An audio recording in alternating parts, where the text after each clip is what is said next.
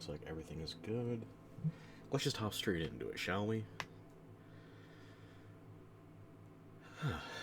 Okay.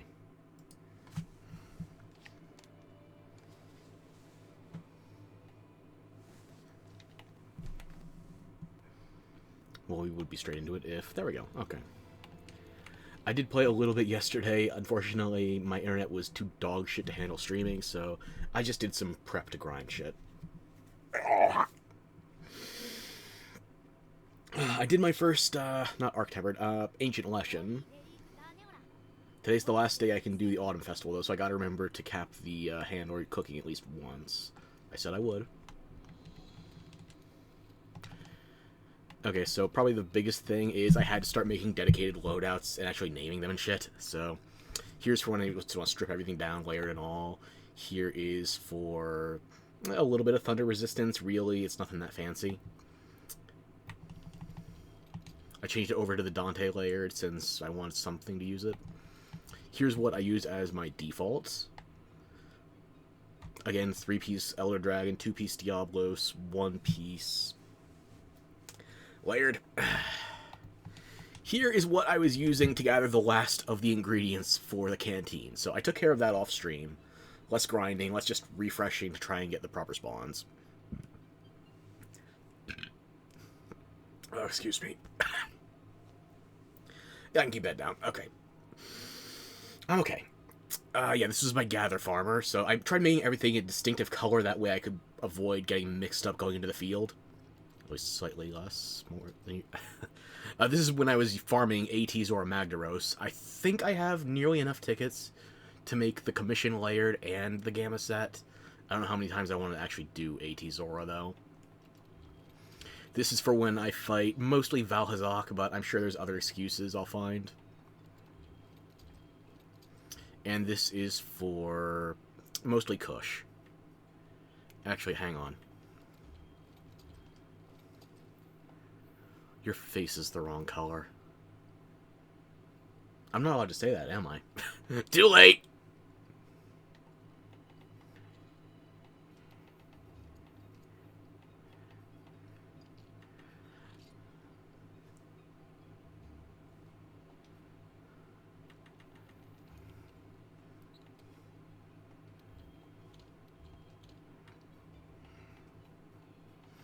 Okay, everybody should be good now. Save that since I made a loadout change. Okay.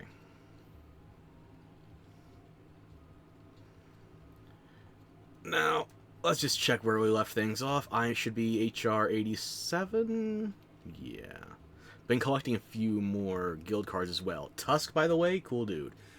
Ran a couple of quests with him the other night. Talked about the Wilds beta in chat, so anytime one of us was mounting the monster, the other would just be typing. Nice guy. I think I friended him. Yeah. What was I gonna do? Right. My guild card. So, yeah, I've been doing a little bit of hiring. You can see I'm getting closer to 200. But, probably gonna be doing more investigations. Maybe more events. We'll find out. I've done every Arc Tempered at least once, except for Lunastra. So, I've got the tickets stockpiled somewhere. If I'm going to fight Lunastra solo, however, I'm going to need Gamma armor from something else. Which means I'm probably going to be running it with a group instead. 2 S's? Okay, nothing fancy. Like, right, since I'm here, I'll show you. That's finished. That's finished. That's finished. And these last 12 slots are all from Master Rank. So, everything that can be done for the canteen until I get to the DLC is done.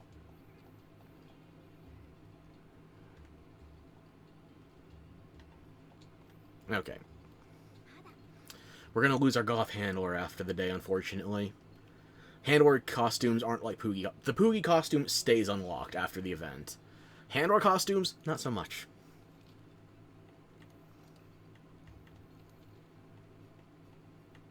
I finished my Devil Joe hunting horn, so I don't need that investigation at the moment. Let me think. Considering I'm just cycling at the moment, what I'm actually going to do is grab my Gather Farmer set. If I was smarter, I would have done this last night, actually. I had to get 35 warped bones for everything on my wish list.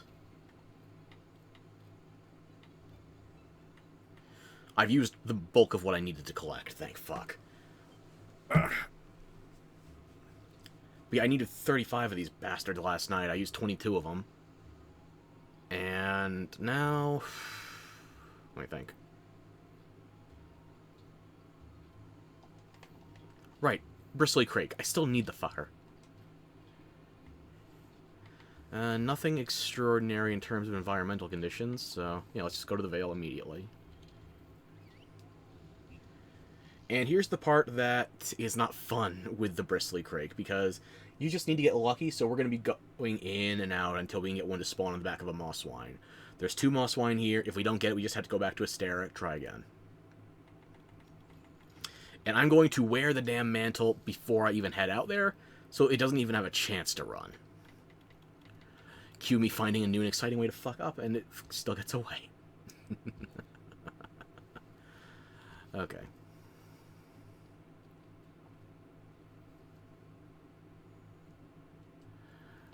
Okay, that one's a bust.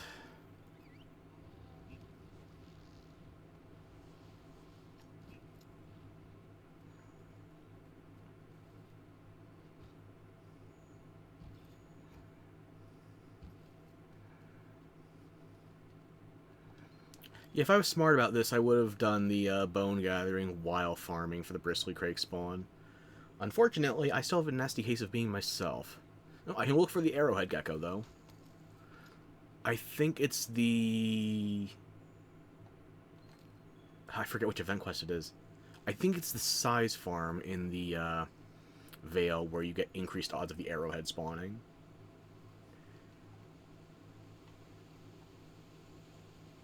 No bird.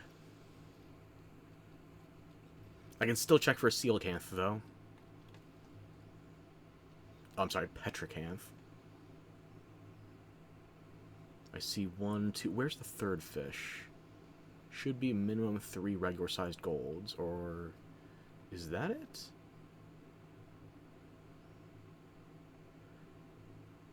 It looks very small to me.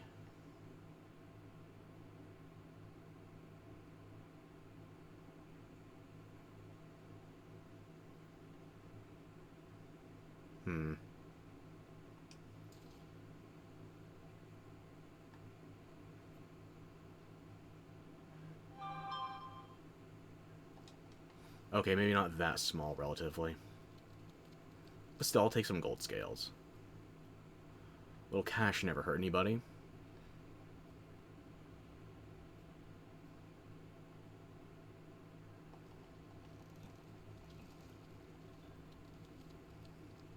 Yeah, it's not even registering as a small, so... Back to Astera.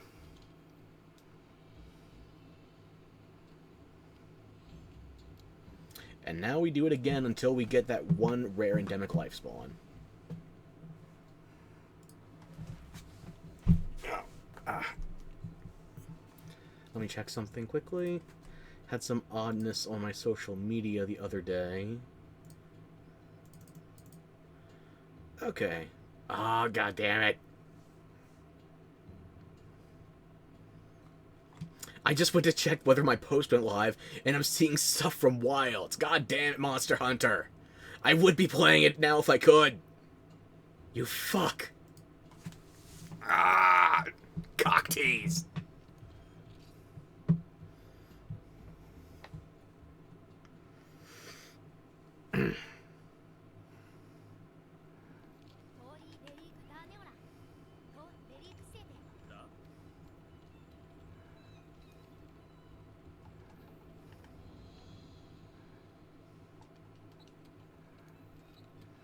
Oh yeah, I also did an extra loadout slot.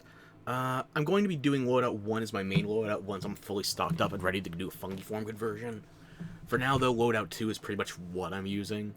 Again, nothing fancy. I just want to be ready for general situations. Loadout 3s for when I'm emptying out my inventory to go on gathering missions.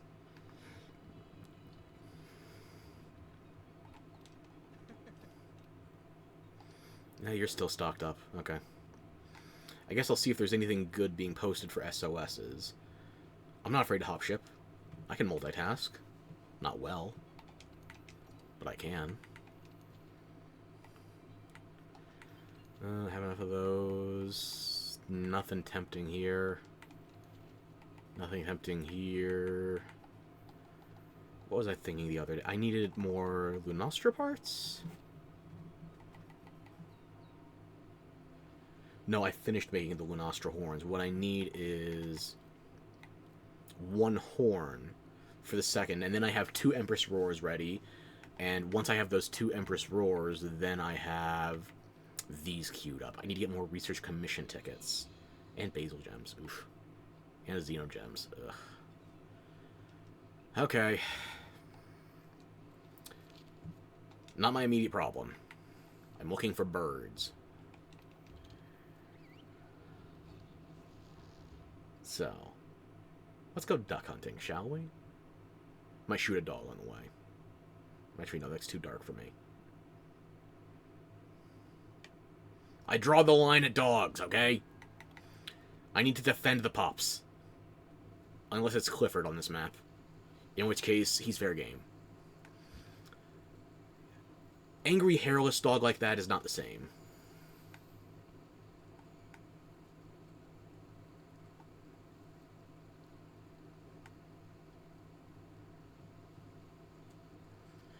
Yeah.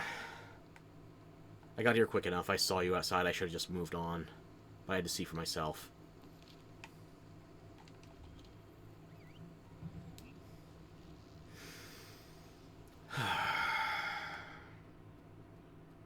Today is a good day for breathing. Well...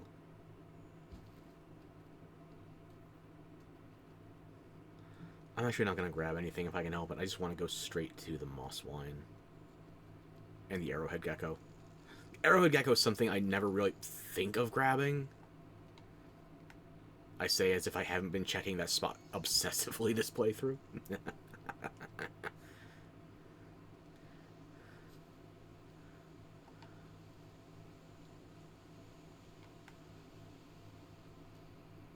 Just checking to be certain.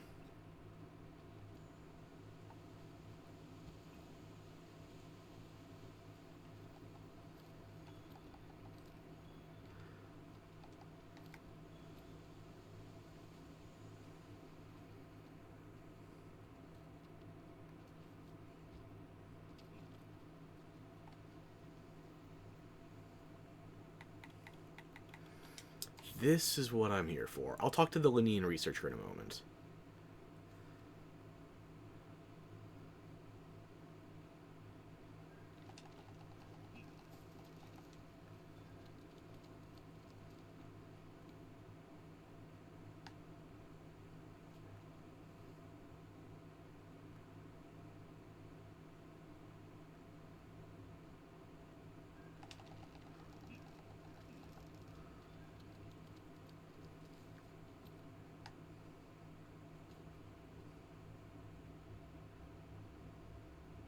Come on, Petricanth, you got it. Really?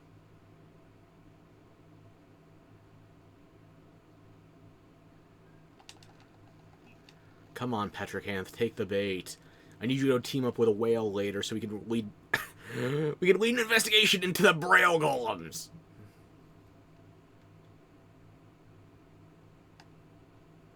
Come on.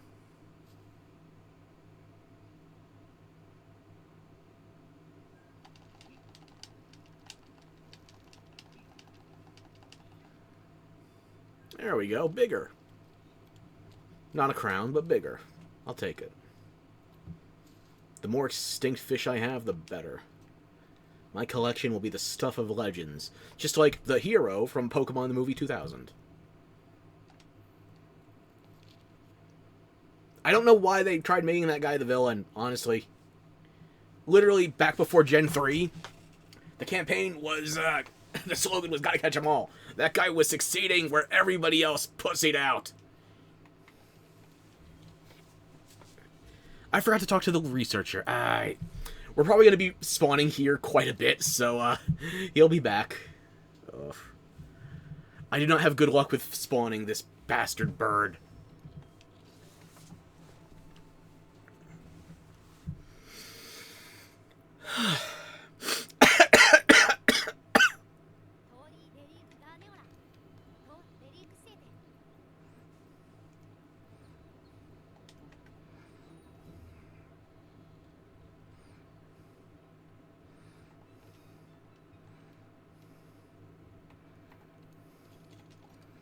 Okay, if you refresh, the bounty should have as well.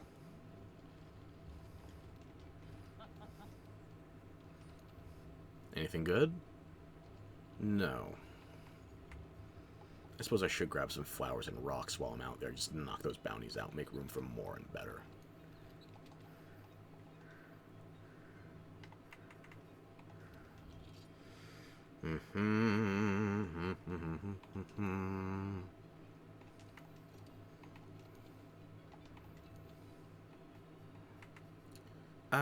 I don't really need it.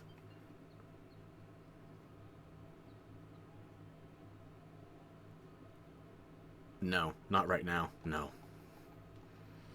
I can only grind one mind-numbing thing at a time.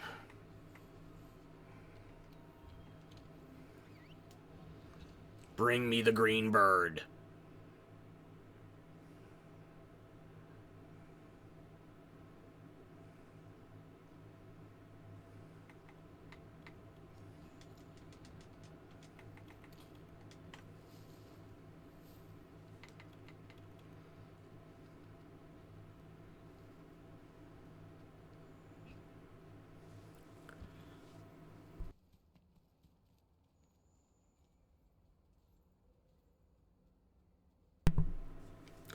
Sorry, hopefully I muted that in time. Jesus. That sneeze hurts so much I think I need a paternity test. Fuck.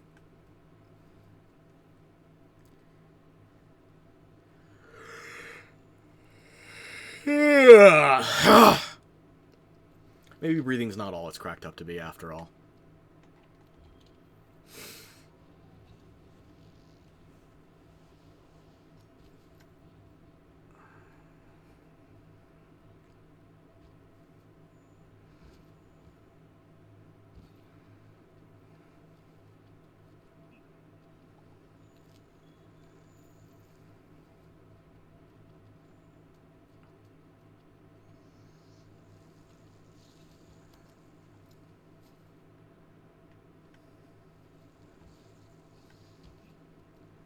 Lavirian?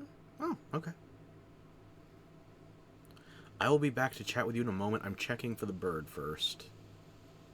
Just being extra certain.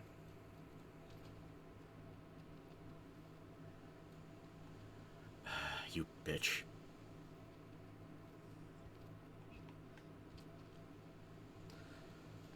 Okay, fine. I guess we can have a chat. I know.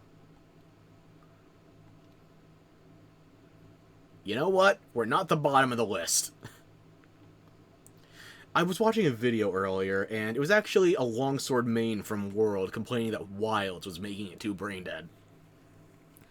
My brother in Christ! You chose the weeb stick!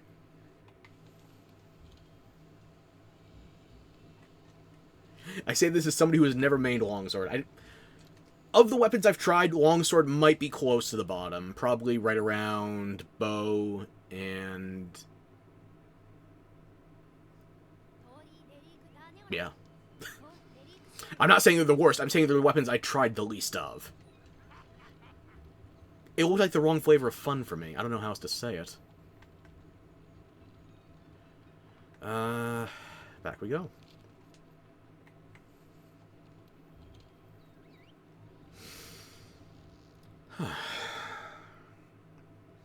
We're going to get that damn bristly crake if it kills you. I mean, us.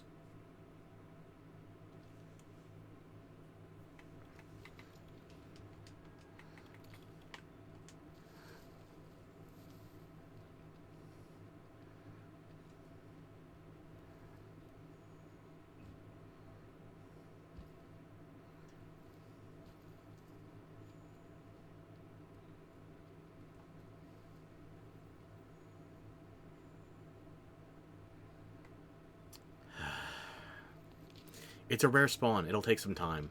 I'm not eating for it, because even then it just improves the odds. There's no guarantees. This is an annoying one to hunt for.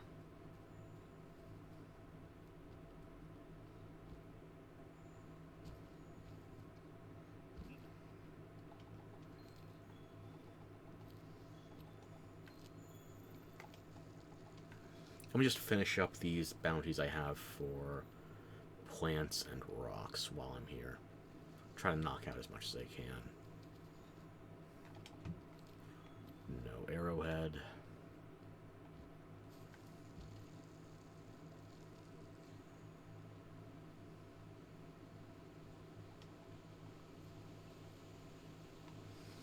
I'm seeing shit. I thought I saw the bird I was looking for. It's just the rock over the damn pig.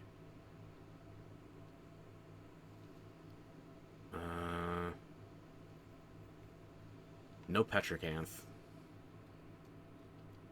And no bird. You know, I just wanted to mine, but you had to get in the way. I don't know why they added this. Sometimes I love it, but other times it's like, if you add vegetarians right next to something I'm trying to loot, I'm getting the unintended reaction most of the time, must say. Already talked to the angler here. This should be enough rocks. Do I have enough plants? Not even close. I need 7 more.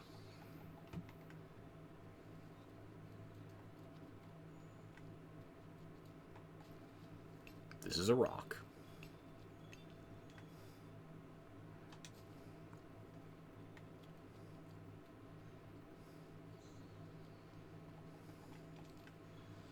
I feel like I should have more nullberries visible on my map at the moment.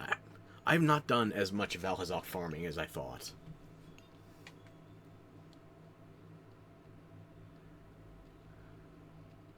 It goes a lot quicker when you have somebody that can successfully distribute all ailments negated. So... Sorry, I'm sucking my own dick too much there, aren't I?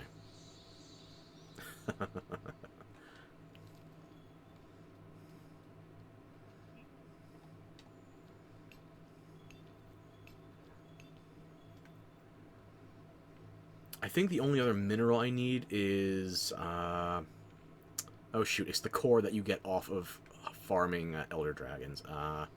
Elder Core, Spirit Core, it's a core I don't need to worry about mining up, is what I'm saying.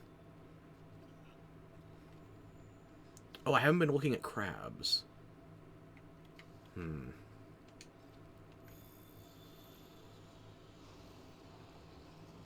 I still don't have the emerald or gold. I've gotten gilded because of the Culve Raid, but there's different flavors of endemic life everywhere.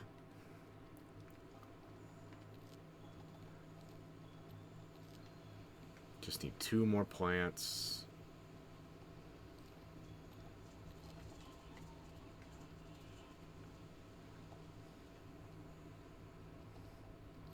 One more.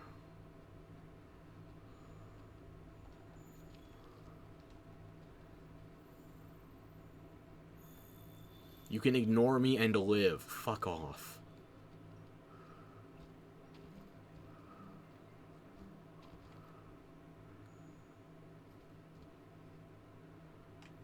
Grab the Mandragora. I'm here.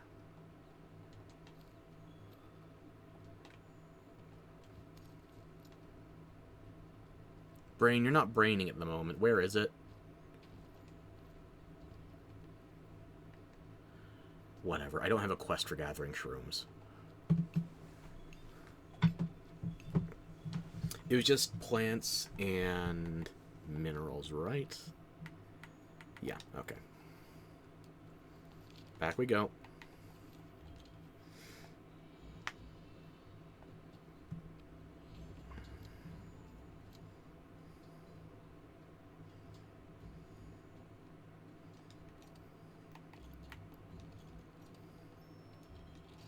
Sure, save. Why not?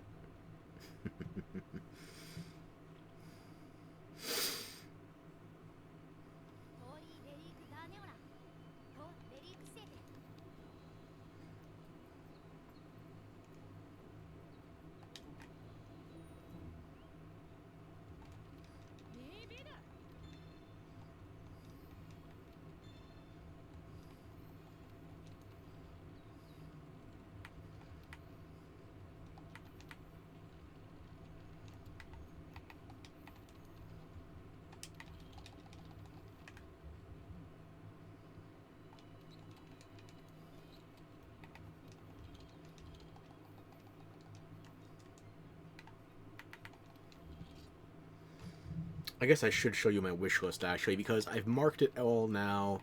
I have the series set from Ancient Legend, so I can't farm this purely off of the special assignment. I have to do the event version. I have charm. Most of these are charms. I think I've got that one Lunastra horn for rarity 7, and the others are rarity 8. So I've got 3 weapons and 1 armor set, but everything else on my wish list right now is a charm, so I can have at least the base form of each one.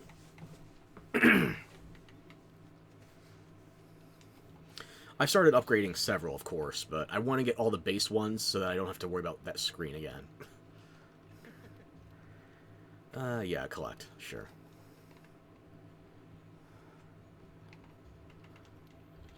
Check to see if there's anything interesting in SOSs. If not, we do another round of the Veil.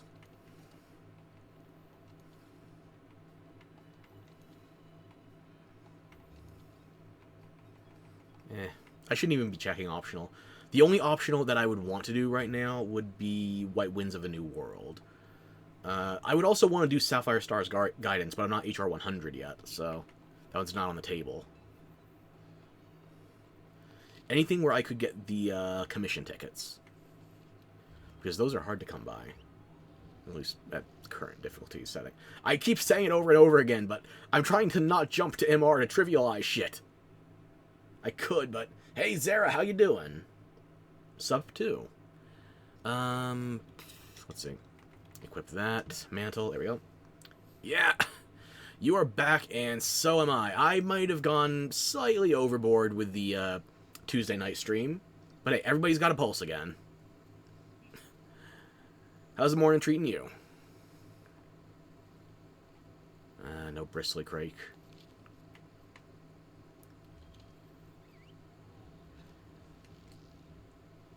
Doing mostly alright. I'm not feeling physically well, but well enough that I can stream, so I can't complain.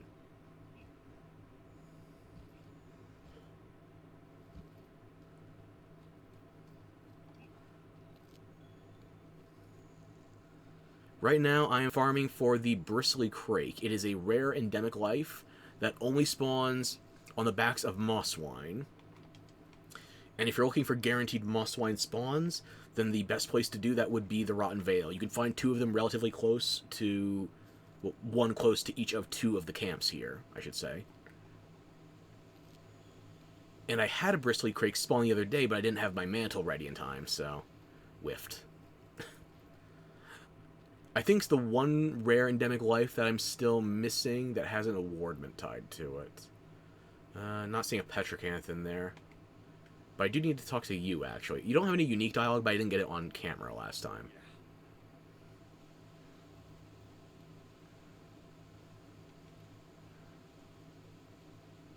Shave your ass, small fry.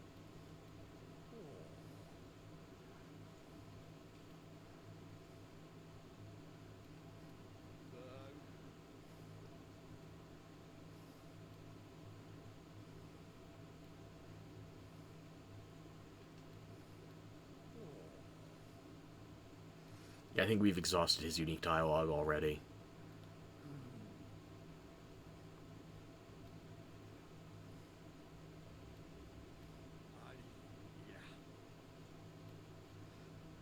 Yeah, we're already repeating. Okay, nothing fancy. And again, fuzzy buttocks? Really? You're like 3 feet tall. Just sit on one of these rocks and scoot your ass along. Should self-solve. Anyway, back to Astera to refresh the spawns.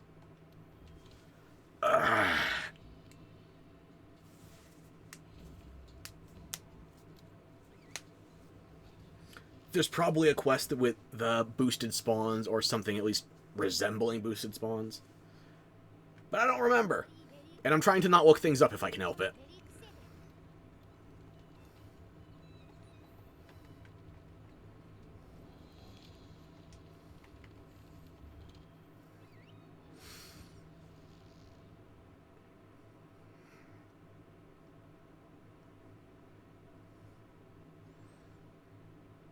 I will say this, though, for all the sludge in my system today, it's a good breathing day.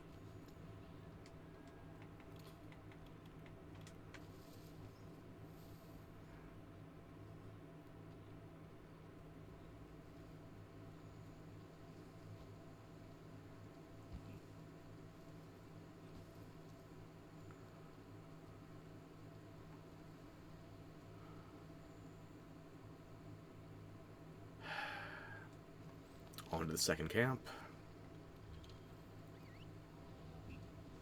I know some people that back in the old days they routed this like alternating between the ancient forest and the Rotten Vale. I'd rather just reset the Vale.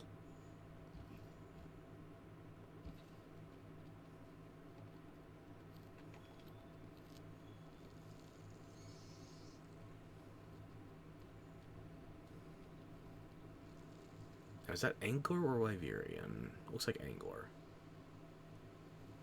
Yeah.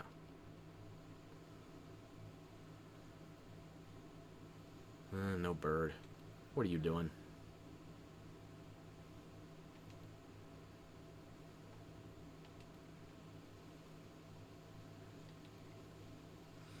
Well, see, now I have to do this because I'm directly in front of you. Sent you a message on Twitter whenever you're free from your stream. Please check. I saw your message. I'm sorry I didn't respond yet. You were asking about a stream schedule. I don't really have one. It's up in the air depending on my health, unfortunately.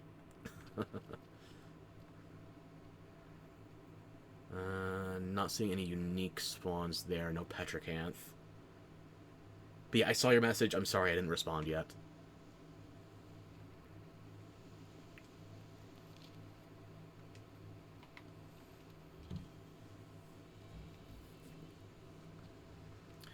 Schedule, I'm planning on... I need to stabilize some shit with just my own biology before I could really commit to a schedule. Because I'm streaming whenever I'm physically able at this stage. I'm sorry that's not a very exhaustive answer, but that's what I got.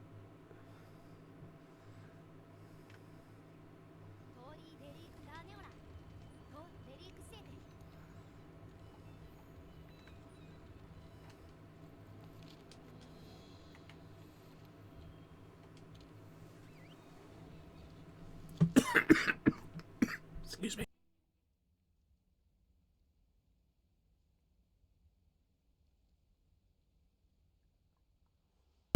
Okay, I'm back.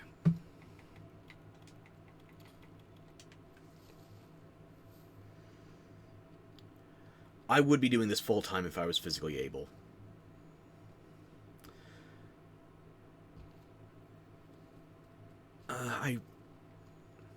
I'm still hesitant to describe it as a passion because I feel like if I was, I would be forcing myself to even when I'm feeling worse. But I am doing what I'm able to, yeah.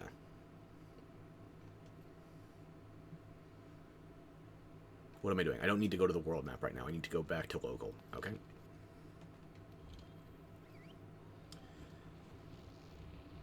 If it were possible, I'd like to do this full-time. It seems like something I could much more easily latch on to than a lot of the other jobs I've done.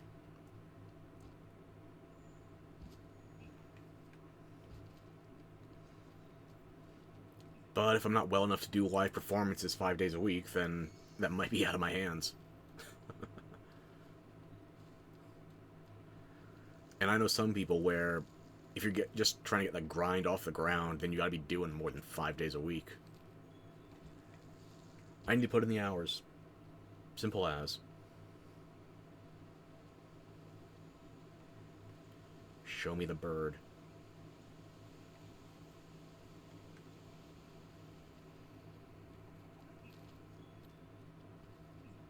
You porcine whore.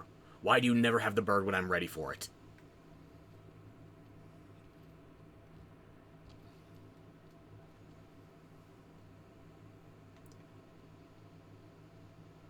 Is that 1 or 2 fish over there?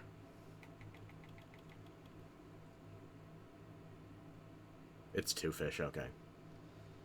A great goldfish would have stood out more.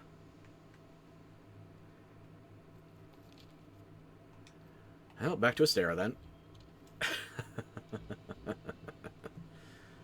I just want to get this bird out of the way so I can go back to hunting. It's the last day of the Autumn Festival. Yep, sure, save. I've already got the Downy Crake. I've gotten... I don't want to count the number of Downy Crakes I've gotten.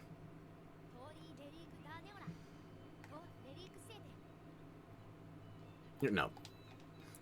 I've already got Downy Crakes for the Resource Center and for my own collection. I don't need more of them. I need the rare Helm Crabs, both of them Emerald and Gold. I need most of the monsters, or the endemic life from the Cove Siege. The Tsushinoko especially.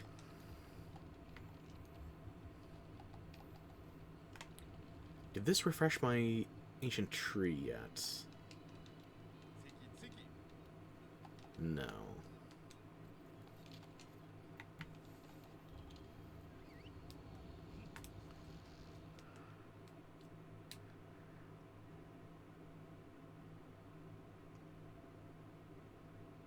By the way, when you get free time from stream, just hit you up on X, talk about the rigging.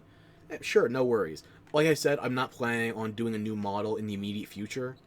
I gotta get some mileage out of this one before I commit to any new resources.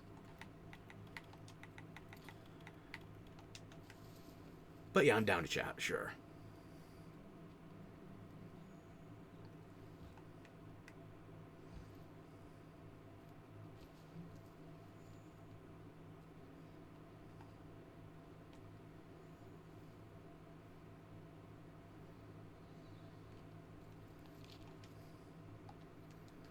Not global, just local. I want my bird. That was a terrible Russian. Or, where is he from in Iron Man 2?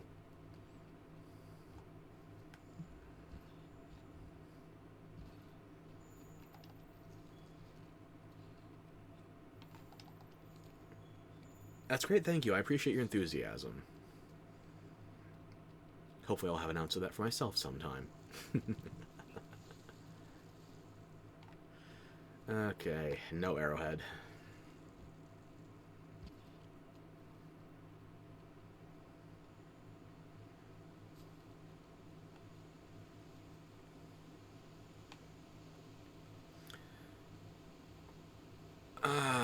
Ideas for the new model, let me think. I want more face customization. That would probably have to require more detailed mapping of my own face as the operator. But, I had ideas in there for multiple eye configuries. I wanted to open up the slots on my mask a bit so I could get more eye expression. More detailed mouth tracking as well. And the big thing, if I could ever get there, I was just about to mention hand tracking, and I'm already flailing around like it. I'm Italian. I talk with my hands. So, hand tracking would probably be the biggest thing I'd want to add. If I had to pick one thing. But it would require me to draw new assets, and I hate drawing hands. It'd probably be better just focus on getting some more expressive facial rigging. That seems to be the popular way, at any rate. And I've also got some soft ideas on a gender swap model, Rule 63 Ferox. Which, yeah, if I coupled that with the right voice changer, that would probably do miles of better performance ahead of where I currently am. It's not just enough to do this version, me slim it down slightly and add tits, though. So, I have to actually go through the design process on the new model, if I do that anyway. But yeah, I'm basically talking about gender swapping, better facial detailing, hand tracking, you name it.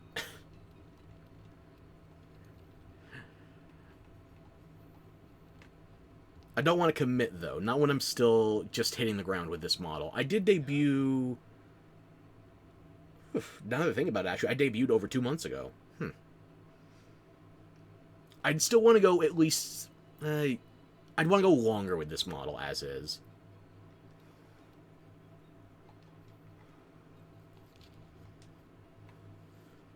Yeah, the more I think about it, the more I'm like, I just need hand tracking, because every time I try to think out loud, I set down my controller, and just... My hands are 10 times more expressive than my face in real life. I had my one ex, actually. She said I had resting serial killer face, but when she couldn't see my eyes, she thought it was like a marionette. What do you call it? A puppeteer. The way I flail my hands around. Which, you know what? I've never had any complaints about my hands. I'll take it.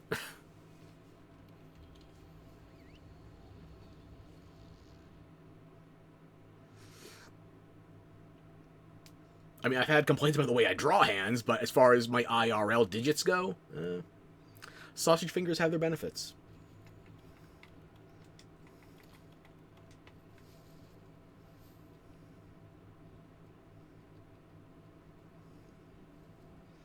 Extra durability when you're building shit or fixing shit. I'm not immune to hammers, but I do have extra padding. Still no Crake. Got anyone in mind to design your new model for yet? Considering I did the design for this model, I'd probably design the next one myself. I don't know if I would want to do the art assets for it, though.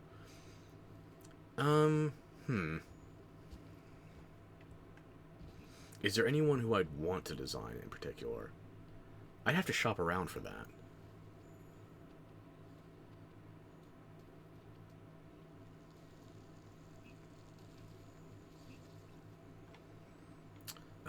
No Arrowhead.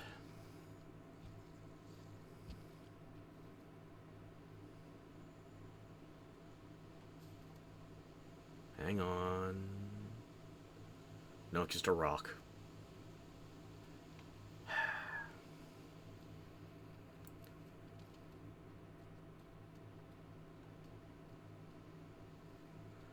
The endemic life is definitely changing because I have Petricanth go off and on last time I was routing here. Maybe I just need a break from spamming Bristly Crakes. Go do a hunt. Like a proper hunt.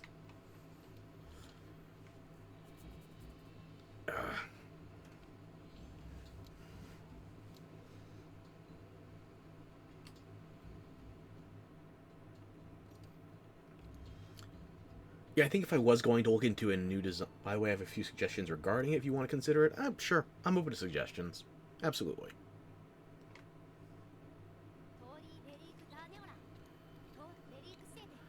I feel like if I was going to make a change to my model in the foreseeable future, it would be something drastic. One art style that I would heavily rip off, if I could, would be something akin to the Spider-Verse movies. That sort of heavy cell shading, ironically lower frame rate than what I'm currently using, but yeah. Something a bit more jittery, something more punkish. Spider-Punk especially.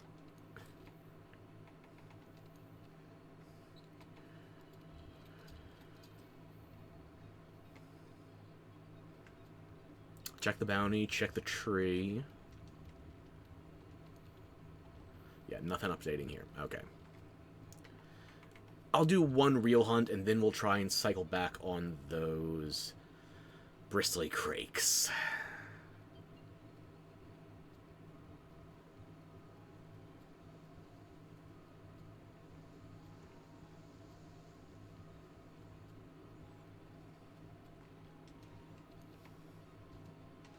Attack M, that should get me by at least a bit.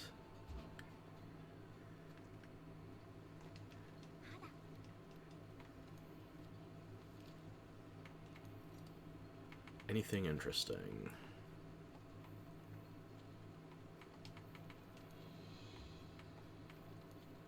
No. I do need some low-rank parts, actually. Can we talk about X? I see you in chat. You want to talk? Keep talking.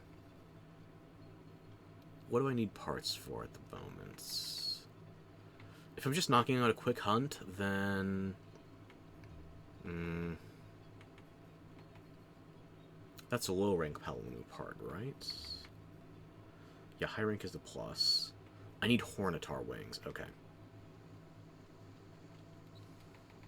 This way I can go to the Vale. Okay. More things change, the more they stay the same.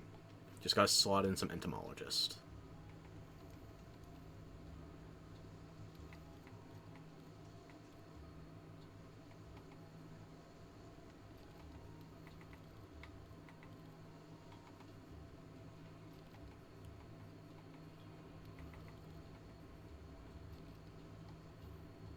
Okay, that should do. Oh, already paid for it.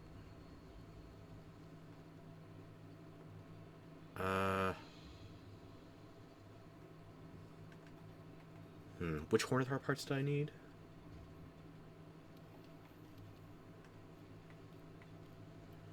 Just the wing.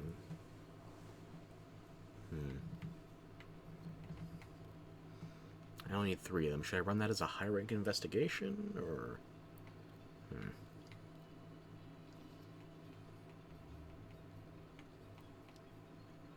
Actually, you know what? I can knock out this one quicker. Just a low-rank Great Gyros. Pooey, I'm talking to the other pig right now. At least someone put lipstick on this pig.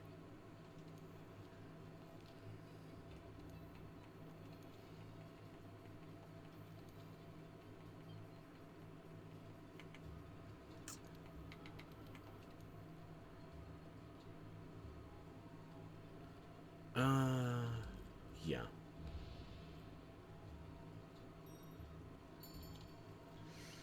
Real quick questions in mind. If you answer questions, I'll give you the better suggestions. Okay.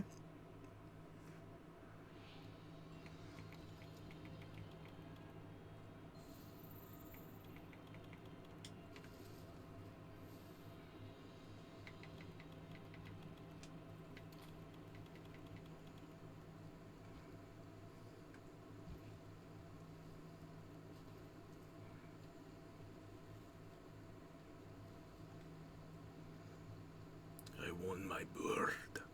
Bird.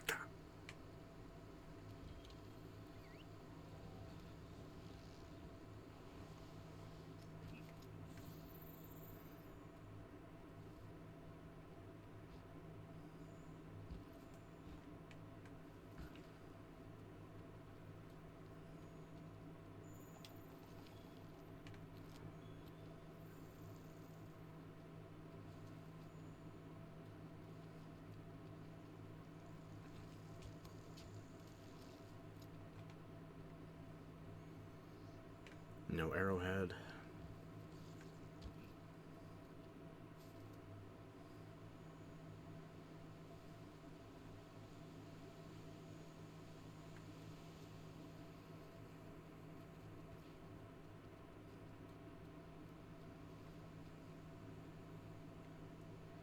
No petricanth.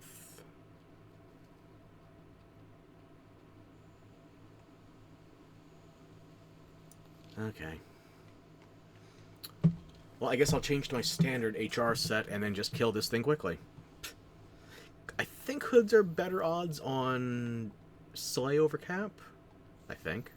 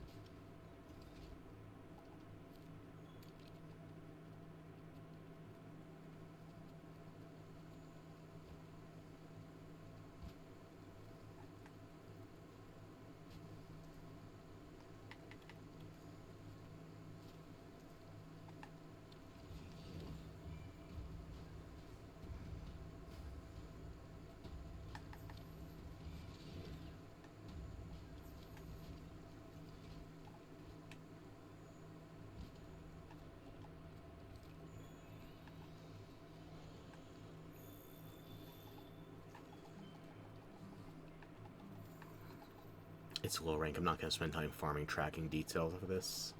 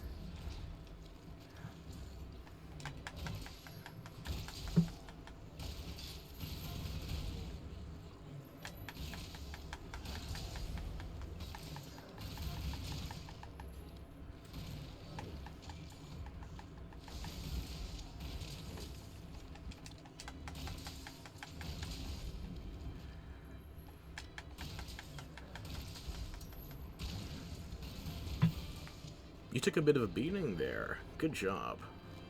Still not enough to save yourself, though.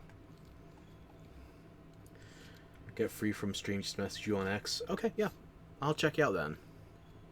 I gotta tell you, though, if we're just talking business, I might not be that chatty, because I've already got a working model. I'm happy with it, so I'm not making any changes for a while. But I respect the hustle, you trying to put yourself out there. Truly. I've been there.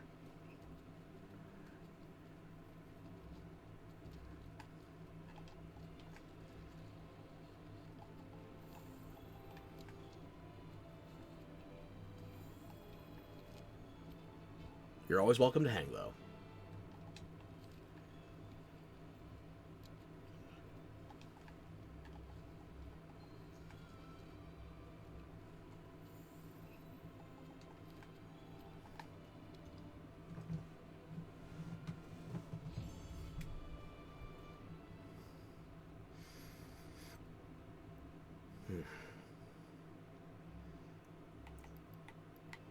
Okay, I think I only needed that one hood, so should be enough.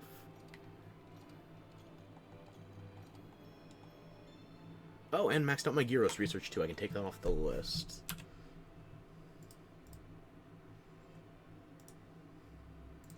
I have a text file on my desktop. Let me just see if I can find that. MHW Mats to farm. There we go.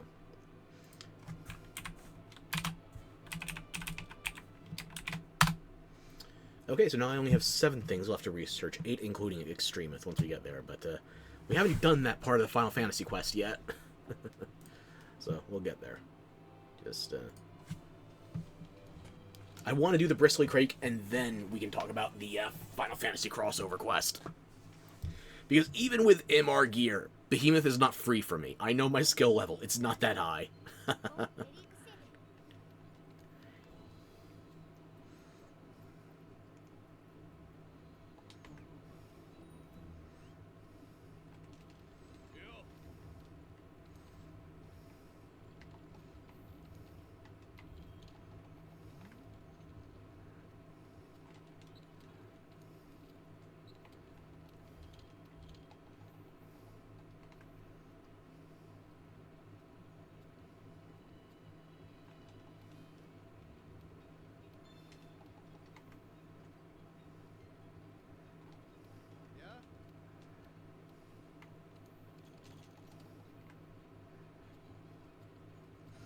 Might as well check to see if there's anything interesting in the SOSs.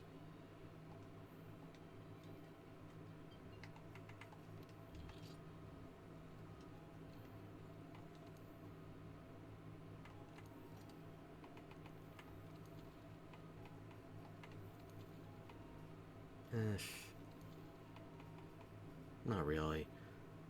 Actually, you know what I'm gonna do while I'm here? Hang on. I was saving this for when I'm on stream, and would you know? Here we are. I'm gonna make the Intimidator charm first, and then I'm gonna show you. This is actually better luck than I had the first time playing World. Because this save is, what, 130-something hours, give or take? I didn't get my first Hero Streamstone for my Hunting Horn for a lot longer in base World. Back in 2018. No. I do a lot more farming. But fortunately, right here, right now, I do actually have the Hero's Streamstone Hammer. Farming these was... I don't have a Nergi gem. I forgot to make this before... Oh my god. I used up my last Nergi gem making a charm. Well, I guess I'm making another charm. Because I don't have any Nergi gems. Ferox, you have gold Wyverian prints. Just use it. I'm saving those for when I need them. This is not a need. This is a convenience. At best. Okay, is there anything else pertinent I can be farming right now?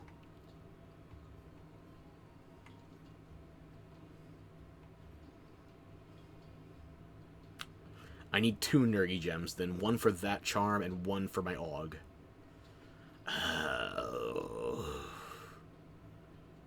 God damn it, I need more low-rank Rathian spikes. Fuck!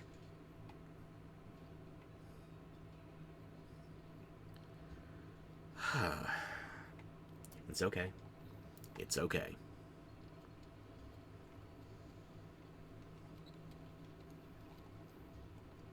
I am more than slightly perturbed, but it's okay.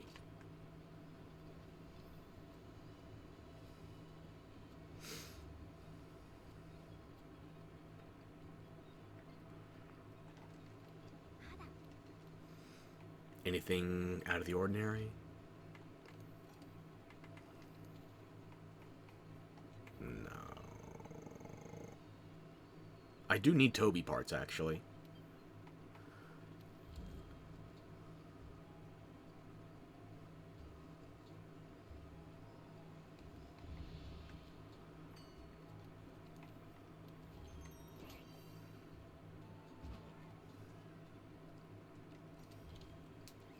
It's a low threat level for Tempered. I don't need to do any special prep on that. Okay.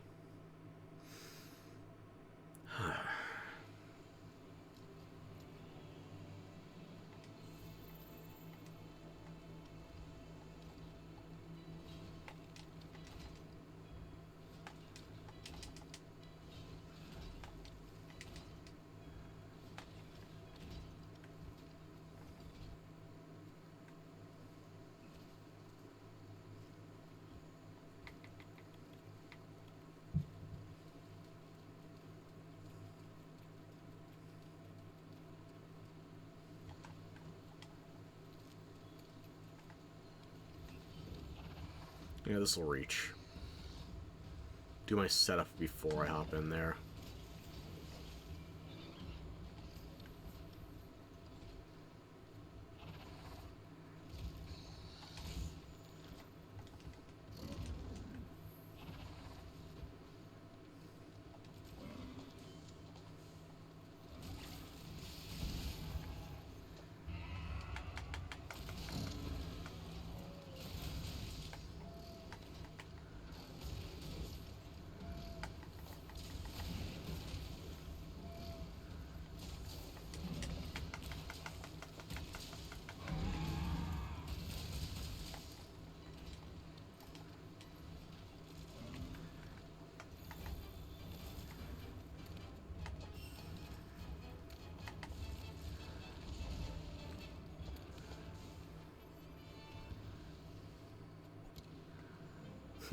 Nice guy.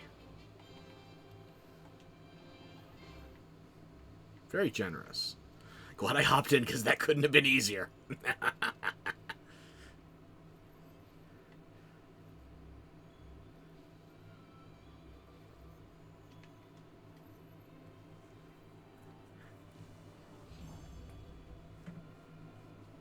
Like a glove. There we go. I don't remember which parts I needed, but I know I needed something from Toby.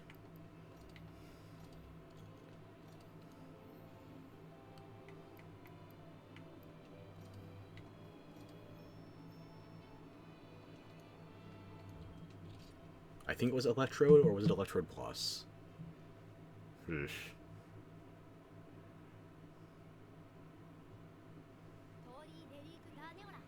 Whatever it is, it didn't pop immediately.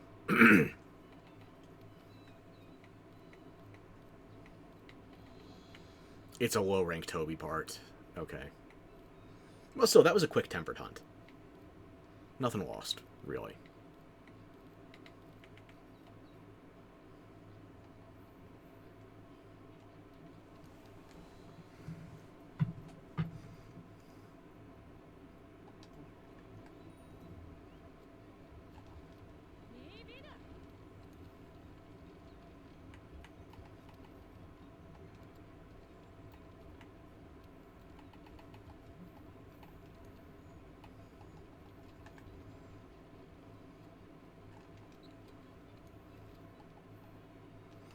Check my tree, and then I'll see if there's any good SOSs. If not, I'm going to go back on the Bristly Crake hunt.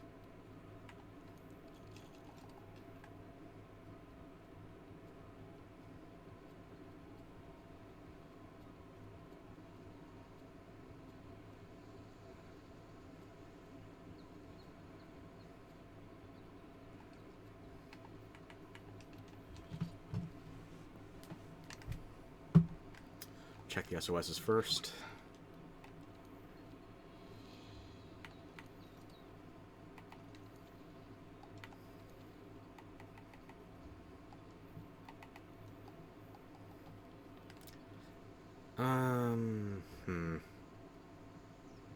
I could do the low rank Toby. You know, I'll alternate. Hang on. Okay. I've still got some low rank stuff I need parts for, so what I'm going to do is I'll do a run of the Veil. If I don't get what I need, then I'll do a low rank quest. And then I'll pop back. Simple.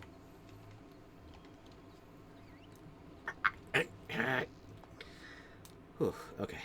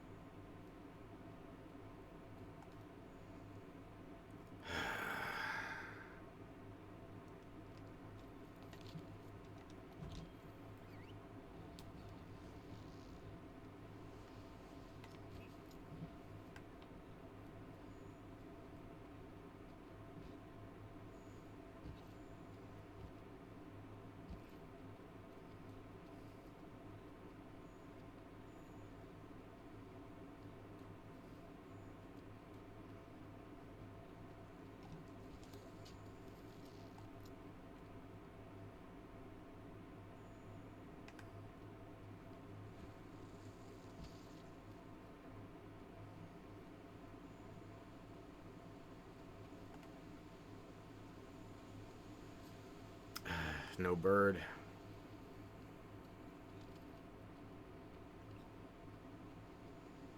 Definitely no bird. Check for the crake.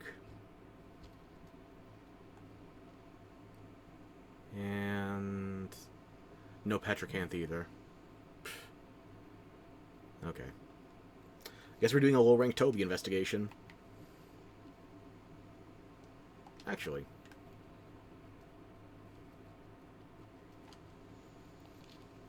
We don't have to go back to Astera for that.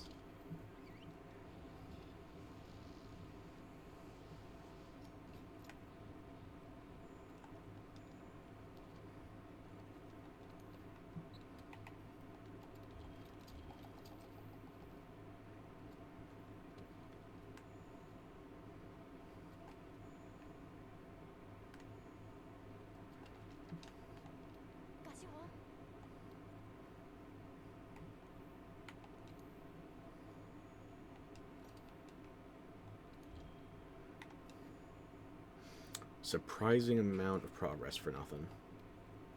Post a new quest? Yep. Optional low rank Toby is 3-star, I think? Yeah.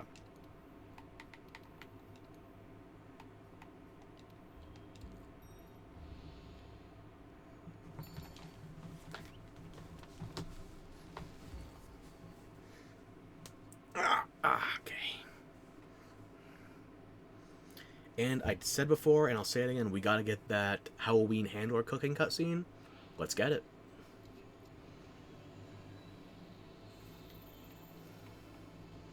Meat platter will be quick.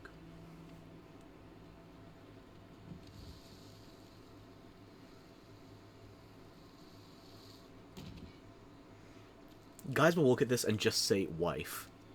I'm guys.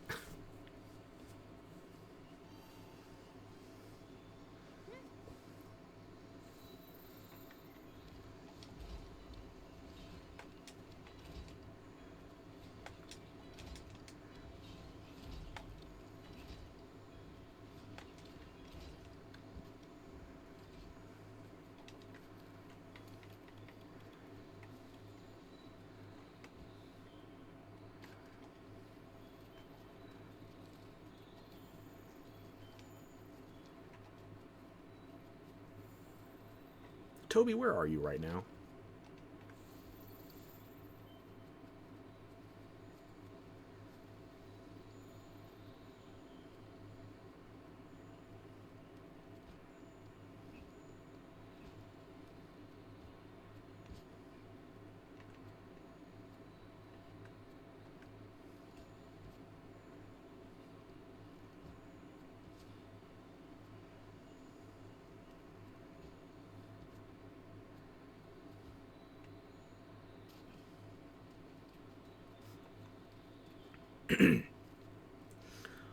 Sometimes it's nice to take the scenic route.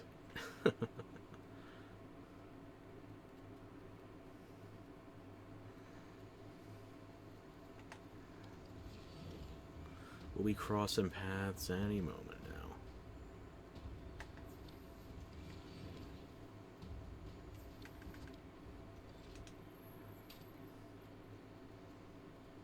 Hello, Toby.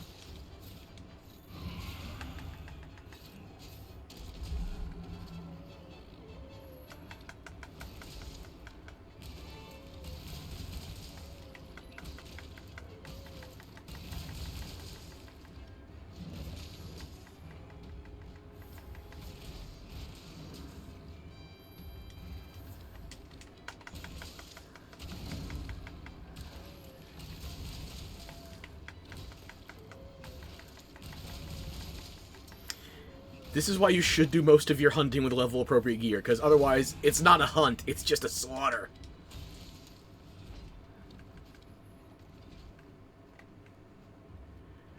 I missed a shiny. There we go.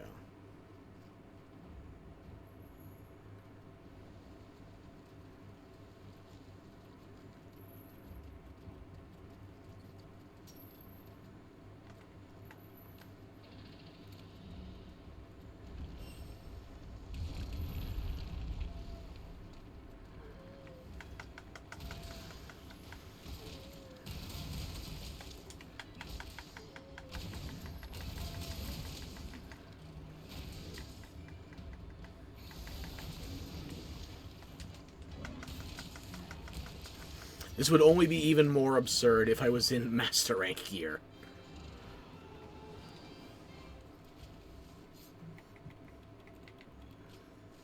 Not by much, but still.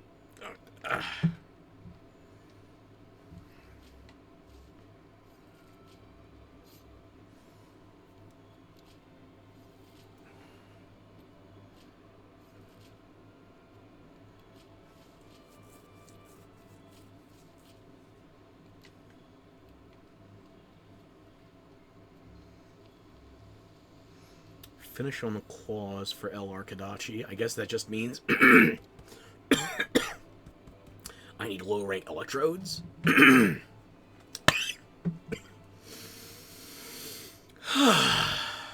Okay. I'm okay now. Yep.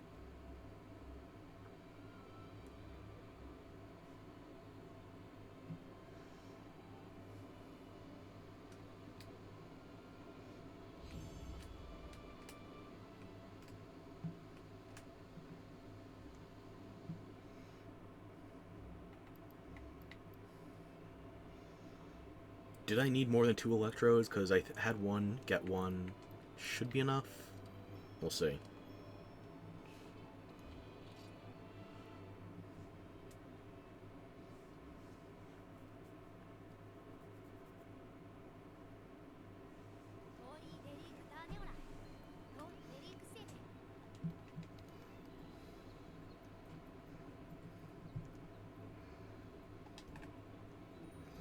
Yeah, I synced up my Safari along with my Ancient Tree box, so it should be 5 down on each of them when I get the notification. Just makes things easier to remember. If I'm gonna farm Anjanath, it's gonna be high rank, better odds for plate drops, so...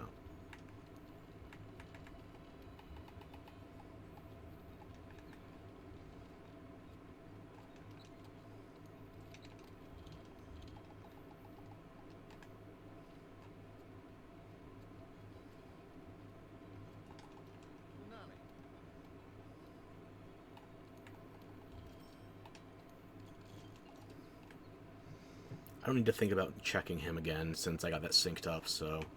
It's a change to my routine, though, which might make it all the harder.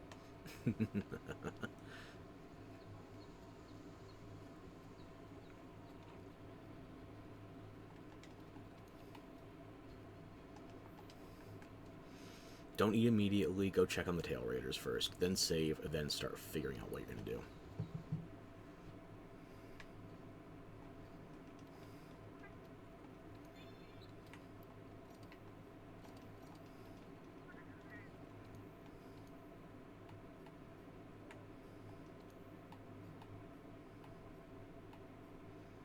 None of these have a 5-stack? I guess 4 will do. Oh, there's one. Okay. I'll make that shock charm while I'm thinking about it, then save, and then we'll find something else.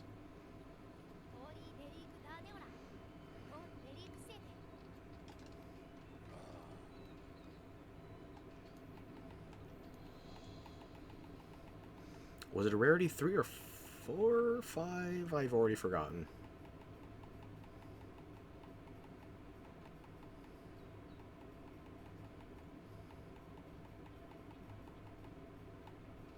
Yeah, take it from the top.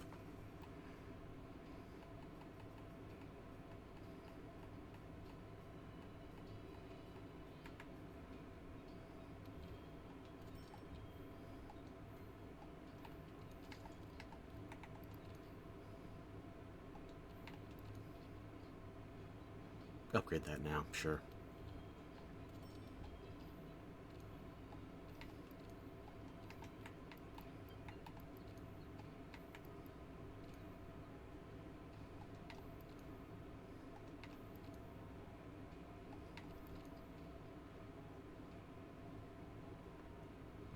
Should be fine. No, I need the warped bones. No.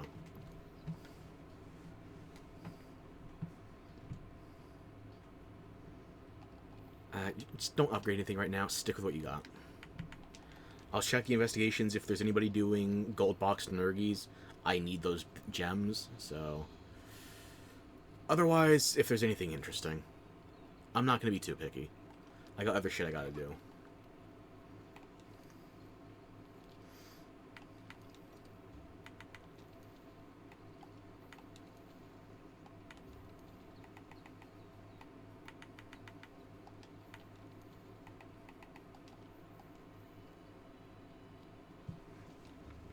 Given things are slowing down for a little bit, I am just going to BRB for 2 minutes. I'm going to grab myself a drink. Be sure to hydrate yourself. Maybe grab a snack too.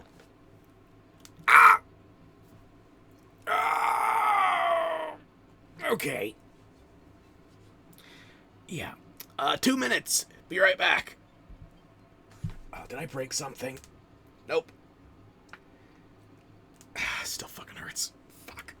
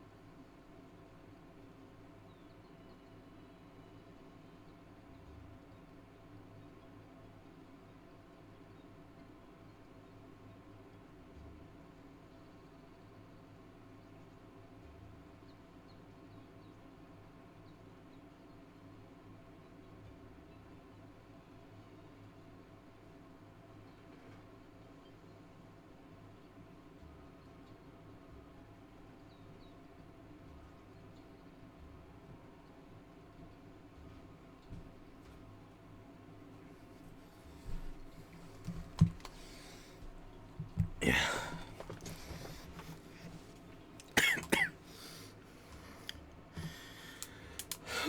Okay.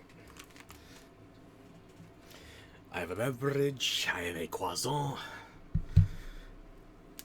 Okay. Maybe I mute my mic and just start listening to some shit, turn my fan on. Breaking a little bit of a sweat here.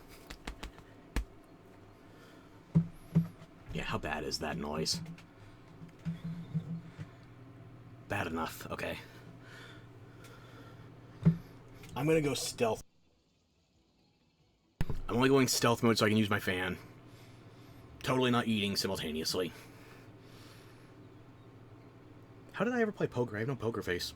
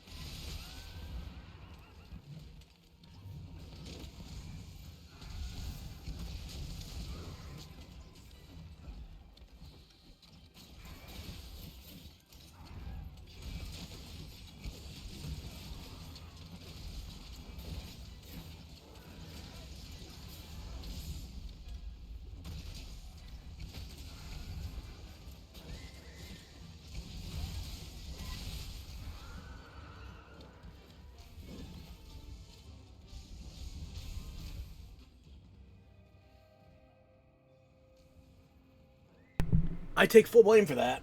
I'm not even going to try and deny it. Ugh. But you know what? I wasn't the first 3 carts. Don't save that. I'm going to reload. Fucking hell.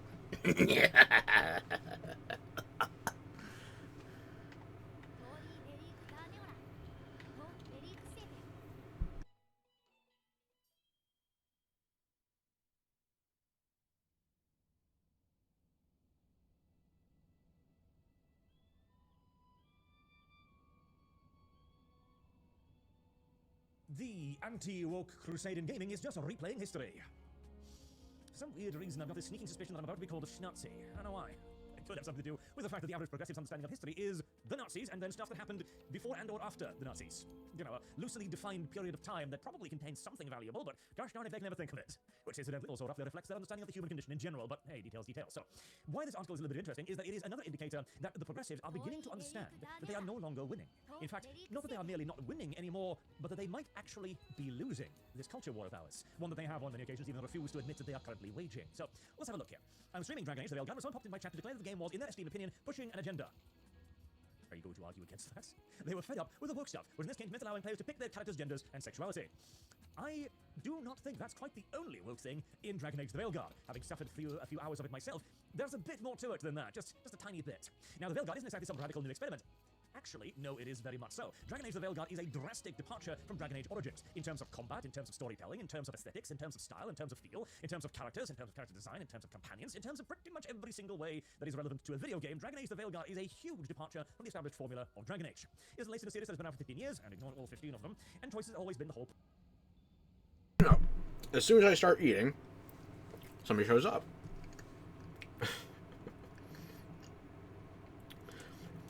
Don't worry, my foot's full of, or my mouth is full of more than just my foot. Okay.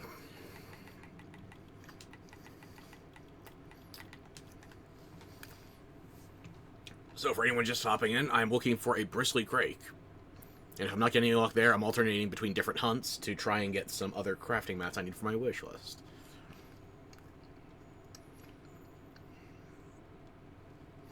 And don't say I've already lost them. Well, that was quick. Back to YouTube and my croissant. Had to beat an old French lady for this thing.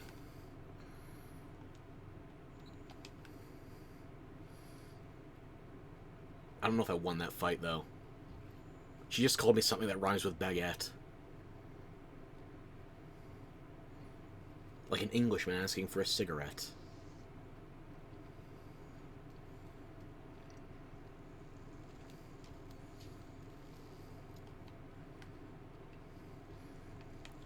Baguette, cigarettes. If I continue the rhyme, I'm gonna get banned.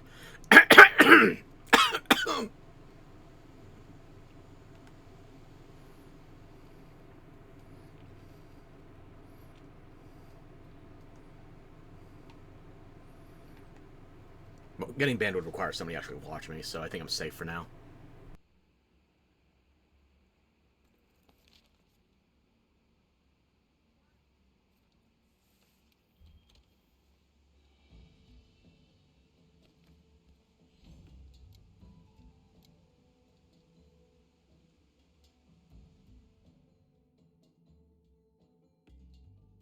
Point. You pick who you are right down to what you say, who you trust, but who you fight, who you fancy for the lot. For as long as Dragon Age's been around, it has been a game about letting players imagine any character they want and go wild with it. That is more or less correct, to a degree. Veilguard, however, is not that. Actually, that's another point that I didn't think of. See, in Dragon Age Veilguard, even if you are trying to be actively hostile, even if you're trying to be the sarcastic, spiky asshole, the video game will simply not allow you.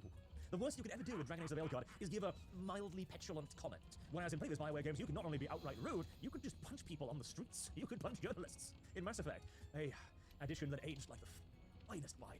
Anywho, and that's the magic, isn't it? Talk to any fan of Dragon Age and you hear the same story. They get completely absorbed in it, you don't just play the game, you inhabit it. When you're building this character, something as personal as their gender or who they might fall in love with feels like it should be part of the deal. For anyone who's sinking hours into becoming someone else, these little details make the whole thing feel real complete. It's not about ticking boxes or pushing an agenda, it's about giving players the tools to build a world they can actually believe in, one that's got room for everyone's imagination. Well, See, here's the interesting. We'll get to this in a little bit, the we're losing ground part, but we're going to let him set the stage for us here, because I talked about this as well previously, in that inclusion, the DEI, diversity, equity, inclusion, has at this point gone so far that it has actually excluded the original audience, and I think the previous preamble illuminates that quite well. Dragon Age the Veilguard is no longer Dragon Age. It, as a 15-year-old game series, no longer serves its audience, but rather a fantastical new audience, apparently, that is not going to be able to earn back the cost of producing this 8-year in-development game, and a game that has received not exactly stellar reviews on Metacritic, and some flagging ones on Steam as well, although that one has buoyed itself up reasonably well.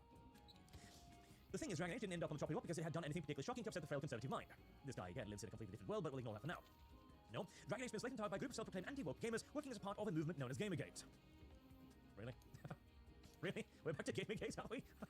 Wow, this individual is not particularly clued in, I will say. For anyone lucky enough to not know, Gamergate refers to a hostile campaign that surfaced in 2014. No, we'll skip that part because that's not what it was. Gamergate was in response to an industry-wide movement to try and get rid of gamers. In large part due to the fact that we find it somewhat objectionable that somebody fucking someone else should be allowed to create reviews of that someone else's product. At first glance, the call for the gamer's voice to remain untouched by hidden exchanges might seem harmless, even reasonable. You don't say. But soon enough, the movement revealed itself to be a false banner. What has cloaked as concerns of conflicts of interest, but in truth, a cry of opposition. Or named squarely, it's certain voices, certain bodies, certain lives, women and people, color, LGBT voices. Like I said, not particularly clued in, this gentleman. Blah, blah, blah, Gamergate racist. In 2024, Gamergate has resurfaced, reshaped as a crude weapon of conservative identity politics.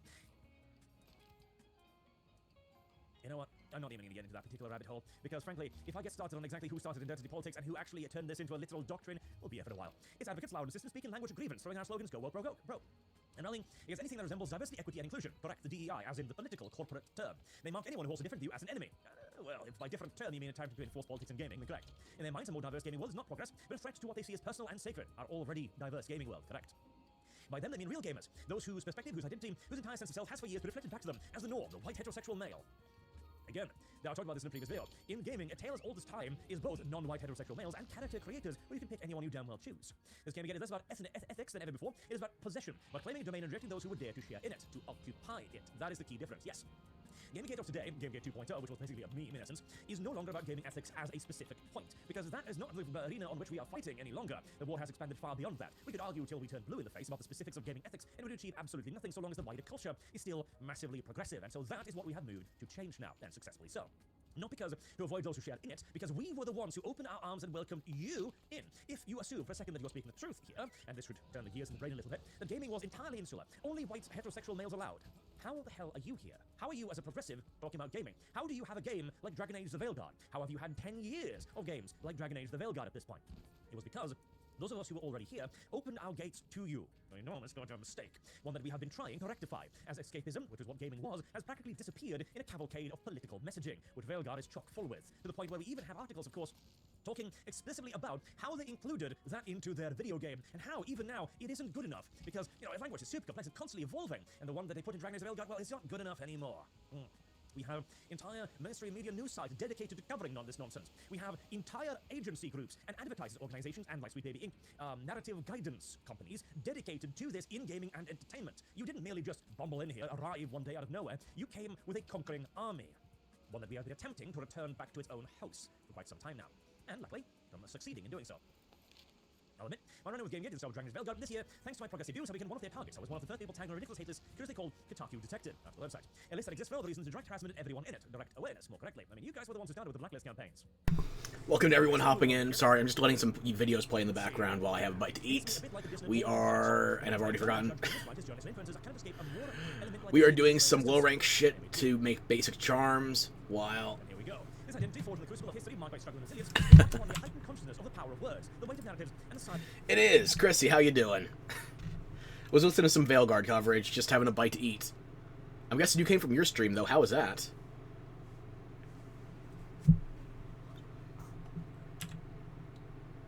Yeah, I listen to most YouTube videos on times 1.75 playback speed.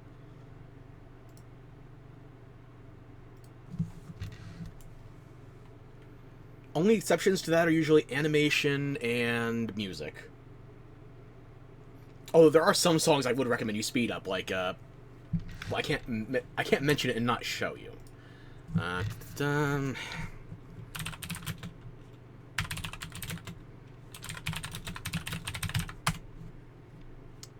Day of Judgment, Justice Theme. Is that the Korean version?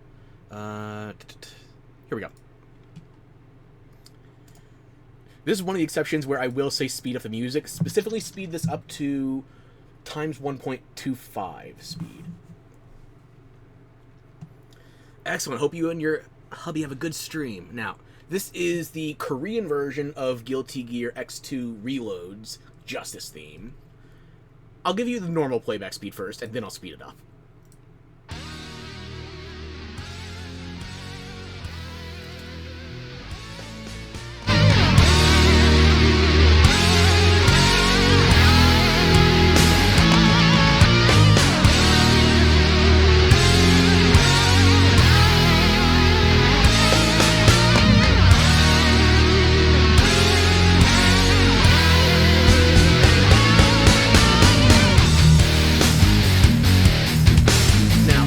Say this is functional.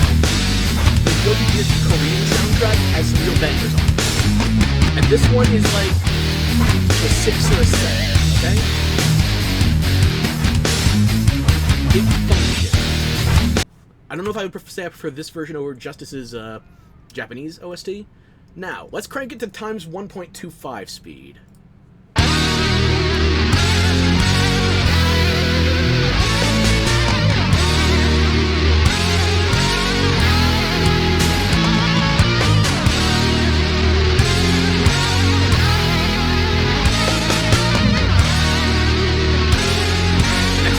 Really kicks in.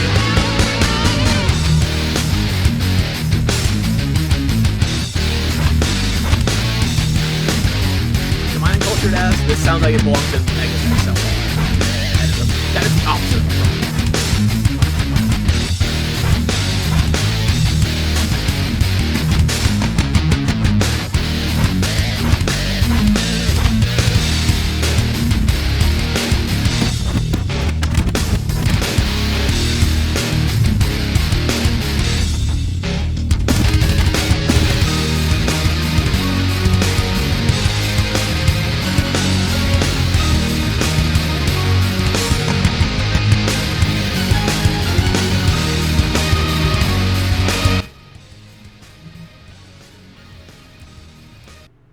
I'm glad you got a chance to stop in. I hope you have a good stream later.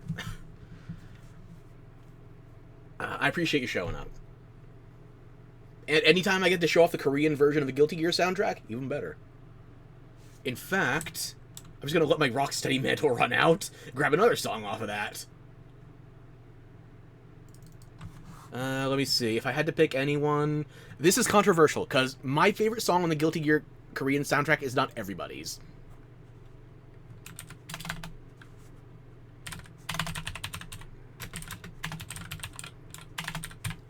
I've been told more than once that my favorite song off this damn OST is a knockoff of Pillars of the Underworld. And that's kind of the point. It's a better version of Pillars of the Underworld. I will go down swinging with this one. My favorite song on the Guilty Gear Korean OST has to be Vortex Infinitum, aka Robokai.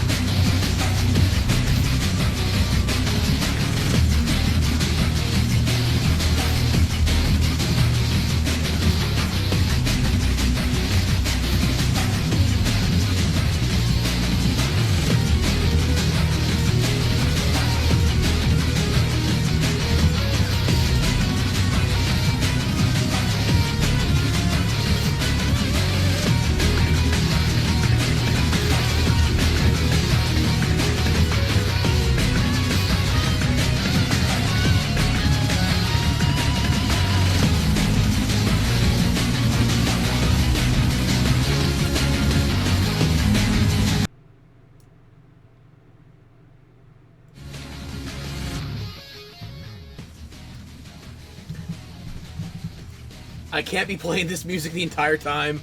I already get copy-stricken often enough. Okay. That's enough of that. I'm gonna mute myself, go back on stealth mode for a bit.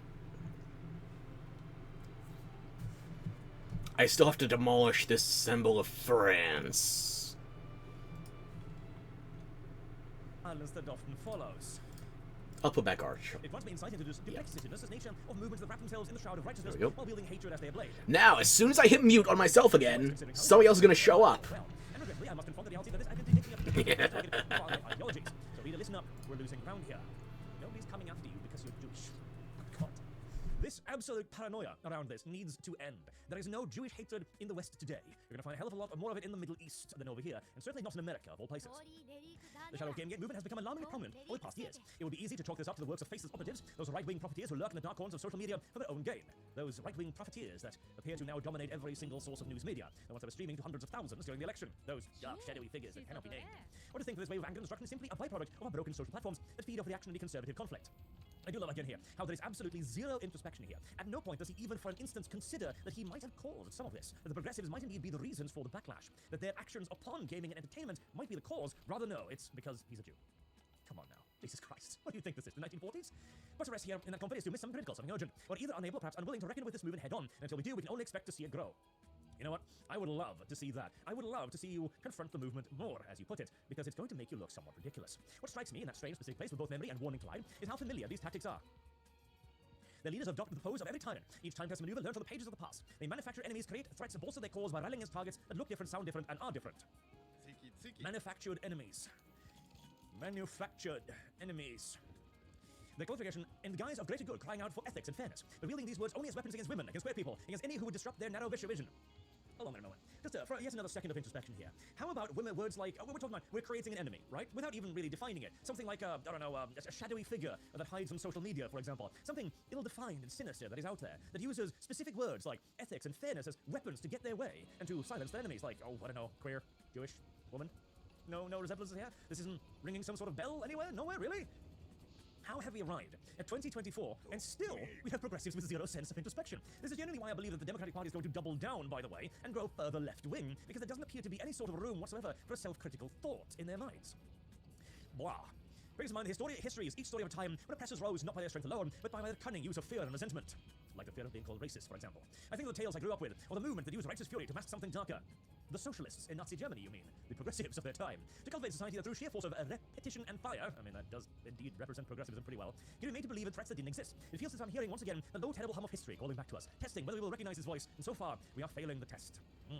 I probably know a whole lot more about the test of that particular history than you do, but he helps. This is our task now, not to push these movements away as if they're something to discuss and touch, but to break them down piece by piece, fully aware that every moment we hesitate only gives them more room to breathe and grow. And if we don't, if we drop the ball, well, we already know the playbook. We've seen this before. Have we, though?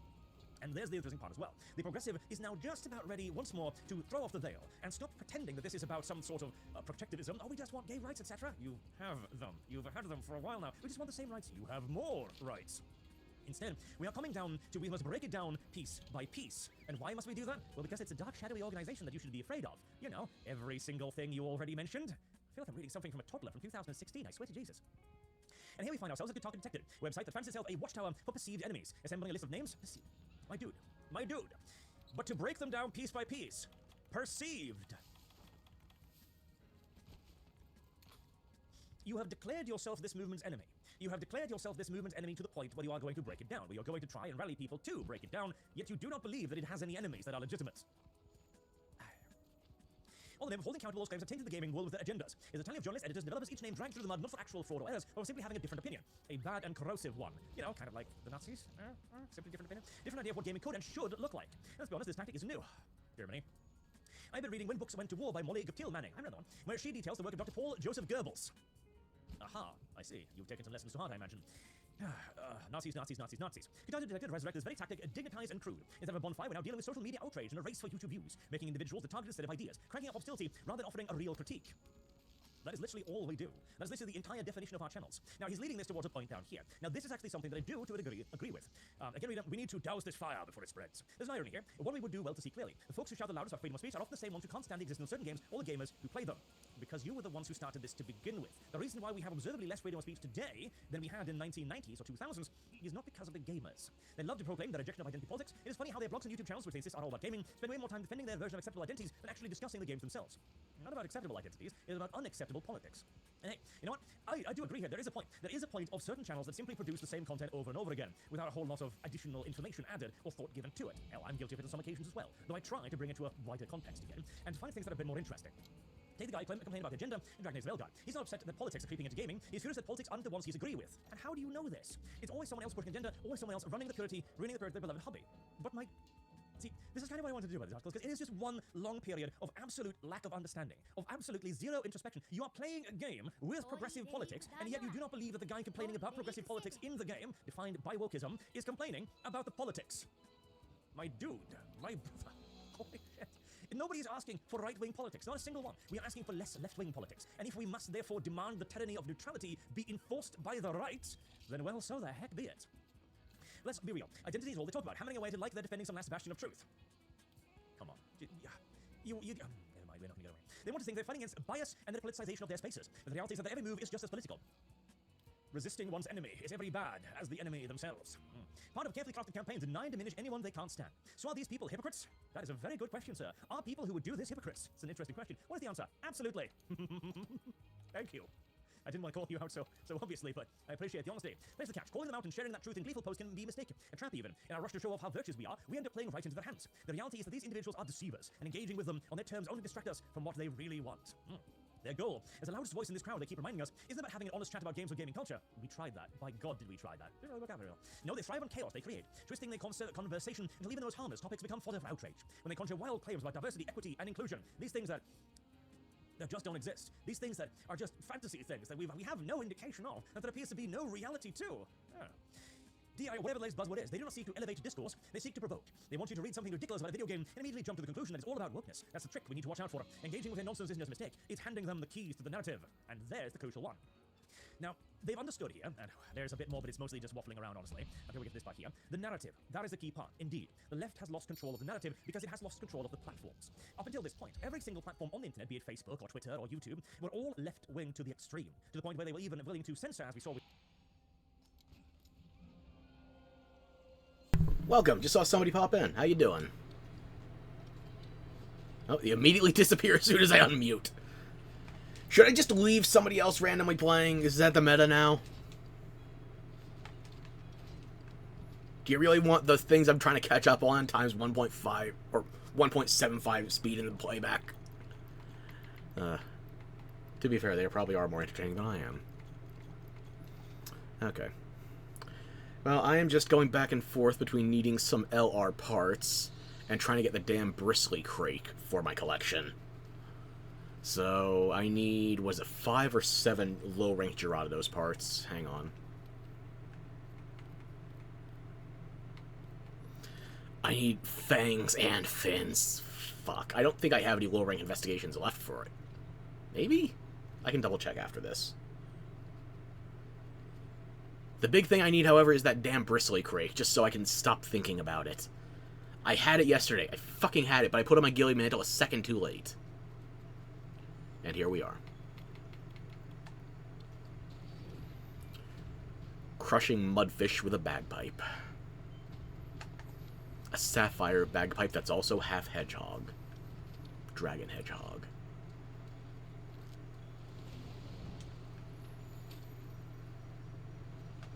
Excuse me. You need to break out of your shell a little.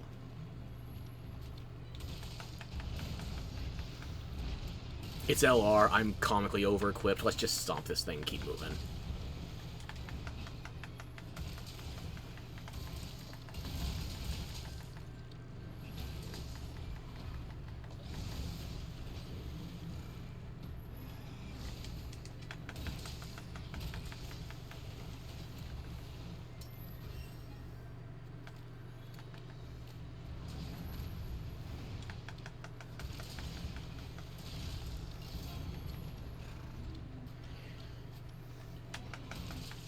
didn't give you permission to flinch.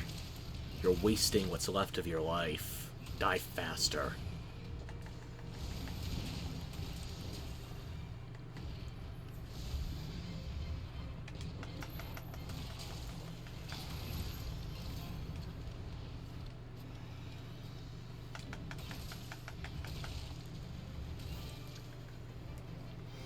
There's no way I'm getting no way I'm getting enough fins and fangs off of just one low rank hunt. Maybe I should be wearing a Kieran set? I didn't bother making it yet, though. I don't even know if I have the parts to... I finished the Kieran hunting horn up to its highest HR. I don't think I have enough parts to make a full Kieran armor set, at least not enough for the set bonus.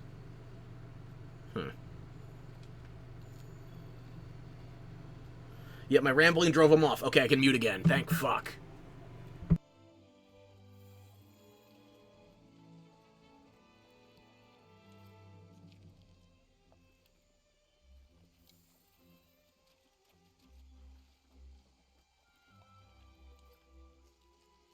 With the laptop scandal, for example, in favor of left-wing political candidates. They were willing to remove their opposition candidates, like Trump and January 6th nonsense, from their platforms. It was not until Elon Musk bought Twitter that there appeared to be an equal and opposite platform that cannot even be truly described as a right-wing. It can simply be described as, again, the tyranny of neutrality. If you break their terms of service now, you are banned whether you be right or left. And the thing is, us right-wingers, quote-unquote, we've spent a lot more time reading those TOSs because we've been the primary victims. We know what we can and cannot do and say on these platforms. The left, who has had no such restrictions, don't have quite the veterancy of us. It's a prime example of how criticism can be cloaked in the veneer of respectability. These old critics will insist they're not against the inclusion of diverse identities, but are merely pointing out flaws in the writing. It's almost laughable. Much like the attacks I've faced where they claim to criticize my opinion, the truth is that they're really just lashing out at something for representing what they despise. See, I do not even need to criticize much. You do a fantastic job of criticizing your own position. That's the issue. You are laying out my argument for me. The shadowy evil conspiracy that uses words as targets, creating fear against urban people in an attempt to rile up the masses to pick apart and destroy the opposition? My dude, what is your entire scree, if not that? Prior to release, these culture wars have been churning out hate content for months, practically foaming at the mouth with a mere whiff of anything resembling wokeness in the game. Suddenly, they're the knights of literal integrity, waving their swords for storytelling excellence. And when I point out the glaring obvious political motivation behind the tirade, they brush me off. Oh, did you point this out too? Insisting it's all about the craft. It is as if they think we can't see the strings being pulled behind the game gate curtain. Oh no, Dragon Age Railguard certainly does have some terrible writing, but that terrible writing is because of its political nature, nothing despite of it. The Dragon Age the Veilguard, at every step of the way, comes across as soft, cuddly, and undangerous. You are witnessing the end of the world, supposedly. Elven gods are coming back to enslave and destroy everything. Yet nobody seems particularly perturbed. Nobody seems particularly worried. Our characters are having tea in a brand new super-secret Hugbox hideout that is so separate from the world that our characters are never even in danger in there. Your companions can't even take damage, much less die. And the entire dialogue is written around the idea of affirmation. Nothing can be thorny, nothing can be hostile. You are not even allowed to reject your companions. The only choice you have is to how great of a degree you worship them. You don't worship, interact with them, more correctly, public. And even then, if just as yet another layer of affirmation, if you choose to not bang Harding, for example, then Harding will find somebody else to bang. Because we can't have a situation in which they might not have something happy, can we? No. We are at the end of the world, and everyone's getting laid. It's ridiculous, and it is because of the progressive politics inherent within it. What the boycott is ultimately seeing, boycotting doesn't work by the way, isn't a genuine debate over what is or isn't family friendly, nor are they concerned with actual moral degradation. Oh hell, yes we are. Though they will always claim as much. No, the root of this resistance is the disruption of something sacred to them. A learning space defined not by question, but by answer, set down and immutable. They fear in truth a new stories that reflect marginalized lives, that speak back to the myths of the past, will become something far more influential than the alternatives.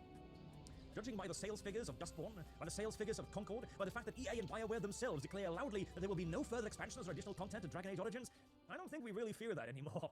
I think that was a fear we had 4 or 5 years ago, that there might actually be more wokeists than us. I think we've disproven that quite significantly now. They fear the stories might do something radical and unbound. There are questions worth asking about history, identity, and values. These questions might pull the next generation away from their inherited narratives. And that one is the final, like, piece de resistance. Newer generations are trending further right than ever before, practically. We are not seeing progressives anymore. We are not seeing a growth in progressive politics. We are seeing a rise of conservatism on virtually every level. In politics, in entertainment, in gaming, in movies, in televisions. Even the forefront fighters like Disney are now admitting to us that they are fighting tooth and nail to make sure that Inside Out 2, for example, would not be about the gay. This is the thing. This is kind of harkening back to Ragnar Turnquist again. This is now an entire generation of progressives who have believed that they were the majority, that they were in the right, that they were universally morally good, that they had no reason whatsoever for introspection, and that their enemies were merely shadowy, dark figures out there that would certainly fade away once the sunlight shone in. But instead, they have revealed themselves to be a microscopic minority. A tiny, loudly shrieking group of people who only managed to claw their way into, well, the power that we see now, into a premier position because of their allegations, because of them using our values against us, by turning to a person and going, if you don't agree with me, you're a racist. And you're no longer a gamer. They're no longer our audience, says game developer, the game reviewers. This is what caused Gamergate, not a, as we are now rather ridiculously seeing apparently, a hatred of Jewish people. Good God. And honestly, again, the bigger point. The Crake showed up with its big bulbous beak just as we got to the... I can't even do it. Nope, I'm not going to do it. I'm not going to say it. You motherfucker. Let the pig walk past. Fuck you.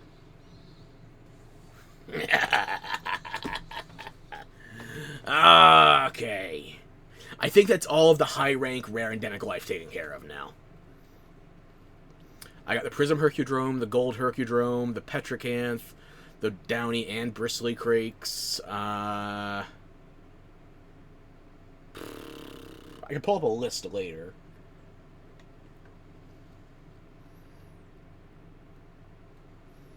That's what I'm here for, yeah. Fuck it, I'm out.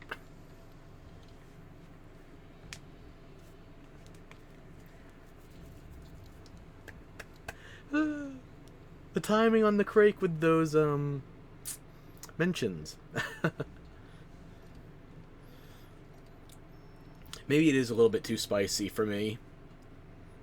I was having problems with a post on X the other day. I wasn't sure if it was the image, the text, or both. But, considering where my brain went, I think I might be the baddie.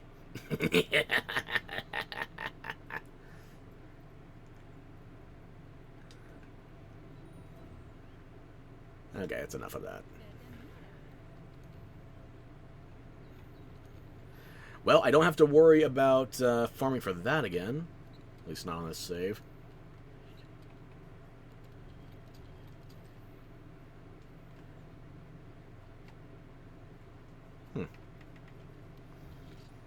Okay, so I can actually just go get the parts I need. Let's do Radaban next. I just finished farming in the Vale. I'm going back! Let's see if there's any good SOSs first. Please.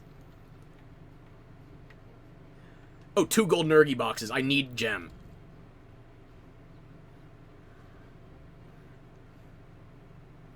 Please?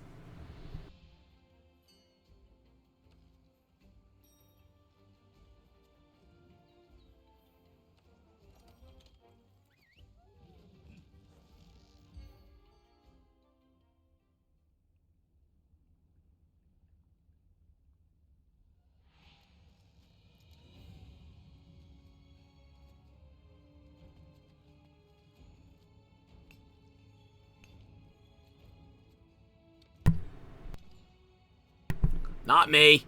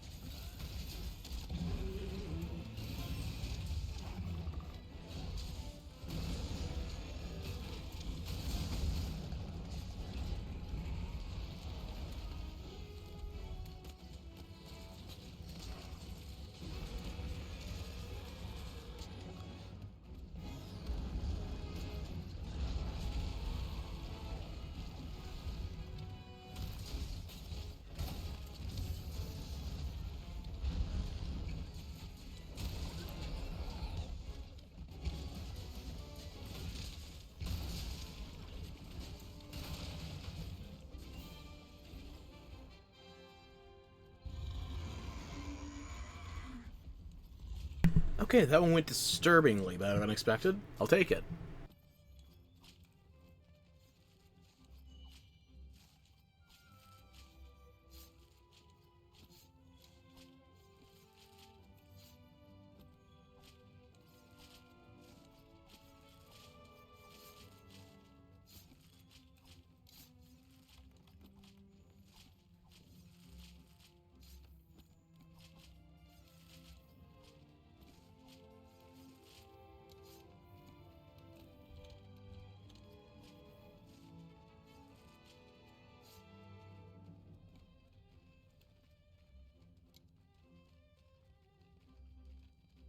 And here is simply that they have begun to realize that they are losing, and that now that they are going to start acting out again, they are beginning to rally the troops in response. We'll see how that works out for them. But I would just like to end this on the old adage that a cornered rat will turn. And this one is looking pretty gosh darn stuck at this point. Very, very much so. The Democrats, and as a wider political movement, they are realizing that they can no longer utilize the old weapons, and the fight is getting a bit more desperate. Let's see how aggressive they become, or whether or not they will simply just stop being crazy. Wishful thinking, I know. Until next time, I've been Arch. Thank you very much for watching, and I do hope to see you all again soon. Till then, have a good day.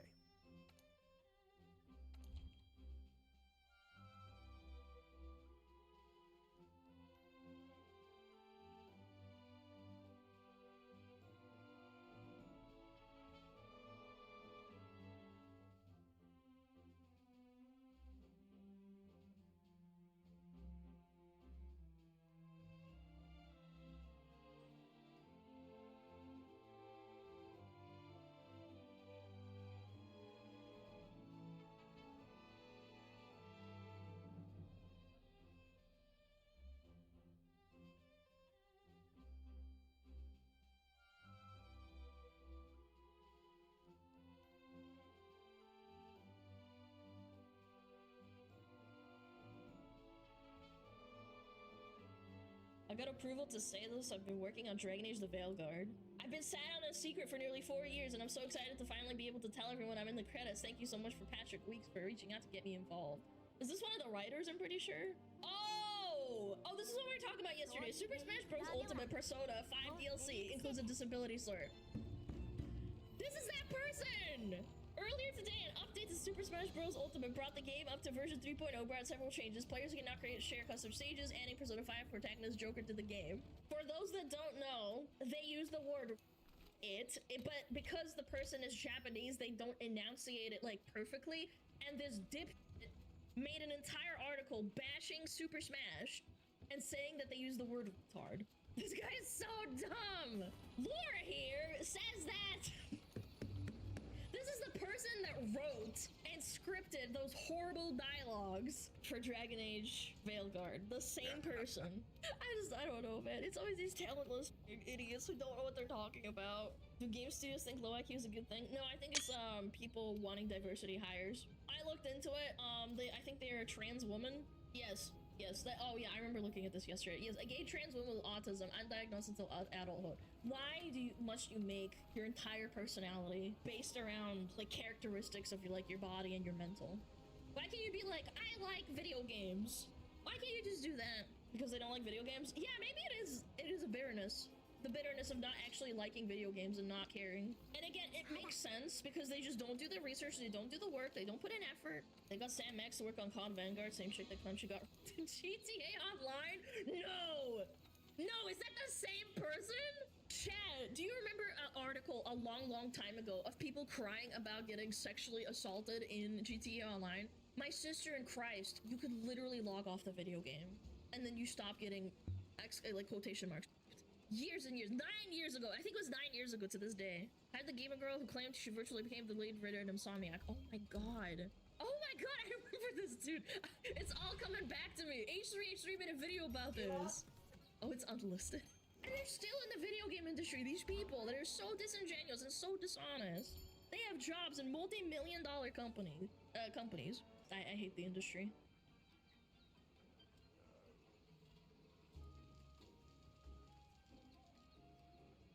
Here at the Linus Tech Technical Institute of Force Induction and Punctulitis, we've been working tirelessly on a problem that has stumped computer engineers for decades. You see, the Turbo Button, Turbo Boost, and Turbo S have one thing in common. They have no freaking turbo. But our best and brightest Alex here has found the solution. Alex! It came to me in a dream. This turbo, this laptop. Behold, the world's first actually turbocharged laptop. Brought to you by Red Magic!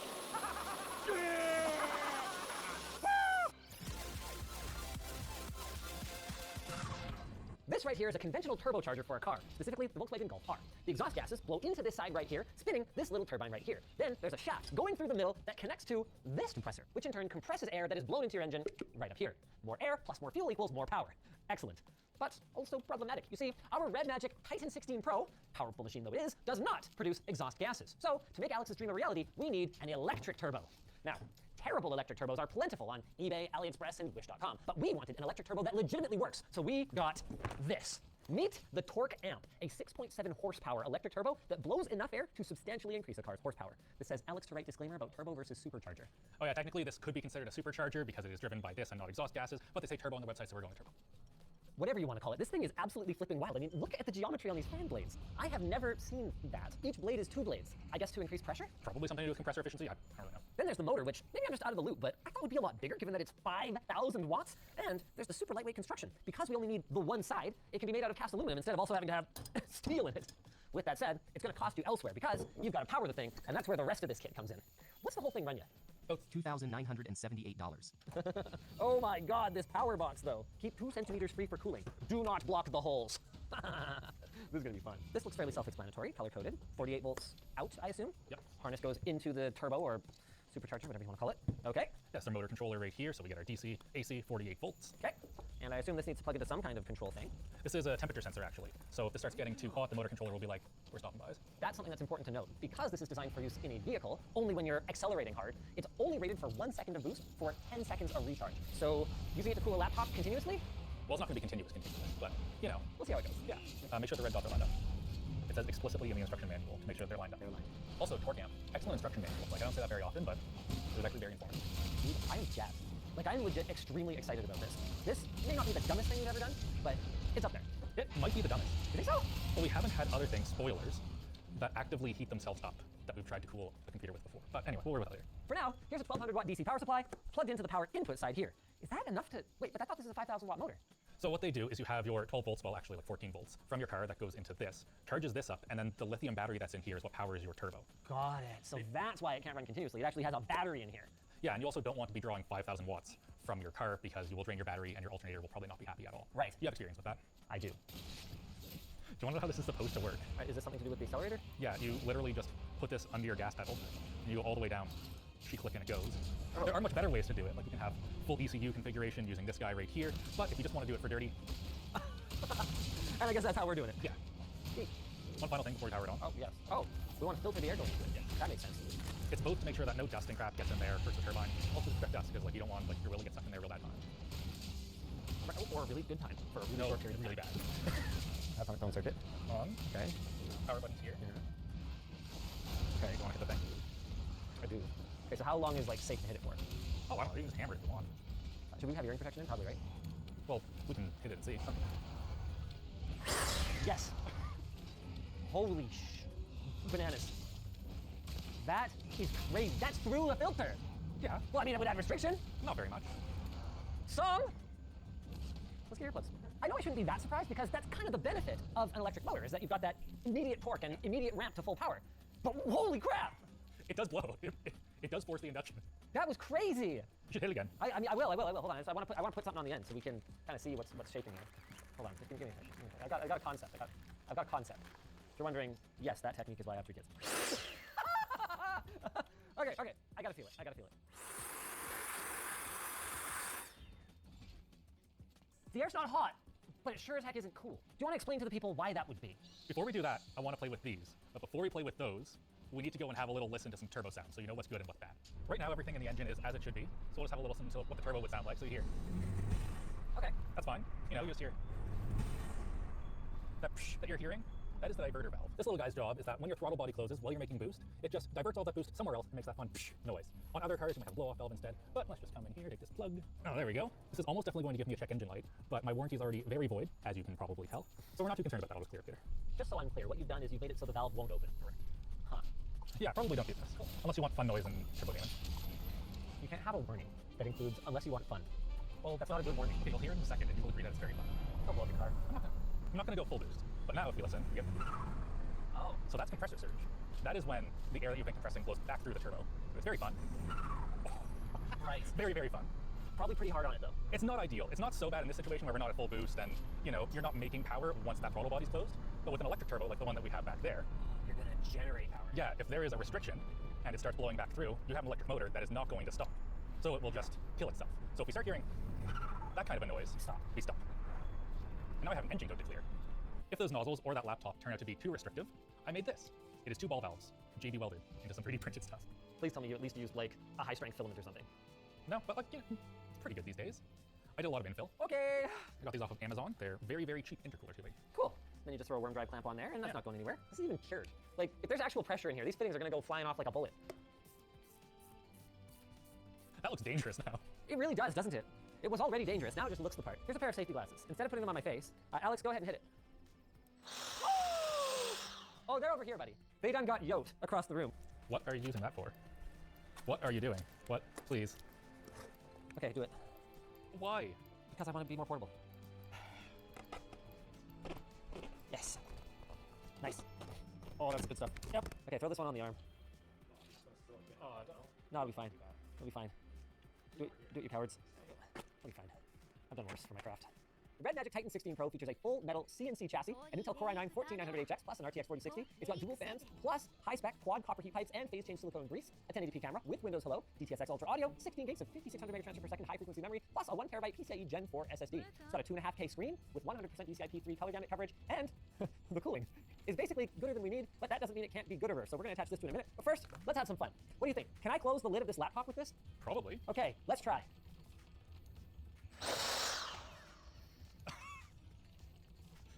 Yep.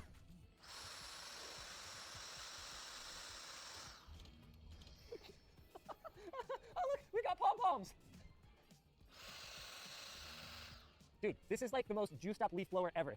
Watch this, watch this.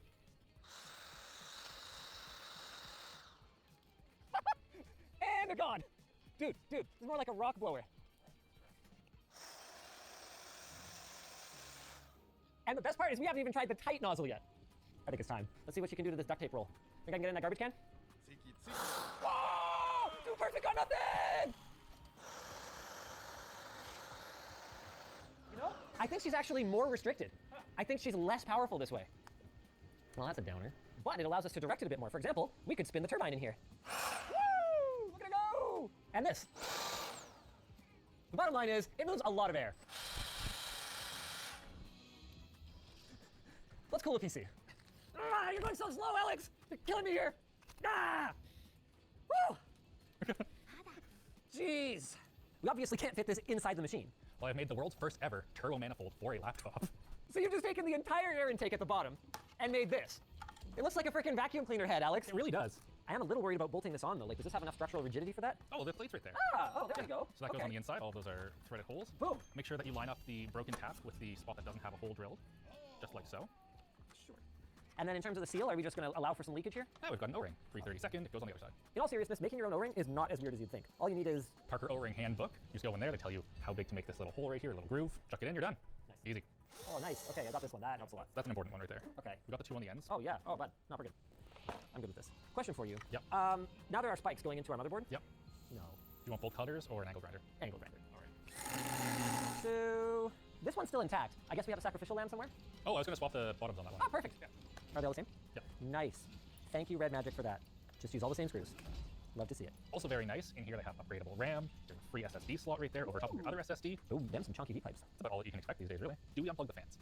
Because we can't run this continuously, so when we're not running it, having fans would be pretty nice. But we also do risk way overspinning these and blowing something up. Didn't you test that, though, in the Dark Fantasies video? Yeah, I did also test it, and I blew a bunch of compressed air into it, and it was totally fine. If we kill it, do we just swap them and not tell anyone? Yeah. Okay. Okay, so we leave them in. So that's it then. This just goes on here now. Yeah, it might have some clearance problems. Nothing that can't be overcome by forcing screws. It's funny because there is a very real benefit to the metal chassis. If we were trying to do this with a plastic bottom, we'd risk cracking it. Yeah. Red Magic thought of this. This. Exactly what their engineers imagined. Do we have like a stand, or do we have any kind of concept there? I did bring over some feet that I was going to attach to the bottom, and then I forgot about that until right now. Cool. So then you do or don't have them. Let's see. You know what though, Alex? It may end up that the turbo just kind of supports it. Oh, I was going to have it typed over like here somewhere. Oh! We have a whole box of intercooling, I think. Wicked smart. There you go. Oh, dude, that's sick. Okay.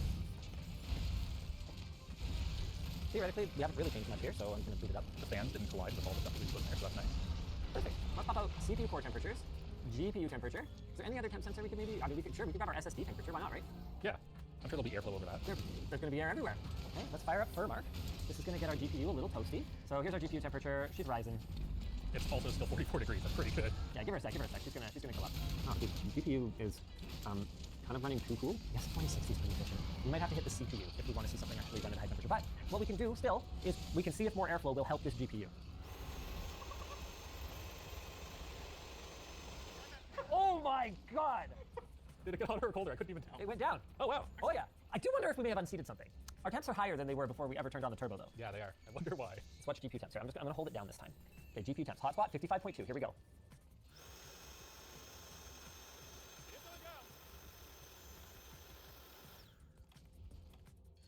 Now, Alex has explained this before. There is a limit when you're designing a heatsink to how much benefit there is from additional airflow. Is that what we're up against, or is it because the air is so warm? It's probably a bit of both. There is a problem where turbos create a lot of heat. For one, it's compressing the gas, so PV equals nRT. Pressure goes up a bunch, so does your temperature. Same thing as like compressed air can, but in reverse, you know how this gets super duper cold. But also just simply like there will be friction against the turbine housing, against all the little fins and stuff like that. That also adds in heat. Against the hosing, this tube is at 36 degrees. It was at ambient a second ago. Yeah. So do we have a solution for that? Oh, we do. We most certainly do. We not only have the world's first turbocharged laptop, but also the world's first front mount intercooler laptop. This thing was sent over by CTS. They're local guys here in Langley, and it just so happens that this one fits a Mark 7.5 GTI. I don't know how that happened. Really? What's happening to it after we're done this project? We'll see. I don't know. Could you explain this to them? The fan. Why don't I try that? This intercooler is basically an air-to-air heat exchanger. So we're going to take the hot air that's coming out of our turbo, and we are going to cool that hot air as it goes through here into our laptop. And we're going to cool that air using ambient temperature air using this fan. So I was thinking that we put it on this side, because if you remember this video, these fans are very, very dangerous. So these are the guys that heated the carrots right across the room. Oh, yeah! Yeah. That's good. So what are you doing? What do you mean, what am I doing? What are you doing? You need room for second metal fan. Okay. I like how we're going to have so much more power going towards this laptop than the laptop will ever even think about drawing. Each one of these is 210 watts. This thing's 5,000. The back of the setup is going to be extremely dangerous. Once we turn this on, we do not want to be hanging around back here. If anything gets in these fans, it will get cut off. I'm talking fingers, willies, you name it. I think she's on, for better or for worse, Alex. Working. Yeah, they're not pulling much at the top, that kind of makes sense. And it looks like they're not sucking the duct tape in, so, okay, we don't go back there anymore. That's it, that's the whole thing. Now that we're switched over to gaming mode and we're hitting our CPU, you can see temperatures are ramping up pretty fast with the stock fans. It is drawing 100 watts of the CPU. That's pretty good. Let's see if we can do anything about that. You ready? Whoa, let's go! Woo! Oh, damn. He works. CTS knows what they're doing. That is the best example of like an air tool I've ever seen. We went straight back to the office mode temperatures. Like straight back. Oh man, this pipe is hot right here. Well, yeah, I bet. So that's 40 degrees. Okay. So on the other side, 23. Dude, it works great. It worked really good. So we were probably just completely counteracting any benefit we were getting from the airflow by blowing such hot air. Dude, this works. It works good. You want another hit? Oh yeah. I can give you another hit. I'm afraid to put my face in this keyboard. The keys might take my eye out. There we go. Oh. We overpower protection our poor power supply, which actually makes sense because we have so much restriction on the outlet now. Now, what I'd actually like to see is if our CPU package power is willing to go a little higher if we throw this much cooling at it, but it probably won't because we're already well under control. But let's see, let's see.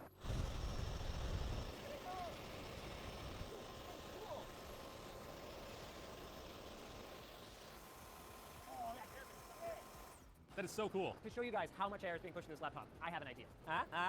Okay, I'm gonna put this one next to the left exhaust, and we're gonna put these ones above the keyboard.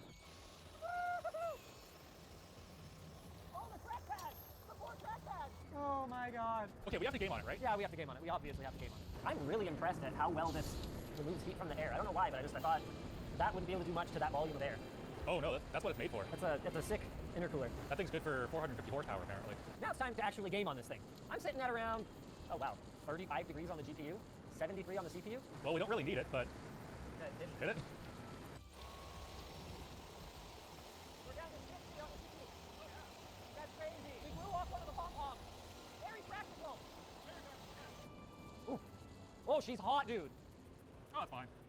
70 degrees? Yeah, it's fine. Okay. It's on the outside of the motor housing. Laura only knows what's going on inside. And it was pretty cool of Red Magic to be bros and just sponsor this video sight unseen and let us do this to their poor machine. Yeah, I've definitely seen happier laptops than this one when you go. the trackpad still works. It works, yeah. You can do horrible things with the chassis of this, and it's fine. You can check it out at the link down below. And if you guys enjoyed this video, maybe you can check out the one where Alex and I hooked up the biggest fan we've ever seen to a PC. Or those other big fans that put a bunch of carrots in them. Don't forget about the other big fans when it blew the panel off. Oh, yeah.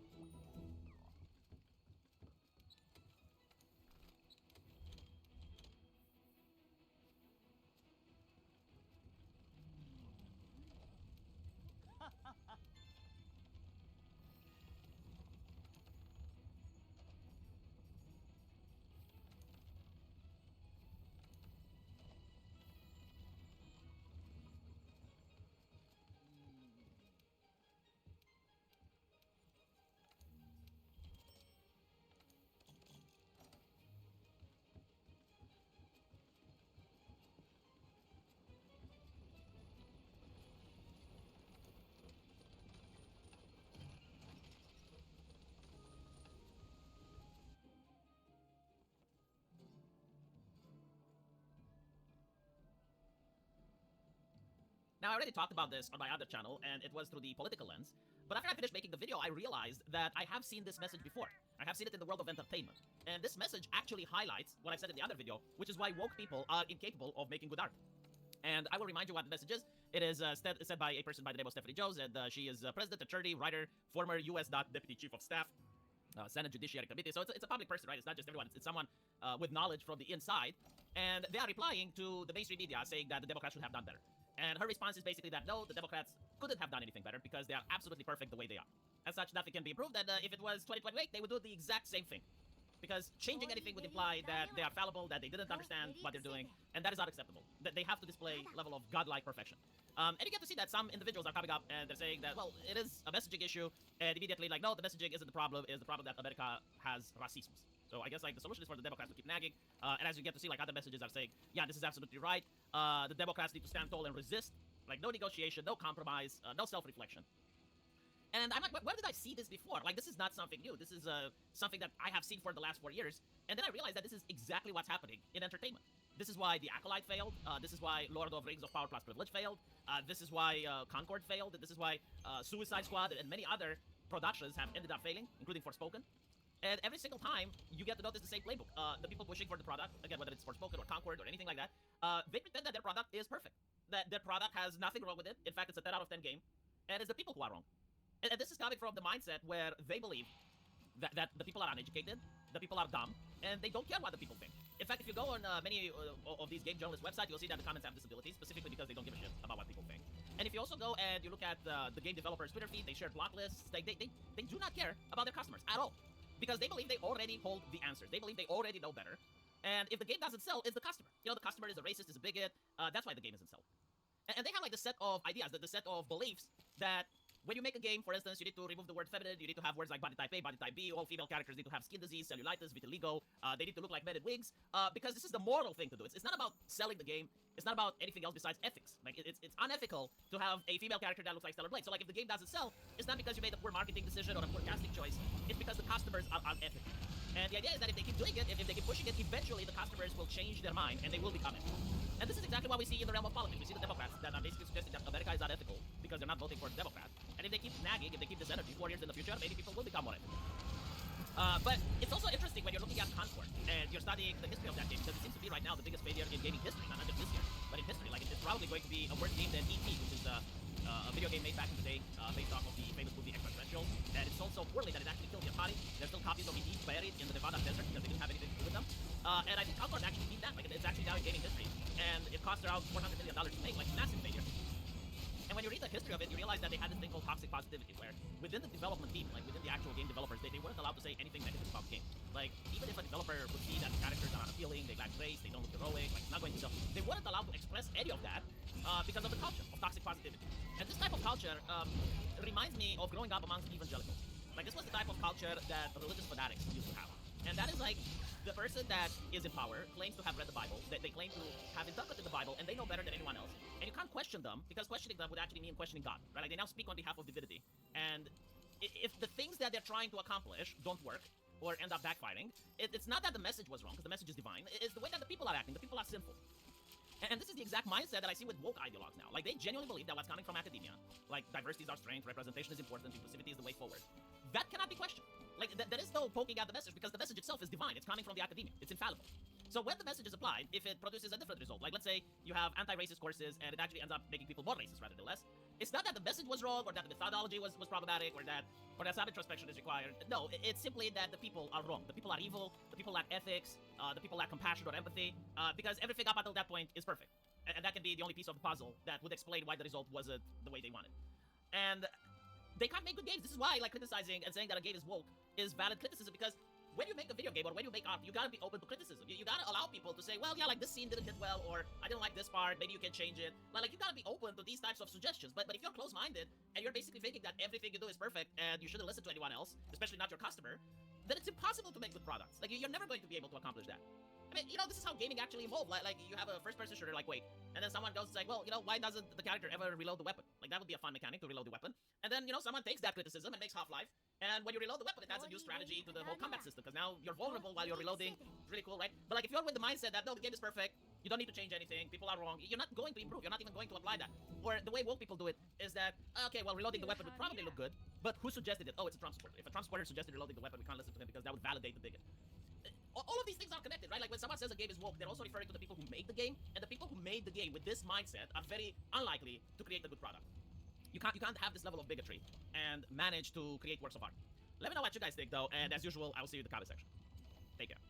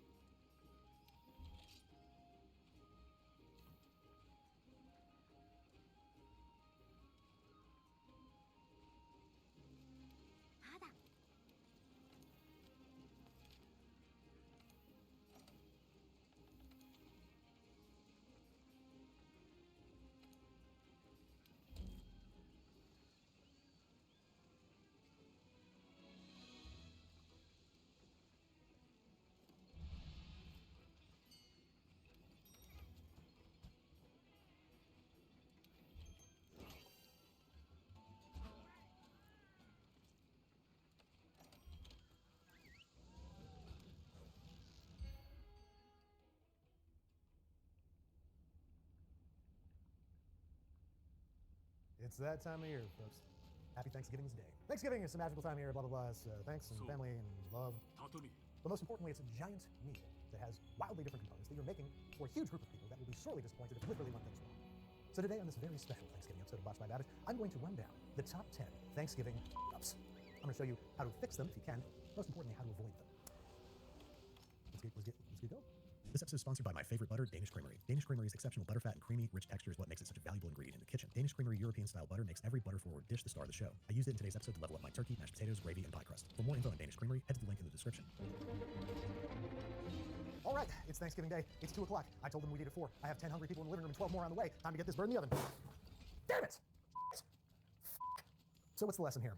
Timing is everything when it comes to Thanksgiving dinner. You have so many different elements to make, and they all have to be cooked at different temperatures, prepared in different ways, presented in different servingware. Not only do you need to get this guy defrosting several days before the big tea day, 24 hours for every 6 to 8 pounds. So make sure that you're taking this guy out of the deep freeze and putting him in the fridge according to that timetable. I'm the least organized, least situationally aware person in the world. But I still make an hour-by-hour schedule of how I'm going to be making Thanksgiving dinner, because if you lose track of literally anything, it throws a wrench in the works. Build out a schedule, everything you're going to be making, when you're going to be making it, what it needs, where, when, why. And you need to try to get done as much as you possibly can the day before. Things that can be done ahead of time. Dry brine or wet brine this bird. Stuffing. Any kind of casseroles you can pre-assemble so you just throw them in the oven the day of. Stock. Stock goes in 2 things. Gravy, stuffing, maybe other stuff. Pie. Don't make pie day of. Great. Assemble that stuff the night before, rapid blast that in the fridge. You want to make sure that your turkey is fully defrosted the day before Thanksgiving, so you can brine it in that time. Later, make a timetable of what is going in the oven when, so that you are not caught at any point in this process, because that's not family. Kids, everything. That's the door. You're not learning.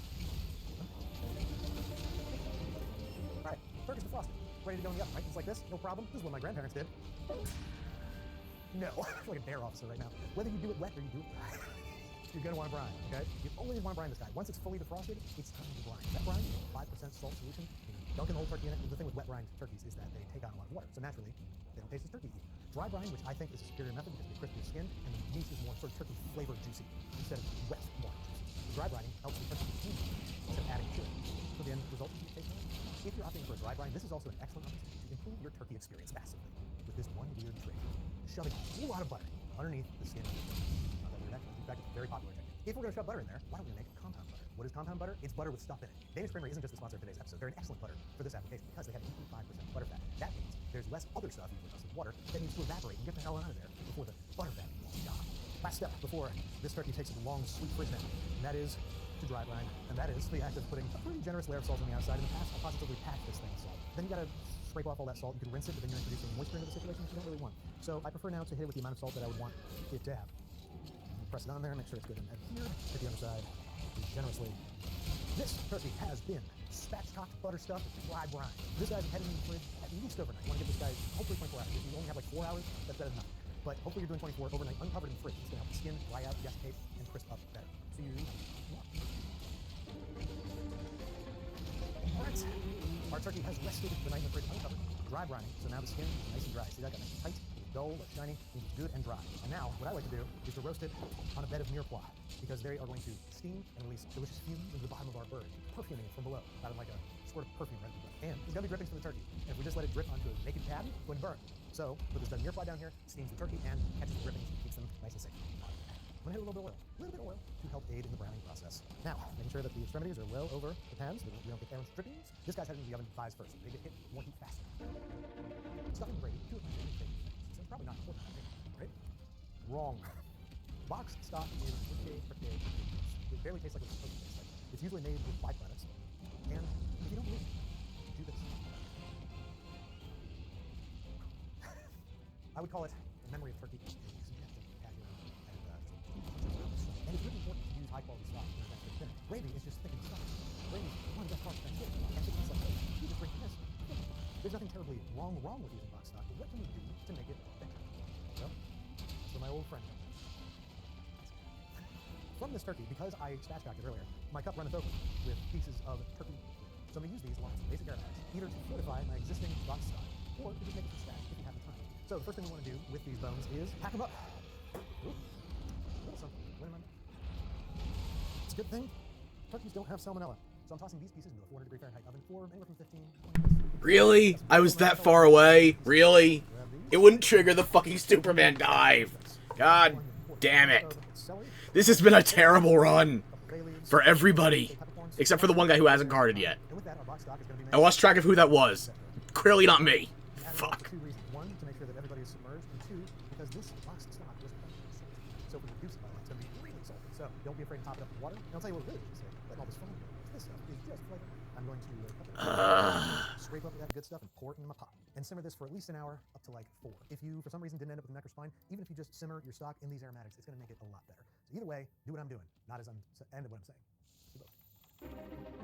Calling this a mistake is debatable.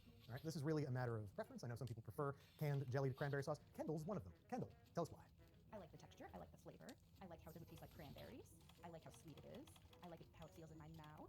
There's the texture. You didn't have to do that. Personally, the first time I tried cranberry sauce made from fresh cranberries with spices and sugars and stuff of my choosing, well, I felt like a real American that day. That's good. So with all that in mind, don't abandon your canned cranberry sauce in favor of this necessarily. Further, go for it. To make homemade cranberry sauce, all we need are 12 ounces of fresh or frozen cranberries with however much sugar this is. That was the salt. I'll be right back. Make sure you taste the sugar before you add it to make sure it's not salt. That's the big tip. So, to this 12 ounces of fresh or frozen cranberry, running 1 cup of what I consider sugar is the juice and peel of 1 orange, 1 stick cinnamon, and 2 inches of ginger. Bring this up to a simmer, get those berries close, and then cooking for 15 to 20 minutes until good consistency. So as you can see, the cranberries are bursting down into a jam. So it's just a little bit thick for my liking. And a little splash of water. I got 2 secret ingredients for amazing cranberries. No extract, and a whole lot of extra sugar. There's that all. Also, I'm using brown sugar. I figured molasses would be nice flavor.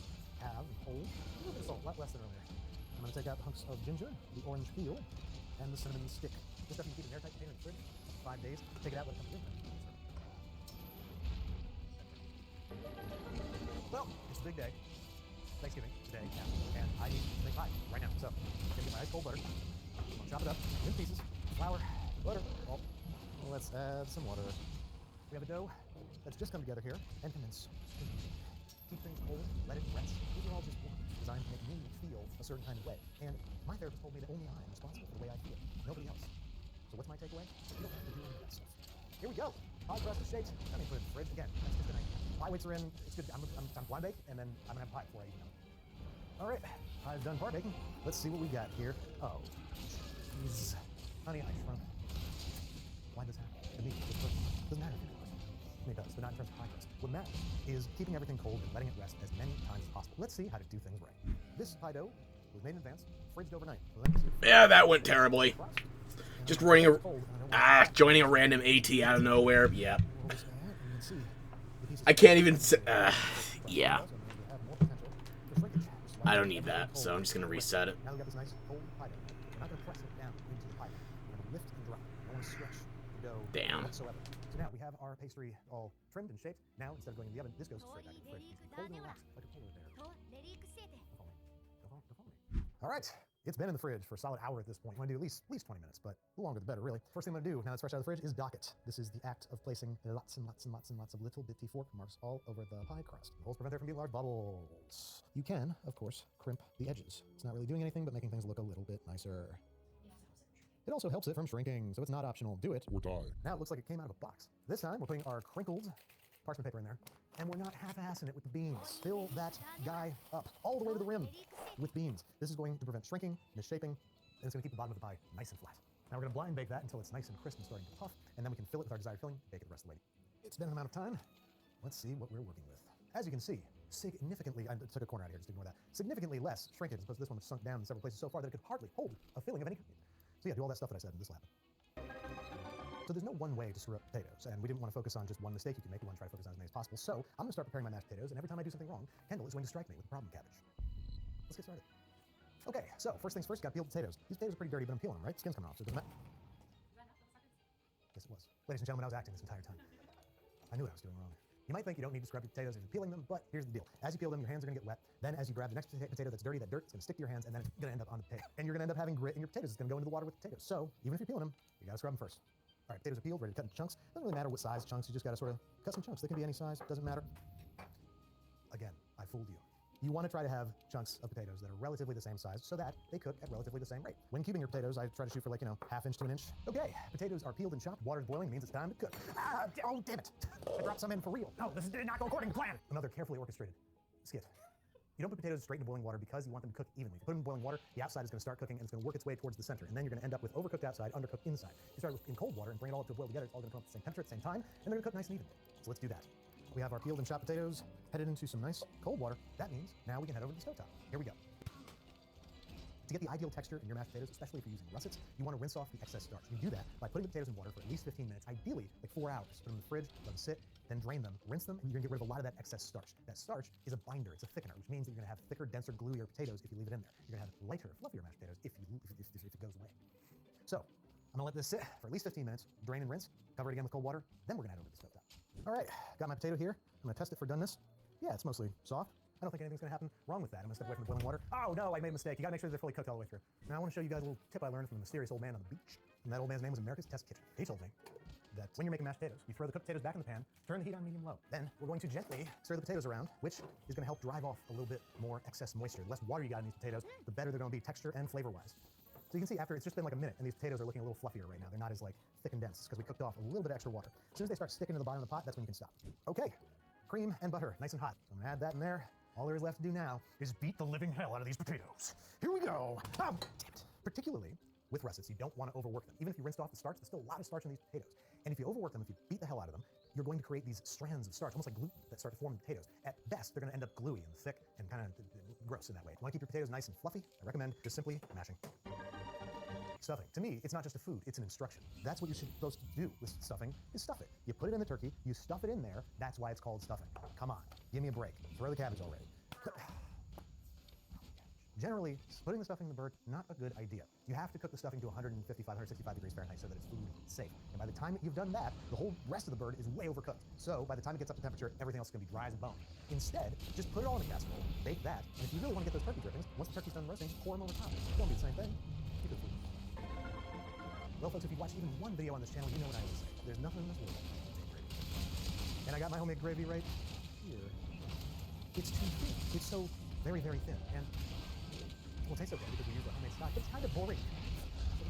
So there's plenty of things you can do to amp up boring gravy. For flavor, you can add soy sauce, you can add Marmite, you can add anchovy paste. As for thickness, well, this is an opportunity to both add flavor and we all know you thicken gravy with a roux. Tell me something I don't know, Ed. But this roux is no ordinary roux. I'm going to a dark roux. It's a deeply flavored, dark, caramelized, brown butter roux that is both going to re-thicken our too thin gravy and it's going to have color and depth. 2 tablespoons of flour, 2 tablespoons of butter for 1 cup of stock. That's going to give you a really great starting consistency gravy. This isn't just if your gravy's too thin. If you're starting to make your gravy, you can do this with your original roux. I don't want to be confused. We are going to push our roux to its very limits and see how dark and caramelized we can make it to be without burning the butter. The light brown flecks in there, and the roux itself is a deep, rich, peanut butterian brown. Carefully, slowly, I'm going to add, this might still look a little thin, but we're going to bring it up to a simmer. It's going to thicken a little bit more, right to the perfect gravy consistency. Let's give our gravy a taste. It's delicious. Needs a couple things. Salt and umami. Both of which are going to be provided with some dark soy sauce. Also going to have a few dashes of Worcestershire sauce. Look at that, it's like caramel. It literally looks like caramel. Oh, no salt needed. Oh, Jesus. We also want to hit it with some freshly ground black pepper. Now, this guy is ready to be refrigerated until the big day, or just keep it warm until you're ready to serve. Okay, let's take a look. Oh my goodness. Please just punch. I'm hungry, they're hungry, let's dig in.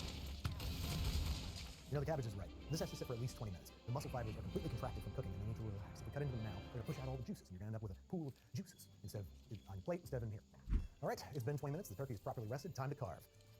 Ooh, ooh, ooh. It's because this guy positively mangles the meat and you're gonna lose a lot of juice. Let's see how to carve that Thanksgiving bird. Now, to start off, make things a little easier, I'm just gonna bisect it like so. Oh boy, oh my God, oh, it's all butter. I was like, it's bleeding. It's okay, we're not trying to retain butter, just moisture. All right, I'm gonna separate the white and dark meat, and it's especially easy to do on a spatchcock bird. You got the breast right here. We're just gonna cut between the breast and thigh and drum. Simple as that. What we have to do to carve the breast, I'm gonna cut right around this joint here. We're gonna cut underneath the breast, right along the bottom, and remove it simply and easily, and off it comes. There we go. Now, this can simply be sliced into slices. And the skin still crisp. And separate the drum and the thigh by cutting right down here through the joint. Separate the drum. We'll shred the dark meat. That's a good idea, right? Everybody loves shredded dark meat. There we go. That's half the turkey carved. So now all there is to do is assemble our Thanksgiving spread. And there you have it. Thanksgiving pulled off without a hitch. I hope that you learned something today. I know I did. And I hope that this video helps steer you right this coming holiday, because I know it can be a really stressful time. So pay particular attention to that first tip, timing, and the rest should hopefully fall in place. I hope you have a happy, happy holiday, and I hope everything turns out as delicious as this stuff looks and actually is. Thanks again to Danish Creamery for sponsoring this episode. Danish Creamery is an award-winning European-style butter. It's truly a blend of Danish heritage and American innovation. Since 1895, Danish Creamery has been inspired by century-old methods, resulting in fresh, quality butter made in America. This butter is extra churned with 85% butterfat, giving it a richer taste and texture, and becoming your secret weapon in the kitchen. For more info on Danish Creamery, head to the link in the description.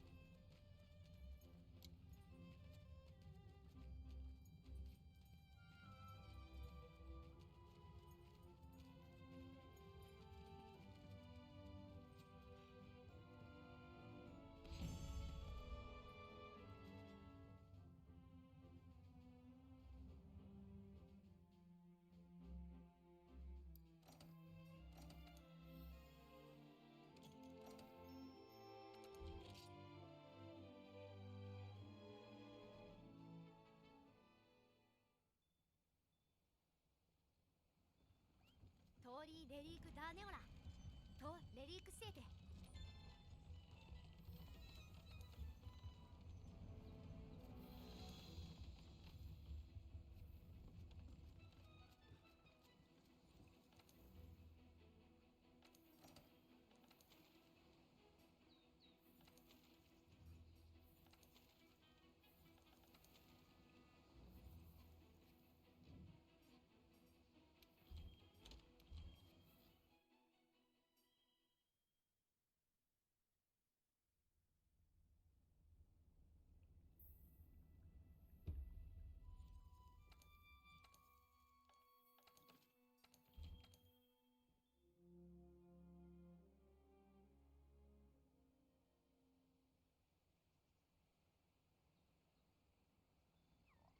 トーリーレリークダーネオラとレリークセーテ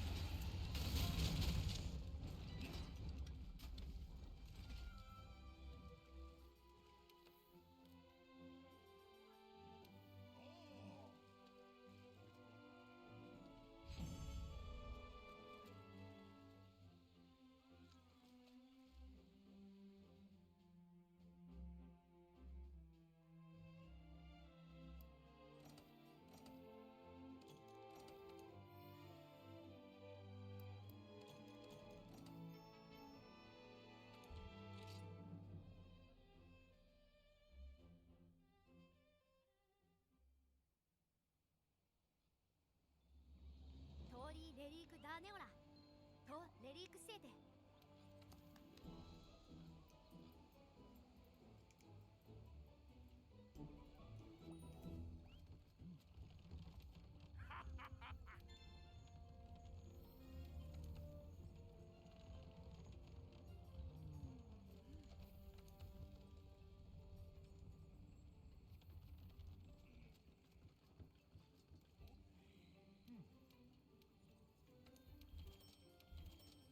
Well,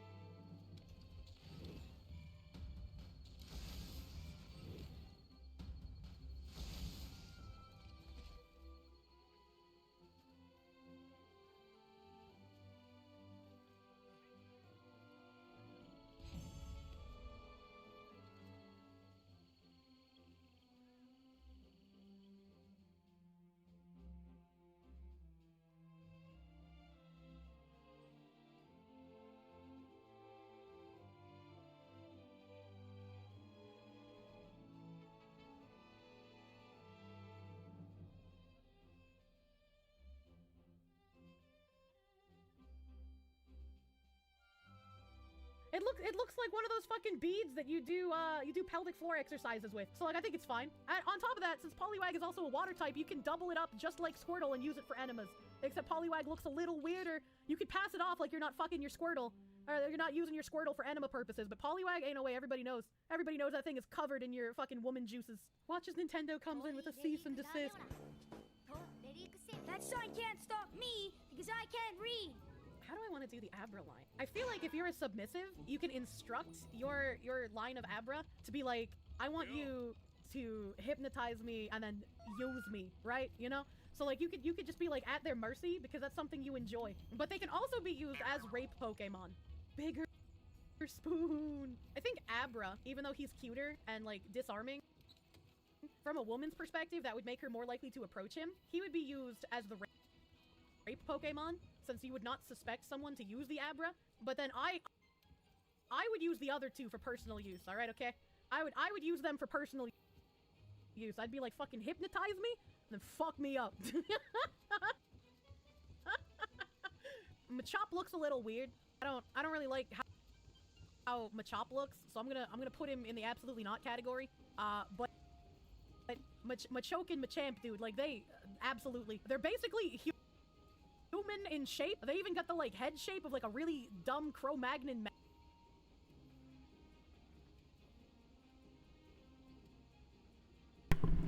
You know, I love my future ex-wife, but I think I'm gonna have to see that one in full so I can pause for appropriate concern. Yeah.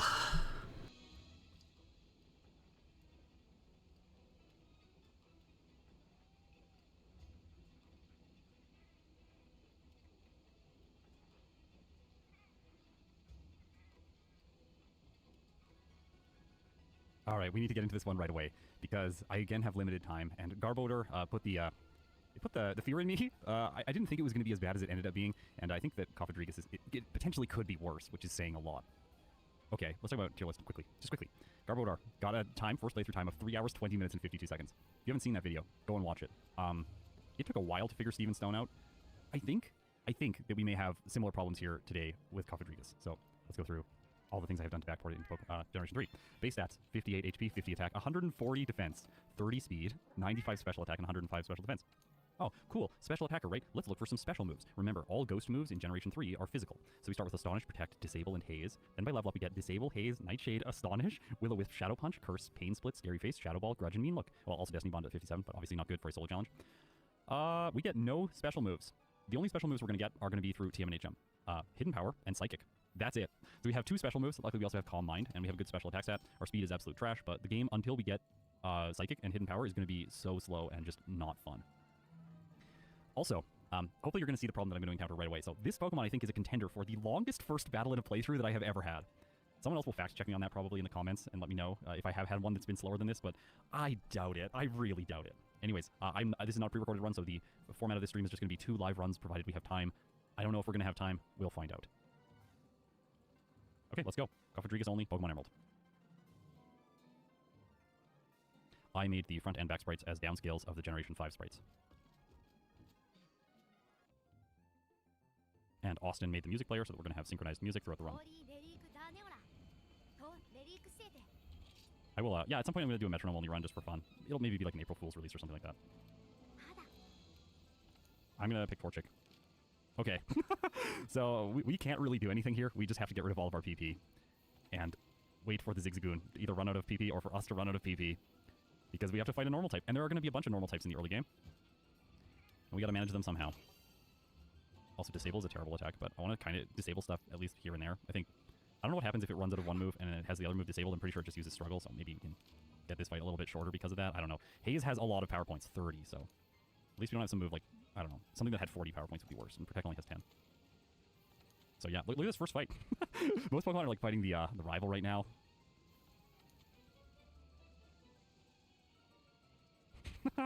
Oh, this is so bad. Are you having fun yet? This whole run? Can we just run away? No, we can't do that. I wish we could do that. Birch stops us from running away, as you just saw. This is the initial Zigzagoon battle after you choose your starter. This is a tone setter? I know, right? It's like, the tone has now been set. We know just how painful this run is going to be. What happens if you lose? I don't actually know what happens if I lose against the Zigzagoon. I do believe that I may just go back to my room and then have to try again. Oh! I got the struggle. Uh-oh. Oh, wait. We're disabling. Okay, we're disabling it, and then it's using struggle. Okay, we only have 8 more turns of that, apparently, and hopefully we're going to miss a bunch of disables so that we don't actually make it struggle. Come on. Come on. Oh, it's getting intense. Here we go. We can attack now. All right, we're going to win. But it took like a solid 3.5 minutes. 3 minutes and 22 seconds to get through the first battle. So, that was fun. Now we can actually fight stuff. We have to avoid normal Pokemon in the early game, but we can actually battle the rival because he does not have a normal Pokemon. Oh, crit. Look at how much damage we did. That felt good after the first battle. We're a medium fast growth rate, so not the worst growth rate for a solo challenge. Don't feel bad. The Zigzagoon has perfect stats, does it? The Ghost video yesterday. Yeah, I reordered my streams this month. I was going to do Garbodor. I was going to do it, like, after this one. Oh. Well, I don't think he can attack me. It only has tackle, so we're fine here, but if this was slow growth rate or fluctuating growth rate, I would be so sad. Well, I think it would be okay fluctuating. Maybe erratic would be worse. Anyways, I reordered this one so that it would come after the Ghost video.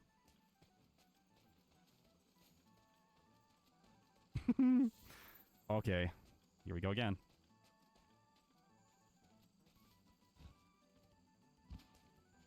Yeah, the lack of PP is astonishing. It is. Apparently, I can fight like one trainer at a time, so we're going to go back and heal after we lose this battle, but it's going to take a while. I'm not going to restart because I actually think that getting to struggle is going to be faster in this circumstance. Of course, for the second place, I'll just have to pay attention to Astonish a little bit more. It's weird starting with a move that has very little PP. Typically, Pokemon get something like Scratch or Tackle to start with. Starting in Generation 2, they started giving Pokemon moves that make sense to start with. Usually a low-power move that has decent PP.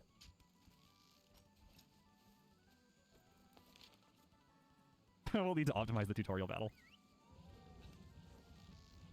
At least my speed is being restored with Haze. That is true. I am restoring my speed with Haze. Haze is a replacement for a Gen 5 move. If you look up its Gen 5 moveset, that's what I tried to base this moveset off of. As you can see, though, don't really know what to tell you. It doesn't get a lot of good stuff. It's one of those Pokemon that it's basically its typing, and it doesn't really do anything else. Like, it's a Ghost type, it's a defensive Pokemon. It's supposed to have a bunch of, like, weird moves, like Protect, Disable, Haze, like, or not Haze, but, like, Pain Split. I think it has, like, Guard Split and stuff. I gave it Pain Split in this game. Okay, we can actually struggle. Maybe we should just keep struggling. I think I'm not going to heal, and I'm going to keep struggling throughout the early game so that I don't have to have Astonish, and I can hit normal types. Just to ensure that I can do that, I'm going to buy, like, 10 potions. And then we'll grab an Oran Berry and stuff. But I think we can, like, put the Oran Berry on. We'll start fighting people. I want to fight him. He's got a Taillow attack. It's sometimes the case when you have a Pokemon that's just so bad that struggle ends up being the faster strat. Oh, the effect score is annoying. Also, Absorb here is kind of annoying. I'm gonna go back and get the Touch Berries. What's the deal right now? No, I always do that. Planted a Touch Berry. I'm not completely destroying the economy or the ecology of this stage. No repel for me. Man, didn't have enough bad Ghost types to play Dusclops. I know I didn't. I'm back for more. I like the punishment. Okay, so I'm running Hidden Power Fire, obviously, for Steven Stone. People are going to ask about it. Why Hidden Power Fire? That's why Steven Stone. I'm running a Quiet Nature because my speed is trash, and I need more special attacks. Hopefully also fairly self-explanatory. It just goes second against, like, this Wild Poochyena. Lovely. More Oran Berries. More Pet Berries. Should I heal? No, I'm going to fight one more thing here in the grass, and then I'll heal. Oh, that can actually damage us. Okay. I want to heal as much health as possible with each potion, so I'm not wasting potions, and I'm going to pick up the early game potions, just to ensure. When you're saving in front of these trainers, the stuff's not going particularly well. She has a full restore, that's why I'm saving. I don't think the Zigzagoon can damage me, though, so it shouldn't be a problem. Oh, it's so slow. This is so slow. She's going to heal. Yep. Oh my gosh. Oh, this is such a slog. I hope I don't eat my Oran Berry. I'm not going to. Good. Like, getting to Nightshade will be helpful. I want to fight a wild Pokemon. Wait, is that going to put me in? It's going to Oran Berry me. I don't want to Oran Berry. Not here. Potion's better. No. I'm just going to save, just in case anything weird happens and I have to reset and save some time that way. By the way, you'll see my ability as Mummy. Mummy is not, it's a Gen 5 ability, and it's Cofidricus and its prior evolution are the only Pokemon that get this ability. The way it works is when it takes a hit by a contact move, the opponent's ability will be switched to Mummy. That's it. It's not very good. there is a ROM in existence, Disassembly actually, that has all of the backported abilities, so it's really easy to grab any ability from future games and bring them back into Generation 3. Since abilities were introduced in this game, a lot of Pokemon and their general flavor comes from their abilities in later games, so I figured since the abilities exist, I'm going to be bringing abilities back for Pokemon that don't have an ability that is like native to Generation 3.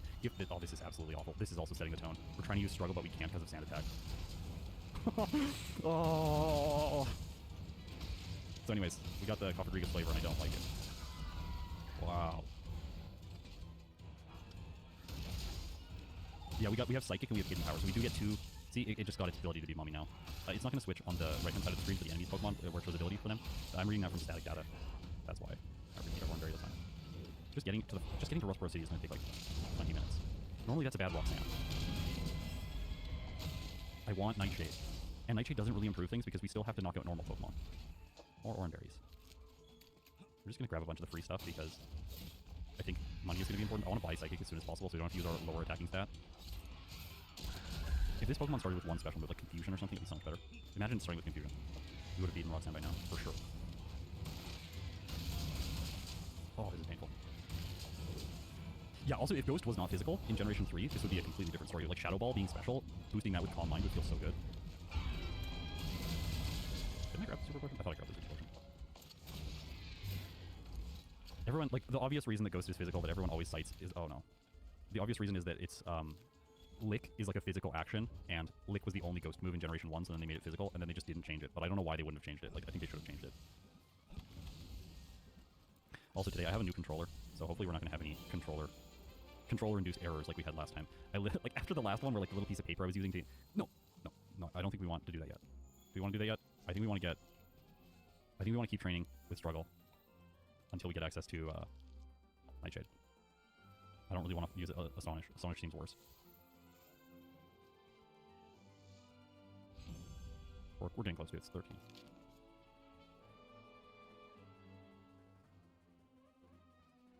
There's a question there about Hisuian and Samurott. Ceaseless Edge, I have no idea. Like, I don't know enough about that Pokemon to be able to weigh in on that right now. Oh my gosh. One level.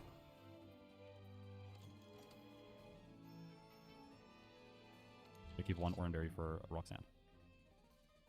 Spikes are in Gen 3. Spikes are a Gen 2 move, yeah. Pokemon like Quillfish have them in Generation. And Fortress. Oh. Harden is not very fun here. Uh-oh. Oh, good. Crit. That's good. Alright, we're just gonna go into Roxanne's gym now.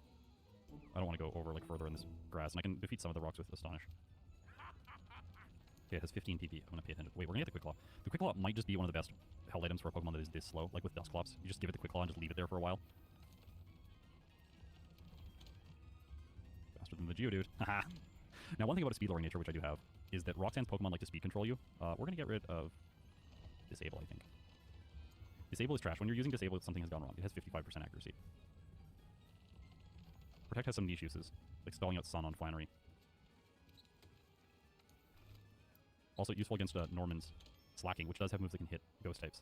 So if we can just protect on the turns when it can't do anything, when it can attack, then we'll essentially win for free. Also, level 14 is ideal when using Nightshade against Roxanne. You'll damage the Geodude, you'll heal it with a potion, and then you'll steal two hit knock it out. If you're level 13 after the potion, you will 3 hit the Geodude, so it'll take one more turn, giving it a chance to attack. I think I'm going to go Oranberry here instead of Quick Claw. Alright, here we go. So you'll see here. This time, Natural Potion, now I'll 2-hit. But I would not have 2-hit, it would survive with 1 health if I was not level 14. Learned that when playing Dusclops. Level 13 is supposed to 3-hit. It 3-hits all of her Pokemon, including the Nosepass. That's why, the Nosepass is why you want level 13. But, yeah, she's easy. As expected. The Nosepass just gets stuck using Block and Harden. Unlike Dusclops, though, I do not get access to Rock Tomb for an answer to normal types at this point in the game. What is the first mandatory normal type I have to face? There are none here. I can't get the Soda Pops on the beach because they require me to defeat Azurill, which is a normal type, even though it does not look like a normal type. We'll just fight Wappo when it's fine. I don't want to go back and buy Repels right now.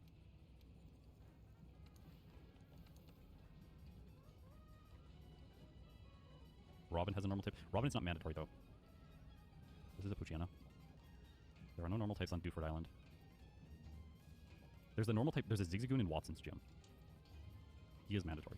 It has Thunderbolt, too, which is hilarious. So we'll have to face that normal type.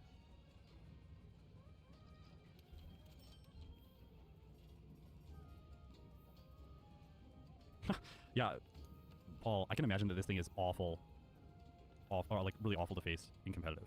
This seems, I think it's Getsis that has one, and Getsis is messed me up so much in my first playthrough. What? Yeah, stop fighting him. I'm gonna use berries and try and conserve my money. I want to get access to a psychic as soon as possible. That's annoying. It's another reason. Oh my gosh. So it's like sleep for way too long. I should be using the Pokemon Center as much as possible and also saving because I don't want to black out. If I black out, I'll lose my money, and I don't want to lose money because I want to get psychic as soon as possible. So we're gonna. If you see me saving, I am saving because I don't want to black out.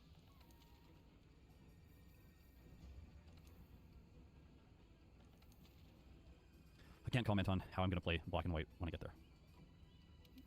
I have no idea. I don't even know how I'm gonna play. Like I don't really know until I play the game a little bit and kind of feel it out and really think in depth about the series, but I haven't spent time doing that yet.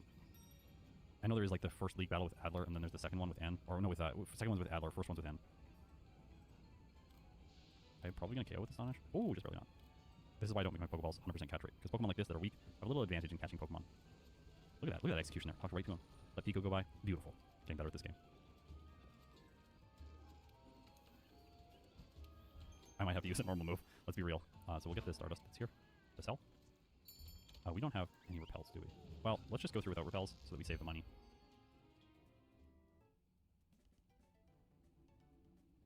Oh yeah, Thief is like the savior of the run. It's true. It's not very good. It's pretty weak. We can get some good items with it, but it's also special. That's the main thing. When Thief is the move that you're looking forward to in a run, you know that something's gone wrong.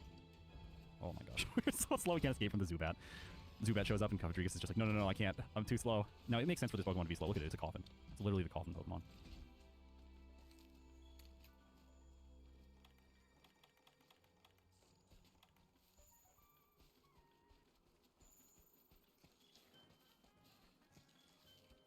I'm starting to do this in more playthroughs, just to fight. Oh, I want to heal. Nightshade doesn't have a lot of PP. New questions are always okay, of course. 2 left slots. It's just good to have you here. It's nice that that's super effective. Ta-da! I ask new questions all the time. Yeah, Mega, it is a trash move pool. I was honestly hoping for more when I initially sat down to like backport this thing. I was like, well, it's probably gonna be pretty good, right? Like it's defensive, but no, terrible moveset. Move pool. Moveset is what I currently have. Move pool is what I have access to. I did backport the ability. Okay, so sometimes I want to use an ether before this fight, but I think in this case I'm going to just back out of the gym and save my ether for later. You won't have context for that, but go and watch the Garbodor stream if you want to see why I'm saving my ether. Like, we ran out of Lepa Berries, or we were running out of Lepa Berries near the end of that, just trying to get to level 100, so I want to keep that just so that I have it for later. How can you know which moves are special and which are physical? Is it just Friendship or I'm missing? Oh, yeah. In Brilliant Diamond and Shining Pearl, the way that you can tell which move is which is it has a little icon on it. The physical one is like it kind of looks like a star, but it's red. And then the special one looks like a blue, like, spiral. So if you look at the move in one of the menus, you'll be able to see if it has either the spiral or the star, and then you can know if it is physical or special. So physical is the red one, the red star, and special is the blue spiral. But in this game, typing is not dependent on the move, or damage category, which is physical or special, is not dependent on the move. It is determined by the type. So all ghost moves are physical, all psychic moves are special, all dark moves are special. Yeah, this thing can use secret power, but secret power is physical. It's a normal move. Normal moves are all physical. You're welcome. We cannot learn any ground type moves. I want to avoid these trainers because they have normal types. We want to get Thief as soon as possible. Yeah, I'm planning on running Quick Claw for most of the run. We're going to get Thief, and we'll put the Quick Claw on and Thief. I should have put the Quick Claw on before. I just always forget that I have it. I don't get up a lot in Emerald, because Emerald is not a very speed-intense game. I've talked about this in other videos, specifically the Spinda video. Haze. Sorry, Haze. The move that always seems like it's going to be cool to use, but it just never is useful. Yeah, it did flicker. There's some kind of flickering problem with ghost types. It was happening a little bit with Bayonet. I think we removed it from all of it from the video, though, successfully. But yeah, I'm not sure why it's happening. We'll probably see it like 2 or 3 more times in this run. So, like, Thief is better, but it's still not very good. Let's just be real. Like, probably Nightshade is better here. Oh my gosh. No! Oh, it flinched me and then went for Focus Energy. I would have lost that if it attacked. And I didn't save. So I'm playing risky here. At least we can attack normal types now. I think I'm going to go back to the Soda Pops. I can either sell them to get Psychic faster. I'm also going to get the Harbor Mail. I'm not forgetting it. Look at how much I'm improving as a player. I'm not forgetting the Harbor Mail. Yeah, Nightshade would have been better for sure. I'm going back to get the Soda Pops. You trade the harbor mail for the coin case, and you need the coin case because we're going to buy Psychic from the game corner. That's why. Yeah, Bite was originally physical, then it went back to special, then it went back to physical. And Crunch started special, lowering special defense, and then it became physical, lowering physical defense. Kind of neat. Whereas Shadow Ball started physical, but it lowered special defense. Makes no sense. And then it still lowers special defense, but it became a special move. So now it becomes more powerful when you use it starting in Gen 4. But in Gen 2 and 3, it does not become more powerful as you lower their special defense because it's physical. So wonky. That's Scott. He's annoying. If you go here first, you can talk to this guy and skip his dialogue, and then go over to the museum. I just always forget to do it. So that's literally just a mistake. I should have got the Torment TM first. Why am I getting the Torment TM? Because I want to sell it for money. I'm picking up a bunch of stuff just so I can sell it so I can get Psychic as soon as possible. Getting paralyzed is less annoying when you have the Quick Claw. Should I teach Will-O-Wisp? I don't think I should teach Will-O-Wisp. No. All of Norman's coverage against Cofidrigus are special moves. Dark moves and Psybeam. Faint Attack and Psybeam are the moves that he can hit me with. They're all special. I can sell that. Maybe we can just use the Cherry Berries for now.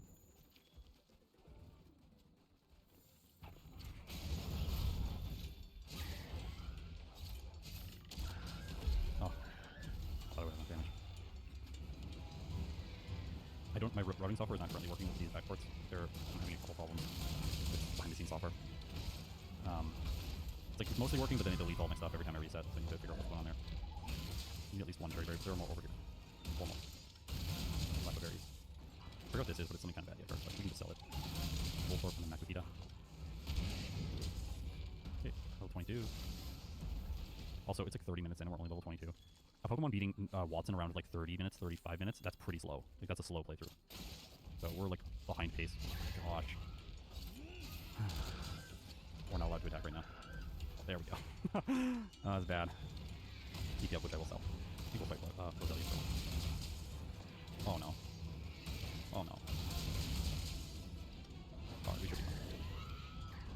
Oh no. This is what I don't like. Oh no. Oh no. Oh no. We're gonna lose. Well, we have to black out. They saved way too long ago.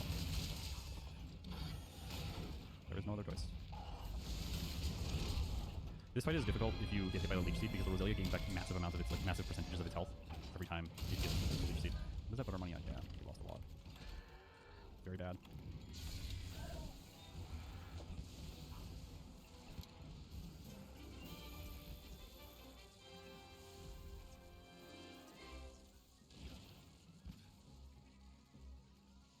Amulet Coin is after the 5th gym. You go back and talk to Mom and then she gives it to you. But you have to have defeated Norman first. This fight can also be problematic if the Shroomish gets off Leech Seed and then the Marill comes in. Nightshade will 2-hit the Marill though. Scott, what's your favorite legendary? I don't know. There's lots that are good. I really like the Gen 7 legendaries. Those are some of my favorites. Lunala, and Solgaleo. Very good. Yeah, I like those two. I don't know what it is about those two. I really like them. We just played Lunala over on my Twitch in Crystal with different rule set. All shiny Pokemon. Instant text speed.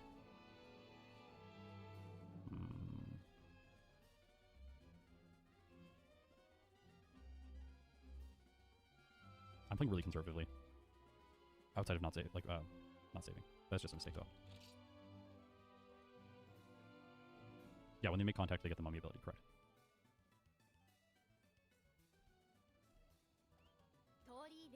It will not show up on the right-hand side of the screen, as I've mentioned before. I don't get paralyzed. Oh my gosh, I escape. Well, we get paralyzed anyways. Guess I'm gonna use the paralyzed heal. Oh wait, no, we have more berries. We just got a bunch. You really don't need cherry berries. You only need like one cherry berry after Norman. For Glacia. Okay, rival. There, you see Lombre just got mummy. No, it was actually, like I said before, there is a disassembly that exists with all of the abilities already backported. So there's essentially, the only work that has to be done is like the ability has to be removed from that and then like integrated into what we're doing.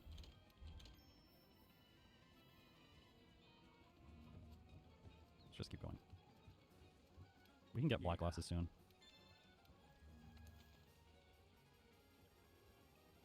I have no plans to play other ROM hacks right now. Is Faint Attack a contact move? I believe so, yeah. Oh, yeah, that's a good point. The Slacking is going to lose Truant. See, here I trade the Harbor Mail for the Coin Case.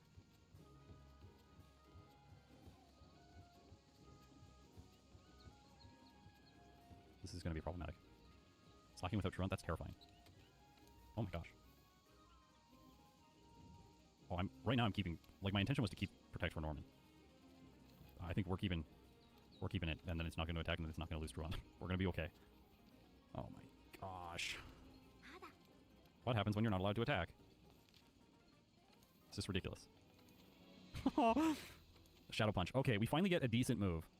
Bye-bye Astonish. It's physical, but it's at least decent. Like 90 base power. Okay, it makes up for the fact that it's physical. Game Freak does like Sand Attack a lot. They're like, we gotta give this to all the enemy Pokemon.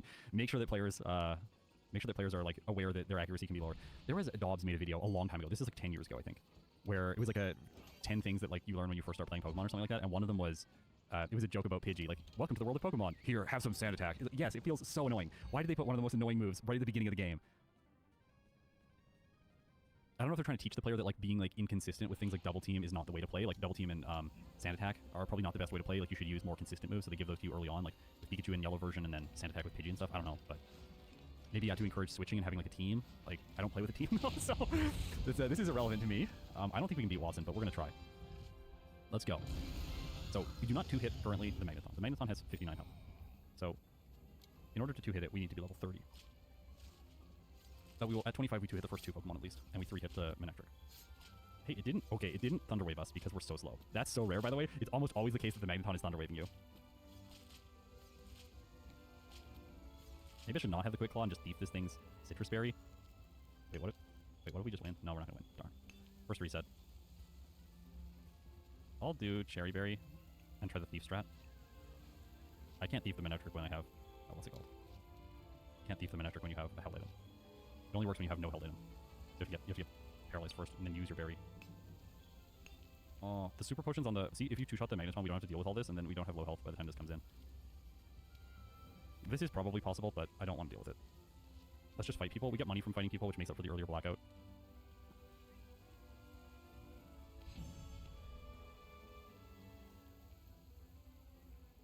This guy's a lot of normal types. Or I guess only 3. We can punch this one. We kind of hurt, but we're fine with it. I'm glad the accuracy drop is not actually causing us problems in this battle. I was so scared we were just going to miss like 13 moves in a row, run out of Thief, not be able to knock out the Zigzagoon. I'm going back to heal. We're medium fast, so the training won't take too long here.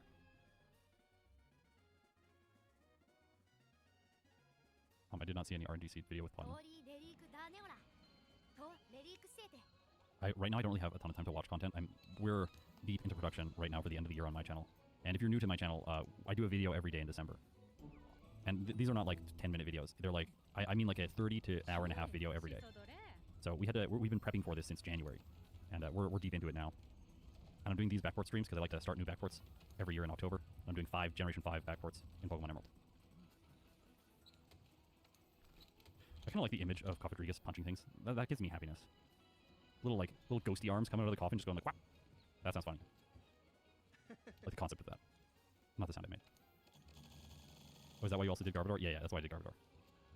So after Cofidrigus, I have done one of all of the types that I consider Halloween types.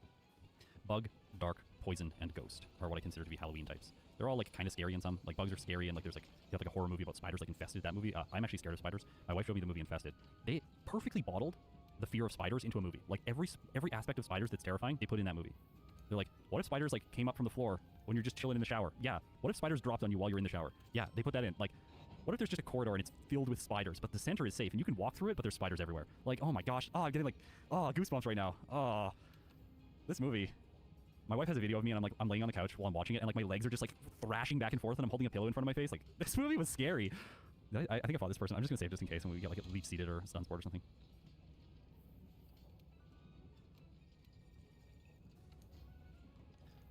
Yeah, anyways, so I try to play Halloween-themed Pokemon exclusively in October. I'll sometimes make an exception for a Psychic type, just because some Psychic types are pretty freaky. Like, I was thinking, like, LGM and BEM might be good Psychic types to make an exception for, because they're aliens, and there are horror movies about aliens. My wife loves horror movies. It's like yeah, she's super into horror movies. So, she has a giant spreadsheet about them. She, like, records. Do I teach Curse? Like, Nightshade is getting less and less useful, but it's going to be useful. I don't think I teach Curse. No. Curse is more useful in Generation 2, when it's not used by a Ghost type. But even as a Ghost type, you can use it in Gen 2. I don't know what does more damage. Well, we have enough with Shadow Punch.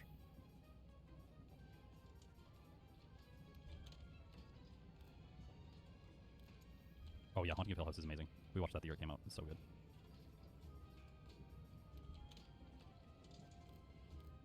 A contest will. My demographic is like almost exclusively people my age. So level, like, or level.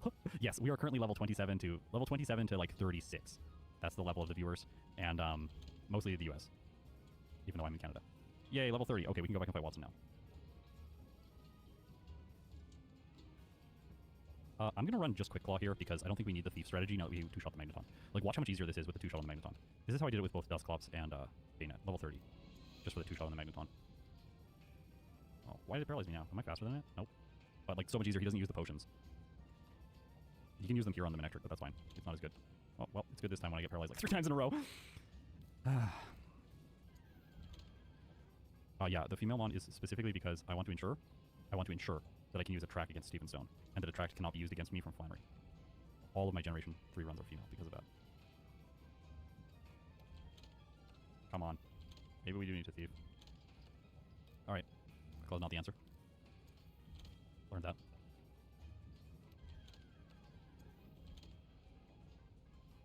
Huh! No! I'm resetting. That is silly. First 2 turns the Voltorb paralyzes. Oops.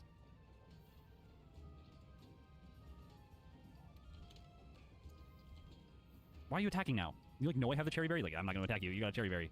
I would like to use it so that I can thief, but now I can't thief, so we're going to lose again. This Pokemon. This Pokemon is not good.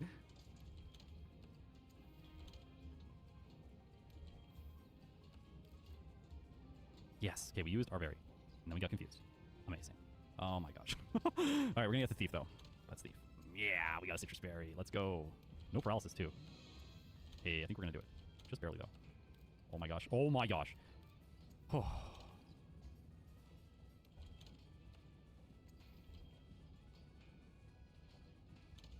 Alright, we did it. We can finally leave Mauville City. And the early game is almost behind us now. Remember when I taught Meryl Rock Smash last time? Yeah, we're not gonna do that this time. That's a mistake. Spinners always catch you if you run by them. Not in my run, though. I turn off spinners. They mess with the tier list ranking at the end, so try to make the tier list as fair as possible. There's going to be someone out there that this is their favorite Pokemon, and if this is your favorite Pokemon and then I do a bad job with it and it gets a bad tier list placement, or it gets bad RNG and gets a bad tier list placement, then that always feels bad, so just try and make the tier list as fair as possible. We're going to buy some Super Repels on the other side of this place. Just through here.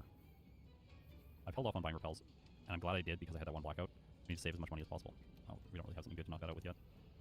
Hidden Power is available. We're going to backtrack for it because we want special moves. It's not really helpful against Flannery, though. I'll fight this guy. He has good experience yields. Although I really know, should I punch the Coffings? They have good defense. I'm going to thief. Okay, well. We'll try punching the second one, see if it does more. Punch. Does less. Okay, good. Good to know.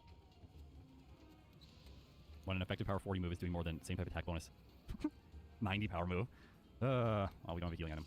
Hopefully we get by the people that are running back and forth. I'll save before them. Could sell this. I'm gonna save here. I don't want to lose the poison. Yes, we did it. Oh, if this thing could learn the elemental punches, that would be amazing. We could just get them all right now from the move reminder. That would be sweet. Don't need more HM users. Don't need next speed. Don't need Stardust. Don't need guard spec. We're gonna sell the PP up for money. Fire hit for money. HP up for money. Gonna keep that quick claw. I sell like all of this stuff. Probably keep secret power and attract. We want attract for Steven just in case. Buy like 10 of these. So we're not close to getting psychic. But there's a whole bunch of more items that we can pick up, like roar and dig, that will be saleable. I'm gonna walk through there. Okay, fine. Like the little pause there for me just realizing that, like, oops, this is like when you jump down from like Giovanni's ledge.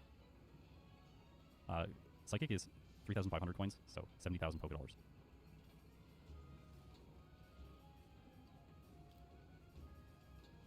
This is probably the playthrough I've had the most encounters in because I just bought no repels.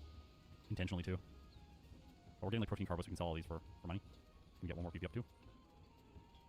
I have gambled for it in Generation 2. With, I think it was, Coughing was the first one that I gambled for Fire Blast. But no, I'm not going to be gambling for it in this playthrough. It's not fast. Its speed is 34. Look at its speed, it's 34. I can get out of here without using the repel.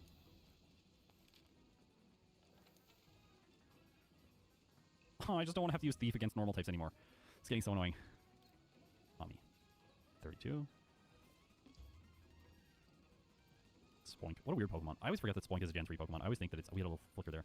I always think that Spoink is a Gen 4 Pokemon, but it is not. I want to Super Repel here. Is there a good item over here? You know, today's the day. We're going to go and check. And talk to this lady and fight her. These Pokemon are bad. They're really low levels. I just don't want to do a double battle. I try to avoid as many double battles as is possible in these solo challenges because it doesn't really feel like thematic to do a double battle. That's a potion. Okay, so we don't want to go here, I guess.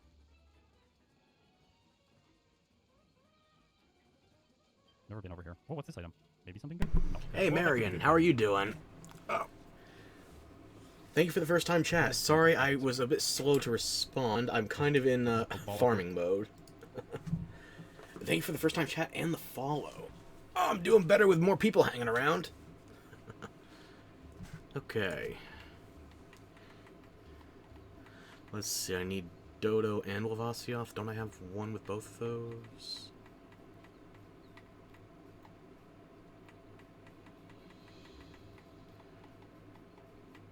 I have Dodo and Azure. I'm doing alright. Body's not 100% on my side today, but still kicking. Can't complain. What's a good one? I still need one Liliana gem. I need all the Rathian spikes I can get. Jesus. I'm just gonna run this one quickly then.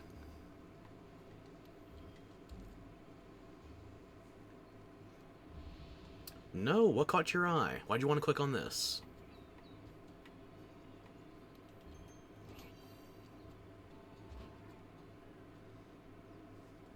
Let me take that off then. We're not in stealth mode anymore. You like my design? Thank you. I made them myself. Well, I did the design and the assets myself. I had to get some help for the rigging. No, that didn't work. Where's my detail? Ah, there we go. Okay.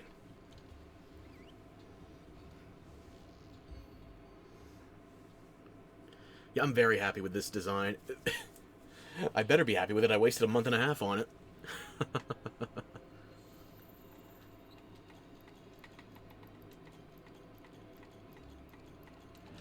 You know what the terrible thing is? Even though I spent so much time on it and it's currently decent, I'm already thinking about improvements to make.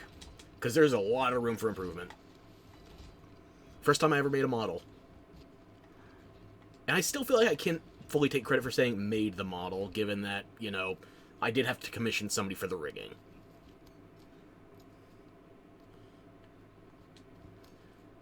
But hey, sometimes it works out.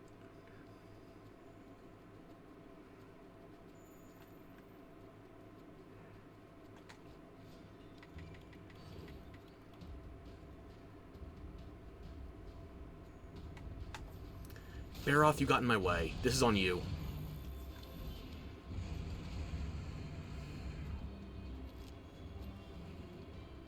If you want me, come follow me to the forest.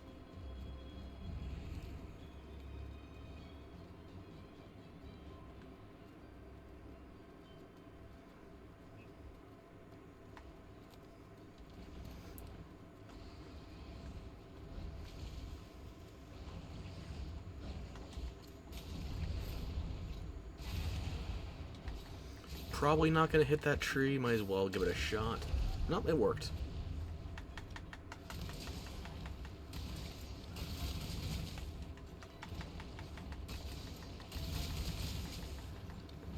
If you like my design on this model, then I am going to do more drawing streams next week.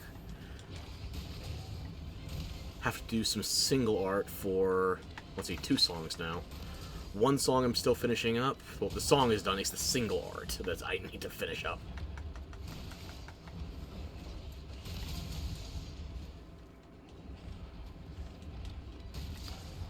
I've already put out the 2 songs. And the third one, I'm aiming to put out the song itself the week before Thanksgiving, and then the lyric video the day of. Because it's a holiday. I want to do something to celebrate. And I'm not going to be streaming that day, so if I'm going to do a static upload anyhow, it might as well be that song I'm working on.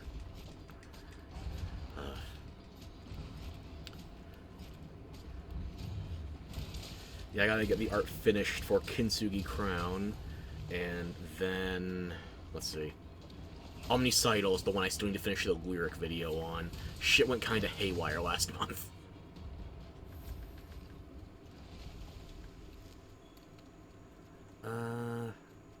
There's the shiny I forgot, okay.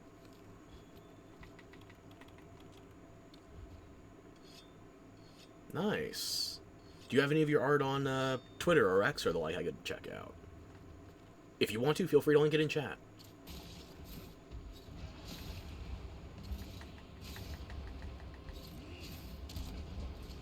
No, I should have done one more hit on that. Okay.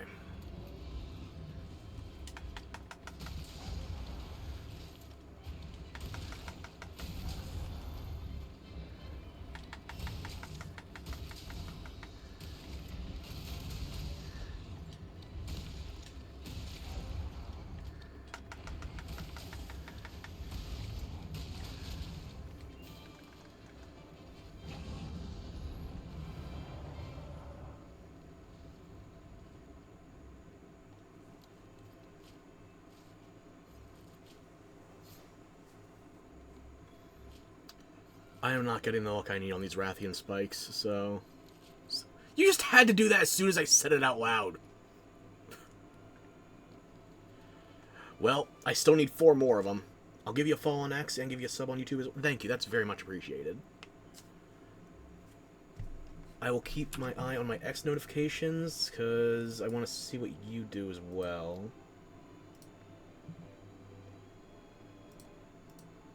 Oh, here it is, Marion. Marion or Marianne? I got your page pulled up, though.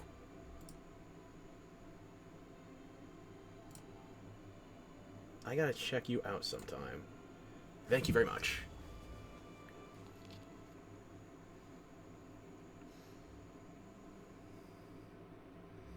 Did I get any other spikes off of that? I think that's my 3rd or 4th low rank Rathian today, and I've only got 1 spike out of it.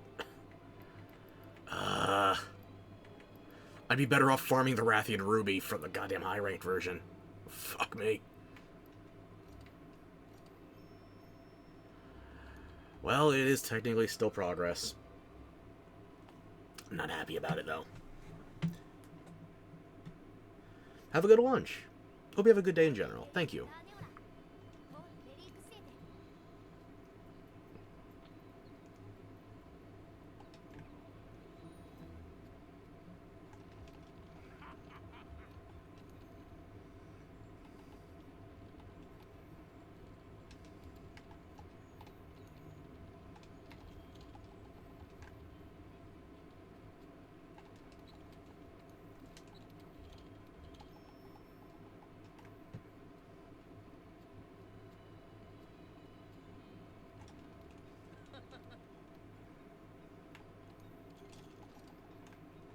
Okay, I can only make 1 more charm at the moment. Still need 4 more Rathian spikes. And it has to be low rank, because in high rank they get replaced with Rathian Spike Plus. No, I'm not salty about grinding. Maybe if I was farming it for...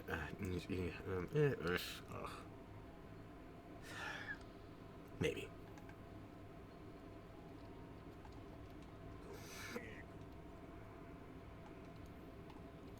No, not charm. I'm making an armor piece. Where, what? There. So that means I've only got about, what is it, 20, 22 charms left on my wish list? 6, 12, 17, 22. Okay. And the last page is the full armor set for the Ancient Leshen event, and Lunastra Horn evolutions. I need 2 more horns on this. I need a Basil gem, a Xeno gem, and I need those fucking Research Commission tickets. Those are always a pain in the ass. But since it seems like chat has emptied out for the moment, I am going to go back on stealth mode. Actually, I can turn off some detail too. And I'm going to find... what did I have? There we go, Scott's Thoughts. I'll put that back on. That's Pokeball, so obviously we don't want the Pokeball. I already fixed up the max draw. Actually, you know what? I'm going to take just a moment to grab some food, and I will be right back.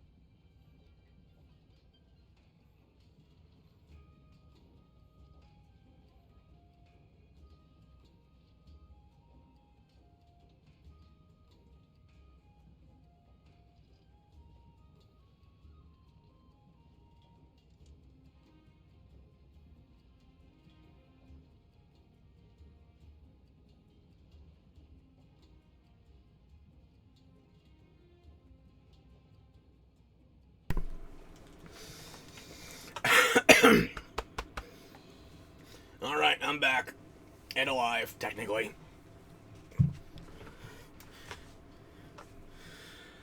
They're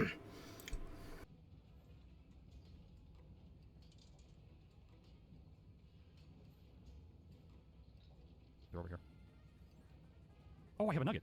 Oh my gosh. Oh my gosh. That was definitely worth it. Whoa, I gotta watch that footage back and figure out which trainer that was. That's actually really good to know. It's really good to know that there's a nugget there. Like, how much closer did that get us? So we can sell this, this, and this. Oh, we're gonna do it because of the nugget. We did it. Psychic time. Yeah. I think we... Oops. Luckily that didn't take me under the threshold for this. Okay. Oh.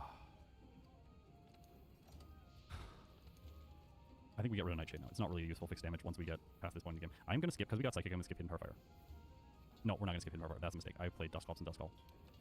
We gotta sell some more stuff and try and get 3,000. No problem.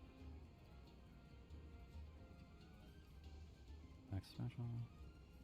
Guess we'll sell some Soda Pops. Well, there we go. Bye-bye Soda Pops. Okay, so the reason we want this is because Maxie's Mightyena is actually kind of scary. I had so many resets there with Dusclops because I couldn't just two-shot it. Because you get your attack lord by its Intimidate. And it won't hit us first with, so Mummy will not activate and take away Intimidate. So we need a special move that'll hit it, and obviously Psychic is not going to be that. I think we get rid of Thief now. I do think we want to hold on to Protect. Thief is cool, but like we're going to hold on to Protect. For the slacking. When I was a kid, I was always really confused by the Mightyena because I thought it was a normal type. I was like very sure in my mind that it was a normal type, but then all the moves that I would attack it with would never do what I was expecting. Started playing in Gen 1, so I didn't really know the Dark type existed. Okay, are we going to see a Hiker today? Let's see. Are we going to see a Hiker? Give you a Hiker. We saw a Hiker with Dusclops. Yeah, Runerigus would be good. That'll be a fun backport when we get to it. We're kind of out of the awful section of the game now, though. We're into the like medium difficulty section where we don't have a setup move, and then once we beat Tate and Liza, we get to the really good section of the game where we get Calm Mind, and then we just like go on an absolute tear. Oh, I wanted to save PP and just barely didn't one-shot with the physical move. We think we go back to the Quick Claw now. We're like an hour in though. Like we should be most good Pokemon right now. Good Pokemon are beating Tate and Liza. Just let that sink in.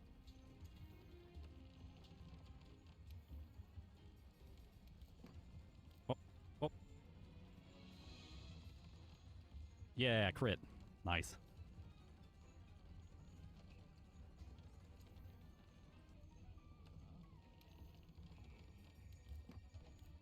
We can run Charcoal if we want to increase the power of Hidden Power Fire, which I'll grab the Charcoal now. We don't need to sell it. Sometimes you need to grab the Charcoal and the Nugget over there to sell them. But money worked out really well. I'm so glad. I am so glad that I didn't buy Repels. If I bought like 10 more Repels, we wouldn't have got Hidden Power Fire and Psychic. And then that Maxi fight would have been more difficult.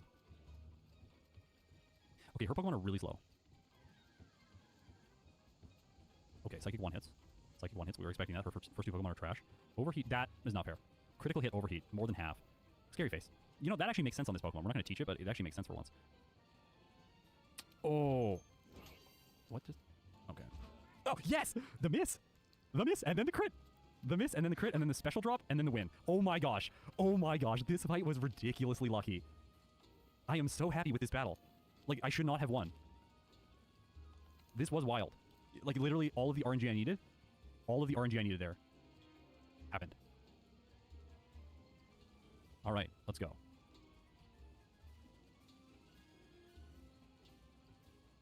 We're gonna get all 16 rare candies, I think. Well, maybe not 16, but we'll get like... No, we'll get like 13 probably today.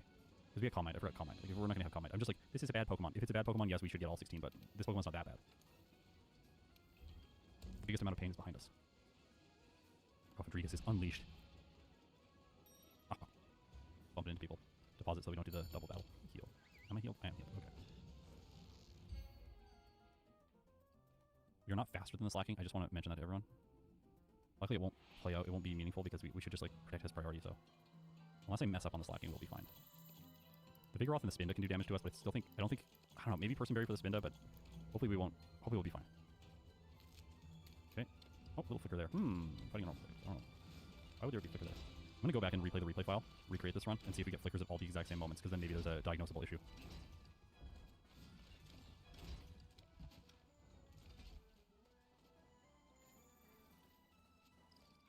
I'm gonna use this. I don't want to go back out. It's okay, we've been conserving mostly. Oh, I should use that. It's fine. Okay, we're gonna try this without Person Berry, and then we might need Person Berry. We'll see. Eevee and Gen 2 is from the little guy, Bill's house, like Bill's family's house. Roll 2-shot. Hey, Quick Claw. Sweet. Vigoroth is second. All right. Feint Attack is not doing very much because we have decent defenses. Okay, Hidden Power first. Okay, double Hidden Power on the Vigoroth as well, so that he doesn't potion. Slacking. Protect. Gone. Loafing around. Psychic. Protect. Feint Attack. Psychic. Citrus Berry. Protect. Gone. Psychic. Can we get a special drop here? Special defense drop would be great, so we could speed this up. He's gonna Hyper Potion. That is the turn. I could have attacked there. Okay, I haven't messed this up yet. Just getting in the rhythm. I don't want to like get out of the rhythm and then mess up. Okay, we win. Okay. Did it. The Linoon can't attack ghost types. It's the only Pokemon on his team that can't. Yeah, so you go talk to Bill in Ecruteak City, then you backtrack to Goldenrod City and go to a little house like over by the game corner, and then you'll get the Eevee. And I recommend breeding it so that you get a bunch more Eevees. Surf and Strength to Meryl. Now let's get some rare candies. This is where, so right after Norman, we start getting all the rare candies from the playthrough. Like up until this point, how many do I have? I have 3. So I picked up only 2 rare candies prior to Norman, and before Tate and Liza, we are going to have a total of 13 rare candies. Like all of them come in this section of the playthrough. So we could get the amulet going now, but there's nothing else to buy. So sad. Not useful. All right. Fine. Oh, but they're there. Apologies if that hurts the eyes. Really wish I knew what was happening. Get another rare candy here.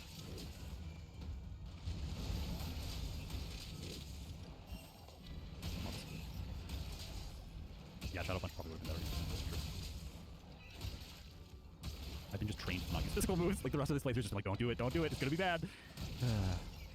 Like that's why I'm saving. I'm not using the protein. I'm gonna sell it and try and buy calcium or something. We're gonna get this Leatherberry. So we don't want to skip these today, just in case we have late game problems. I don't think we'll have late game problems because we have a setup move.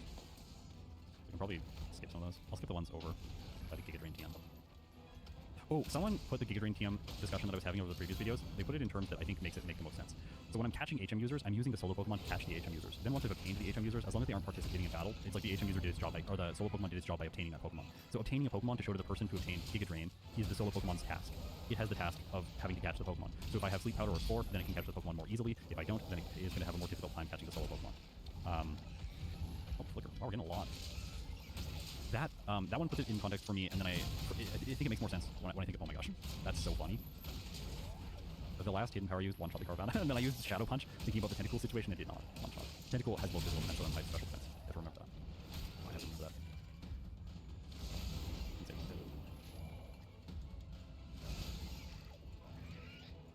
I'm gonna put Psychic in slot 1 now. This is gonna be my go-to move for the rest of the playthrough. Scott used the SSN bed. I know. It's interesting there's a bed here, and then in when they actually made the bedroom in the SSN where you can heal, you have to talk to the girl. You don't use the bed, you just talk to the girl. And then you get healed. Game Freak. What are you implying? I don't know. I don't want another Hidden Power team. I don't think I'm ever going to unlearn it. My moveset is such trash. Or my move pool. Rare candy. Oops, got to named Game Freak for a reason. Well, with all the recent leaks, like, yes, Game Freak indeed. Alright. We don't want to get into double battles inside this gym. Yeah, I've done a Typhlosion run in Generation 2. It's good. It's pretty good in Gen 2. It gets Thunder Punch and Charizard doesn't. That's one big difference. Okay, this is one of the fastest Pokemon in the game. I think it is the fastest mandatory Pokemon in the game. This Swallow with 82 speed up until this point. It's not relevant today because we're just really slow. We have literally half of its speed. We probably should Shadow Punch the Psychic type. I always get thrown off when using Ghost moves against Psychic Pokemon because in Gen 1 Psychic types are immune. And I've played a lot of Gen 1 on this channel. Hey, it didn't protect. Oh my gosh, and the Supersonic didn't get us. A miracle.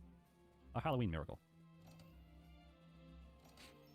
Speed is finally above its level. Has it been lower for a little while? Yeah, this thing's slow. To be fair, I made it slower by giving it a quiet nature. Also, a quiet nature on this thing is, like, if you think about it from like a lore perspective, it's a little bit unsettling.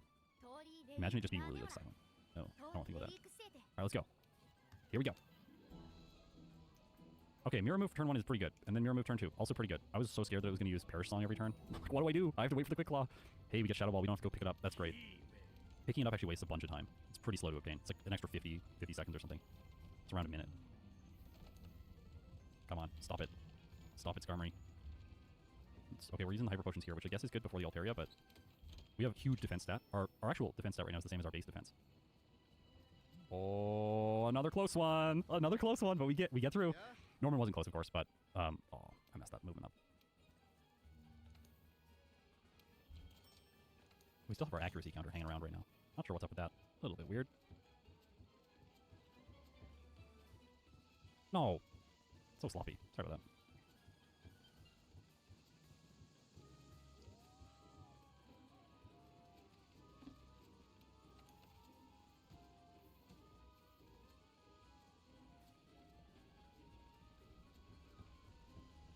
Yeah, I think we're having one issue. The flicker and the accuracy hanging around are probably both stemming from the same thing. And it's probably stemming from some quirk about the ghost type specifically. Because I have not seen this issue with any other Pokemon, only ghost types. Oops. Mightyena and Roselia. Roselia and Mightyena. So many trainers have these Pokemon. They're everywhere in this game. Okay, rare candy down here. There's also a bunch of Lepiberries, but I'm going to skip them, thinking that Calm Mind will be enough. There's also a PP up over there that I kind of want, but I'm going to get the PP Max and I'll use that on Psychic. There's a PP up in Lily Cove Harbor that I can use on Hidden Power. Just to get a few more move uses. We'll grab the Max Potion here, sure. Shadow Ball. Flicker. Psychic. Save before the double battle.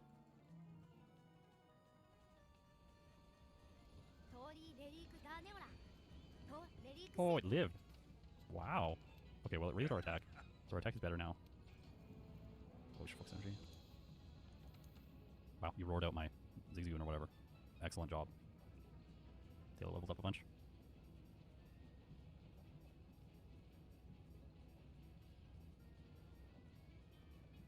Yeah, you can knock that Poochyena out first. The Wailord is sometimes bad because it uses Rollout, though. But yeah, I think the Poochyena is probably the better one to target. No, don't use Psychic. That I use Psychic. Oops. Obviously, Shadow Ball.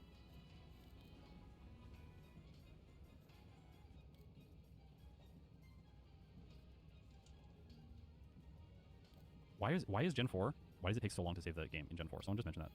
Like, it takes so long. I don't understand. The RAM is like, what is it? It's like 256 kilobytes.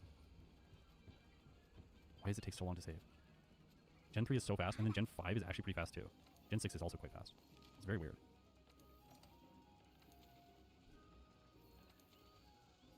No, it's like every time you save in Gen 4. Okay, so Protect. Protect was cool. It was really neat. We're going to get rid of it now, and we're going to instead get Substitute. By far the best setup move in Gen 3. By far the most broken move in Gen 3. Substitute is just great. It is the best move in the game for solo challenges. First, we'll do some vitamins. If we can get more special attack, I think it'll be good, so. Let's switch over to our EV view. There you can see my EVs. My special attack has been sorely neglected up until this point, only 34. So we're going to use Calciums to improve that up to 84, back to regular stats. Alright, Substitute, top 4, move tutor. Alright. This Ghostie's moving up and up in the world. Oh, we still have an evasion counter hanging around. Check that out. I'm quickly going to run over here and grab the PP up and rest. I don't think I'm going to need rest in this playthrough. I'm just getting it safe. It's first playthrough, I just want to be safe. We'll do Hidden Power with that. Then we're going to go to the Magma Hideout. Minus on evasion. Yeah, it's a bit thematic. It does feel a bit thematic. This run's been... Yeah, this run feels worse. So, like, okay, Garbodor, for example, like, it did start feeling bad at the very end, but I think it felt better than maybe it was, whereas this one feels worse than it is. The early game especially feels not fun in this. So much struggle.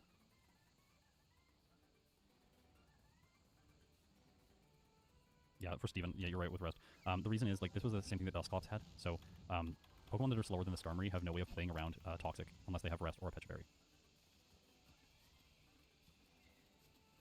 Just barely missed that guy.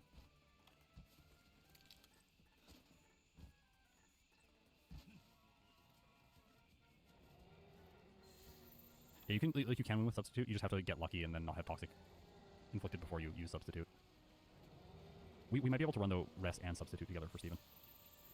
With Cofidrigus. Because we can run Shadow Ball and then Hidden Power Fire. And then just set up and sweep. I think it will be the best. Well, I'm still using up my repels from previously. I have not yet gone to a place where I want to buy max repels. I purchased repels in Heidelberg because I was out of super repels, and there are no any other repels in that mark, just regular repels. So we do want to stop using these ones as soon as possible.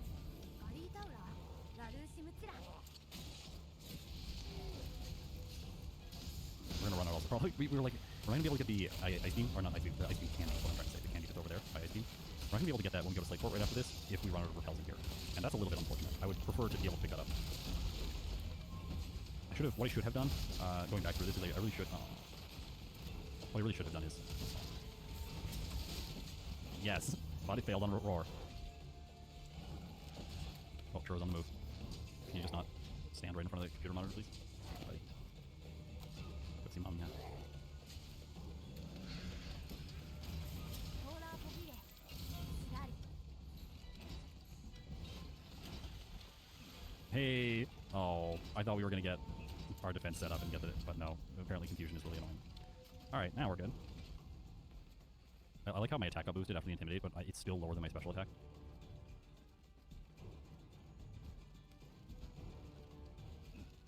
We should have enough defense. Oh no! Crit. I think it was still gonna get me either way. Did I save before this? I think I saved. I normally save before this battle.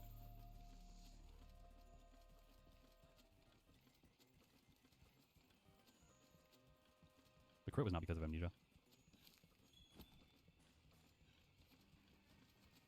Yeah, Shadow Ball would have won. Yep.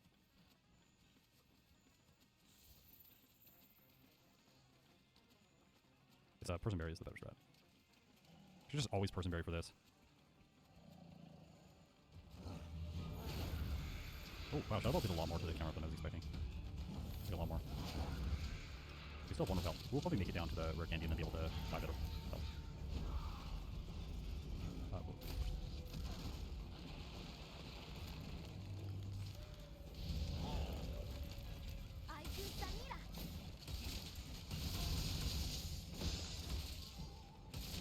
Okay, this gives us another DB up. The DB up right here. And there's one south of Rustboro City if you really want to have a second move that's maxed out in terms of PP. There's the rare candy. Now we gotta find the repels in the department store. I don't know where they are. I'm assuming they're here. Yep. 27 will be enough for them to begin. DB up. On to the power.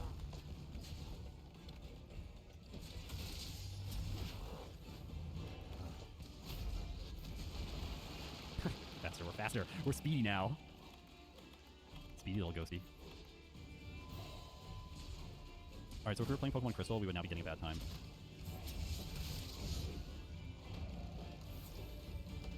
And if we were playing Yellow, we would be getting an exceptionally bad time. Why does Shadow Ball lower special defense? I don't know why Shadow Ball lowers special defense. It's very strange to me. I don't know why. The Ghost type moves in Gen 1, 2, and 3 are a mess.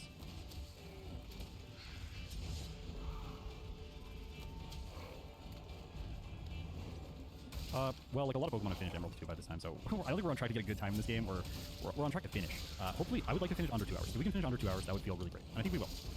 At this pace. Like a let's say 150 right now, optimistically. Maybe 155, more realistically, is what I'm thinking. But I might be actually overestimating that. It might be more like 140, 145. Because this is not like the worst position to be in. Ooh, okay, of course not buff. Right, they turn away. Oh my gosh, flinch. Don't be scared. That Dragonite is a little bit scary. Okay, we're gonna go get the Moss Deep Waypoint for Fly, and then we'll go to the Shoal Cave to get the rare candy. This is one of the rare candies that I think, like, let's time it. So, like, we're at like 35 right now, 35 seconds. I think this one's like 40 seconds, maybe. Oh, no, it's gonna be less. Well, I don't have an escape rope, so it's gonna be a little bit long. But it's only 26. Get in there. Pretty fast. There's Churro, my extremely loud orange cat. If you're new to the channel. Yep. He likes to talk. He likes to give us entertainment. Yeah, buddy. I know, right? No way. They said that. Yeah.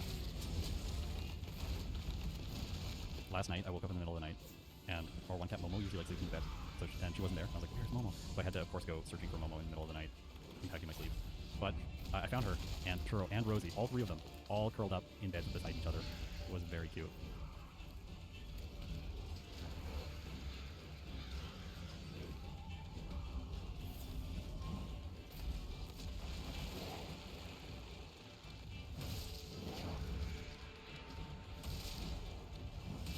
Oh, we got by Tentacle guy. Did we get by Starmie person? We do too. Oh, but not that. I'm not good enough. Oops. So, we don't want Crush, no. Oh, flicker. I'm trying to call it out just so someone's going to remind me in the VOD. They're going to be like, I haven't seen all these flickers. There's one here. Like, you don't need to remind me. I got them, don't worry. Okay, rare candy. This gives me both the Pacific Long Waypoint for the storyline and one more rare candy.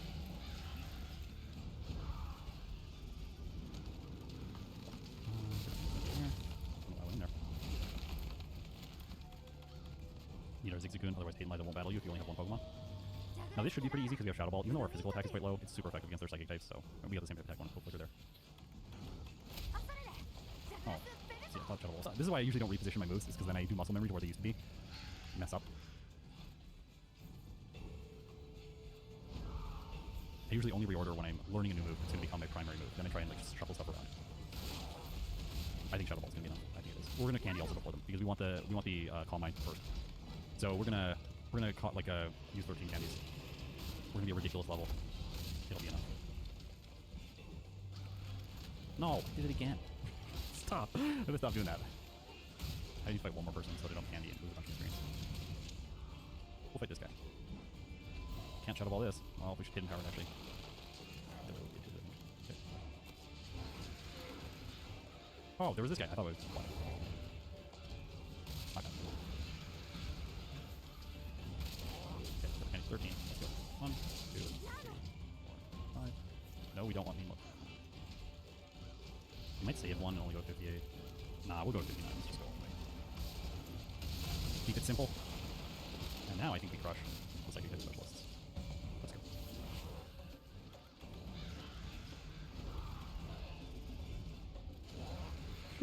Look at how oh my gosh. Everyone was right. It did so little damage. Or like, I just barely didn't do enough damage. Oh, am I gonna lose this?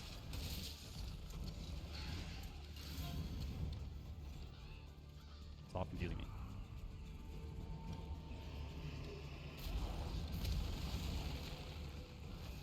Well, this didn't go exactly how I was planning, but I think I just got really unlucky. I also now know that I take almost no damage from Earthquake, so, well, unless it crits. If it crits, it does a lot of damage apparently. This shouldn't be hard. Look, we're fine. We're fine. We're fine. This is how it was supposed to go. It was supposed to go like this. Oh my gosh.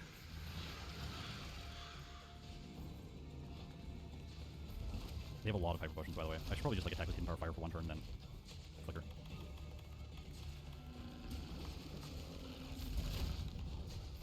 Yeah, all 4 item slots are hyper potions. Wait, if you're doing a double battle, can you attack your own Cofidrigas with your slacking and then get Mummy, and then that you can probably do that, can't you? And then you lose Truant and you just like unleash. Has that ever been a strat in competitive? Like, has this ever like been used frequently in a competitive format? Not really, that's not okay. Because that'd be so fun. Alright, before the next battle, we are going to teach Calm Mind in the place of Shadow Ball. Shadow Ball's been cool. It's great to have a same type attack bonus move, but having a setup move that works in combination with 2 other moves that you have is just far better, so we're going to do that.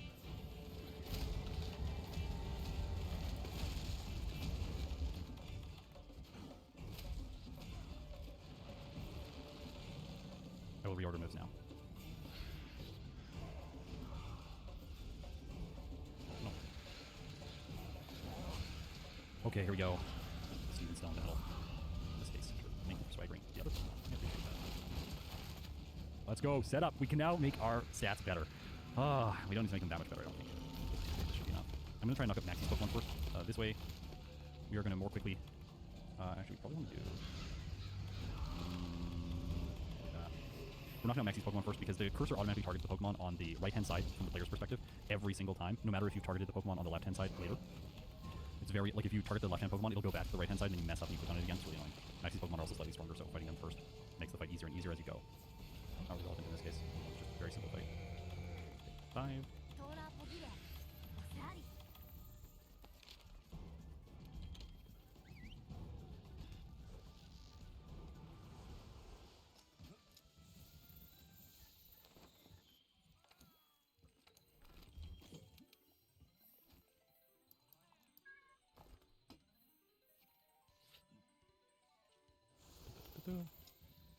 Got nothing to say right now.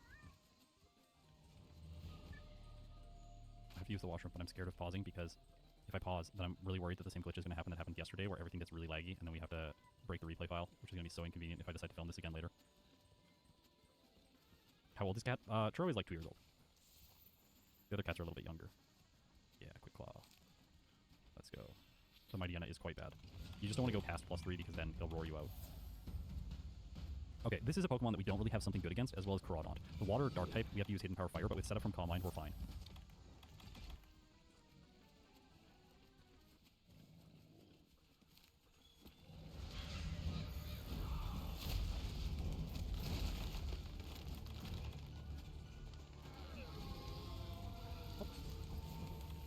I love this cinematic, it's so good. about how long it took me to make that. It's like all spray art. Will you and your wife ever film a rival log? We should. That would be fun. Or like the couples challenge again. I was thinking of filming one of the couples challenges again with her. Where you like fight after every gym leader. You battle each other and then you get to steal a Pokemon for the person's team when they lose. And we just fought over Fleecy last time. The Flaffy. Fleecy the Flaffy.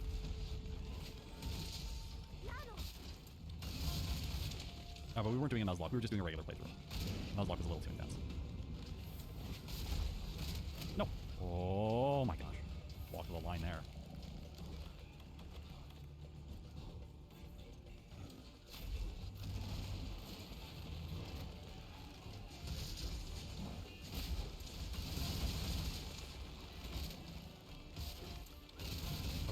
Ooh, did you see how fast I flew to that city? That was amazing. Normally it takes me like 5 minutes to get the cursor on Stupopolis City. I almost said Stupopolis City because that's what I used to call it when I was a kid. I don't know why. I think I just looked at it and saw a bunch of letters and I was like, I don't know how to sound that out. I'm just going to say Stupopolis City. I love this organ music that we get here. So good. Alright, let's go. Let's not mess up these puzzles, which I have been messing up lately. I'm focused. Dialed in. Oh yeah, we're going to do it. Alright. Personberry is the obvious choice here. Get a free substitute set up and then we win. Free sub. Calm Mind. It's not going to be able to break our defenses, for a while at least. I think +3 should be enough. Right on second. Hidden Power Fire, one shots. Look at that. Yeah! Oh, Whiscash Amnesia's first, so it gets to survive. Okay. We could have squeezed in one more Calm Mind there, but I don't think it's necessary. If you're wondering why Hidden Power Fire's damage goes down on the Celio, it's because it has Big Fat.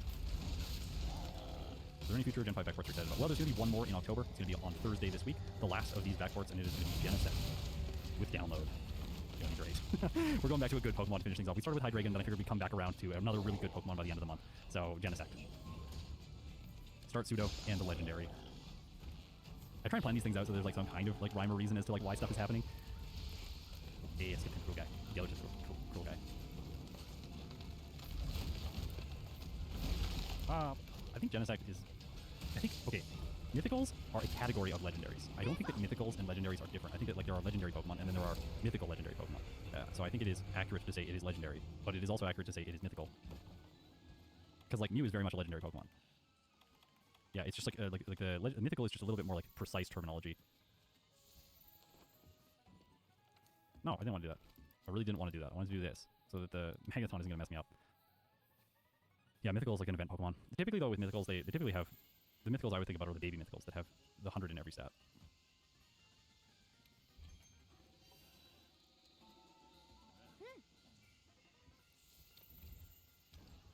Thought it were.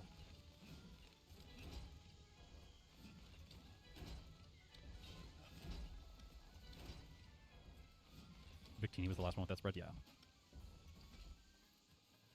Oh yeah, this thing likes to set up Cosmic Power. I forgot about that. Oh no. Good thing I saved. Oh well, we still win anyways. I don't think... Do I have like no healing items? I think we won't need Citrus Berries.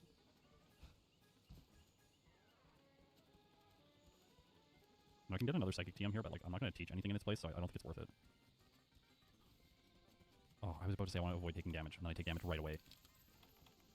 Hi, Rosie. She's starting to make some noise. All the cats are getting noisy. I'm streaming, and then the cats are like, now's the time. Oh my gosh. Pause. I gotta use the washroom. I will be right back. We'll continue with this run. Yeah, 1 second.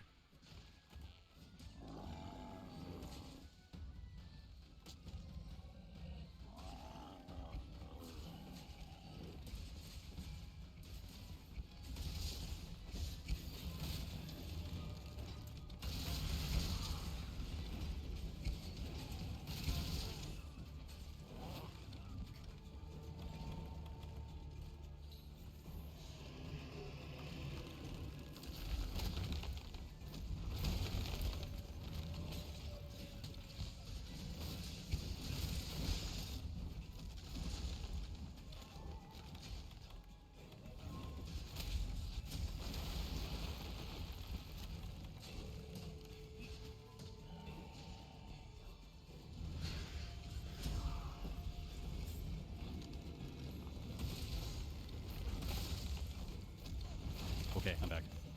Do I have an item that can heal poison? I don't think I have an item that can heal poison. Let's go and let's see.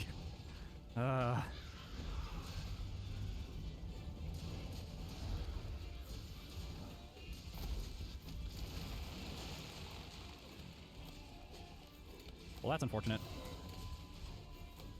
I have set up kitty cam. I've done kitty cam like quite a bit. They're just not. They're not in a position where we can see them right now. Yeah, pick up his band.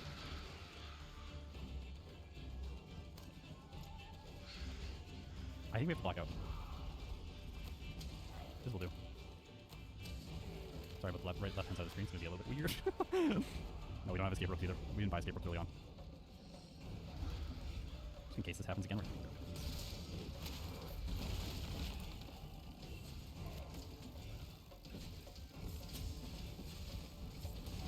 Maybe we won't dodge Tentacle Guy this time. Hey, we did again. Sweet.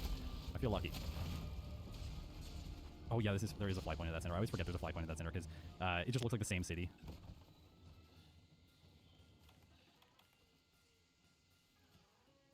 You don't have to go in the center to get the waypoint. You can just fly back.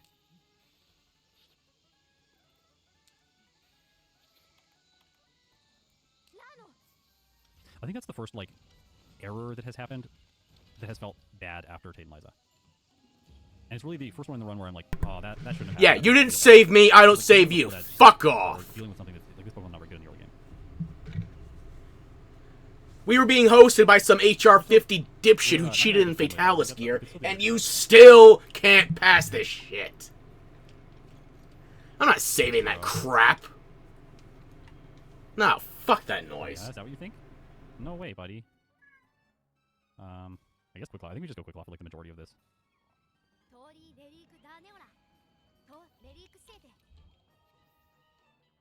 Waste my fucking max potions. You can't even cheat properly! You dumbass motherfucker! I just want to sweep from here. I don't want to set up more. It'll roar you out after 3. It has lower priority, but... Fucking hell, I'm actually in legit HR shit, and I was in the fight more than the dumbass with Fatalis gear! No amount of fucking in-game trainers can actually compensate for knowing what the fuck you're doing! You're running Sword and Shield, you have a free ability to fucking use your items instantly, dumbass! Use them! The one weapon where you don't have to put away your the one weapon you can keep using, you don't have to put it away while using items. And you're not doing anything. No wide range, no life powders, nothing. Maybe not. Body save. HR50 Fatalis gear my ass. May not being fast. I think I can just set up less. So I think I overset up. Trying to get okay, I think that's all the salt out of my system now. +2. Just go with the first substitute. Yeah.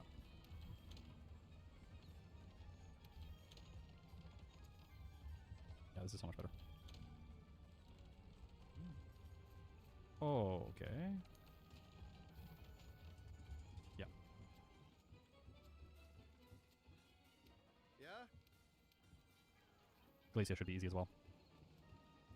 The Celio can paralyze with Body Slam for most Pokemon, but of course I'm a Ghost type, so that's not going to work. I would like to get +3 here. Hey! I thought the Ice Ball was going to break this up, but it did. Guess because of our setup. As long as we set up, it keeps doing a little damage.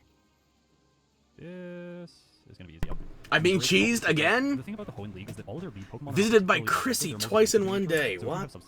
What have I done to deserve this? Maybe I did deserve to suffer after that ancient lesson earlier. How y'all doing? I can tolerate you lactoses. Sounds more like a Bloodborne villain, but more of a spin-off.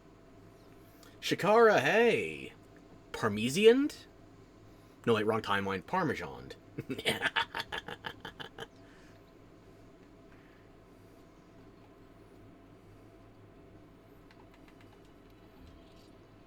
Existing? Oh, no. Me existing is a punishment for you.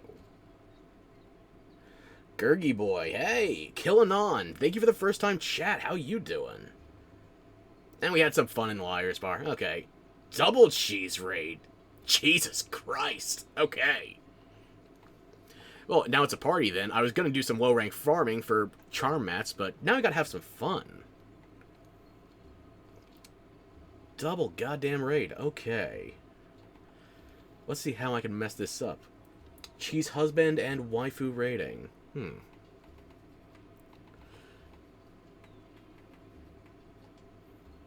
Gurgi, I don't mean to tell you your business, but you're a human, and I think Chrissy would prefer a Circle. Or, does the circle actually only prefer to be the one furry in the relationship, or have you been abducted and turned into some sort of a hairless primate? See, these are the hard-hitting questions.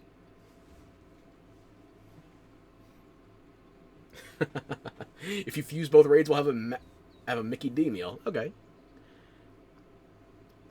She's the wheel, I'm the wedge. In Oblivion crafting terms, that would make you a potion of fire resistance.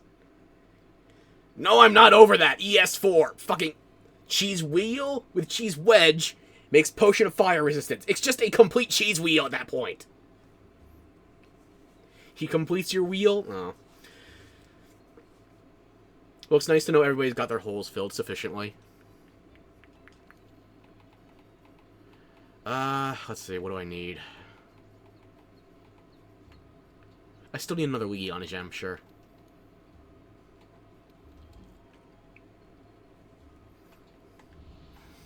Since I'm yapping again, I can take that off. You ever tried to light a wheel of cheese on fire? You have not been in my kitchen. I can burn it with everything except hot sauce. At which point, I'm reminded of a time in college, actually. A friend of mine and I, we got together and we were trying to combine a bunch of hot sauces. But unfortunately, our dumbasses didn't realize that the acidic properties of the sauces were being nullified by the base cheese. So we basically just made some very orange Tostitos level of mildly spicy, very liquid cheese. It was a refreshing beverage, but as far as dips go, didn't function.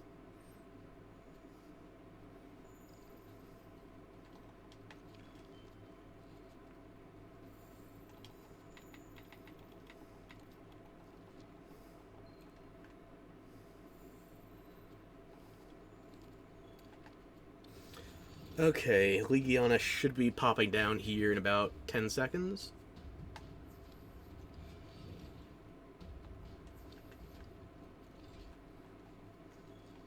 Depending on the time of day, though. There you go. No, you're still circling up there. By the time I get up there, you'll probably be rerouting back down here. Take great care of the wedgelings? I will. Some of them will be rather trickster-like. I knew it! As soon as I start getting up here, you descend. Don't worry.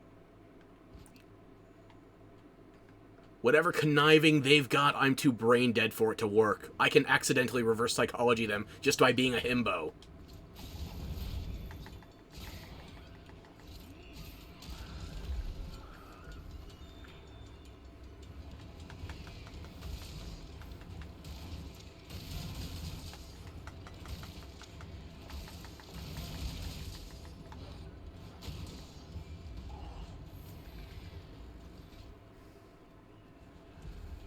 Grab the shiny. Ooh, look at this rock I found. Legiana, I told you to look. Here, let me point it to the light. Right over here.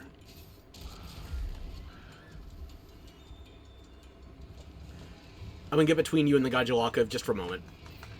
There we go. You can absorb all their elemental and status knives. I had a hunt earlier, actually.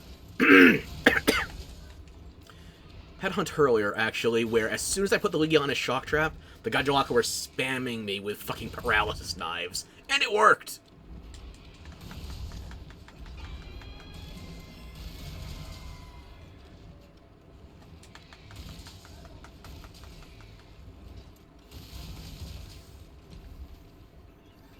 Who's trying to actually my himbo status? Hang on. You know, I'm not even going to bother grabbing more rocks. I'm just going to wake you up with some echoes. Legiana can't handle him. Am I a himbo? That depends. Do you like ugly bastards? 2 for 1. Husbando and I must away for rest, so take care and happy hunting. Happy hunting to you as well. I don't know what's in your bedroom, but I'm sure you brought protection. Anyway. Actually, paralysis moment. Oh my god. Yeah. Getting parachained by, the Gajalaka immediately after. Okay, you should actually be de-aggroed, so...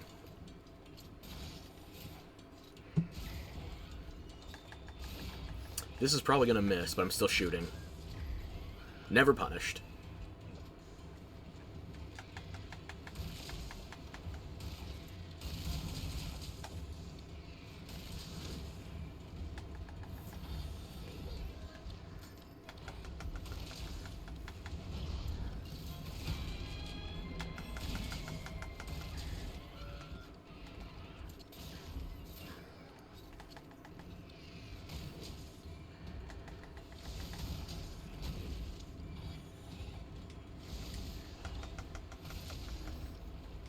Probably gonna cap you since I need the gem. Excuse me.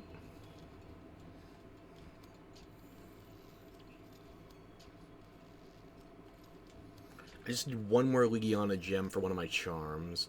I think I'm still missing a Kushala Daora gem as well. Okay. Sorry to raid and run. Hey, no worries. As long as you were having fun, I'm having fun. Metamorphosis marked me. Now, are we talking, my brain just died. Give me a second. The Franz Kafka novel, Metamorphosis, or am I missing something? Anyway, but reconsider, Vespoid. Oh, no. I don't have to reconsider. I've been there. I think it was, Wildspire Waste, the area up towards the, northeast, above the Diablo's Nest.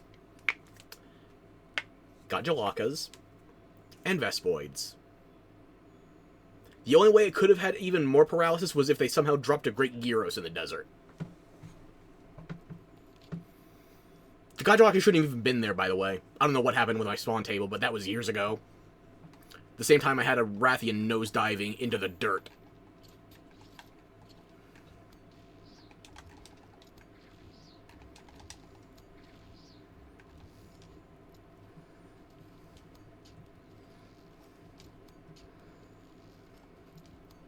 There's no urgency with this. It's going to stay skulled for a bit. I'm capping.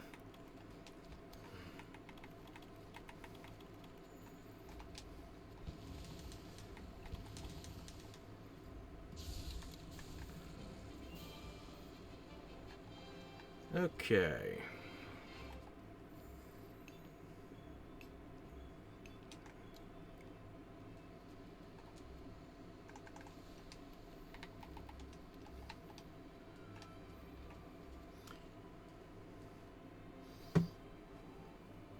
My cat found the liquid gold shampoo, by the way. And apparently a feather boa. No gem. Ah, well.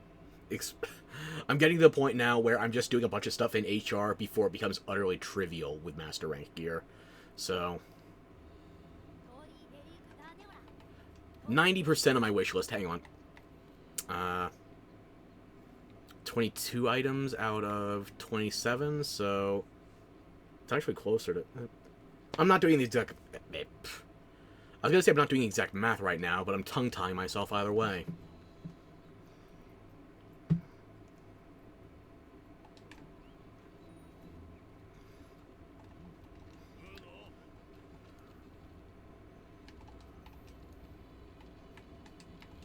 Don't need any more high-rank Palumu parts. I need the low-rank shells, so I already have an investigation for that. Stay with that for a moment. What would be fun? If I can find a Nergi investigation with gold boxes, I'll take it. Don't think I've got many saved, though.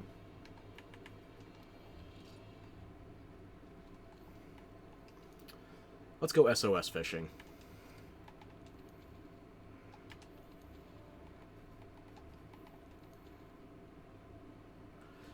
Now, I think I've got enough AT Zora stuff. Might refresh slightly once I get back to the top of the stairs.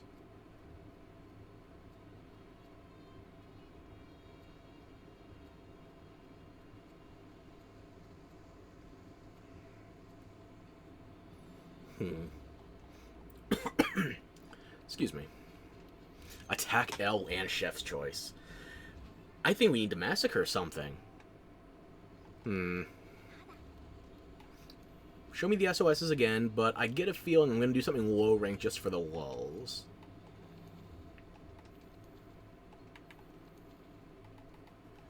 Yeah, I'm going low rank. We need to brutalize something.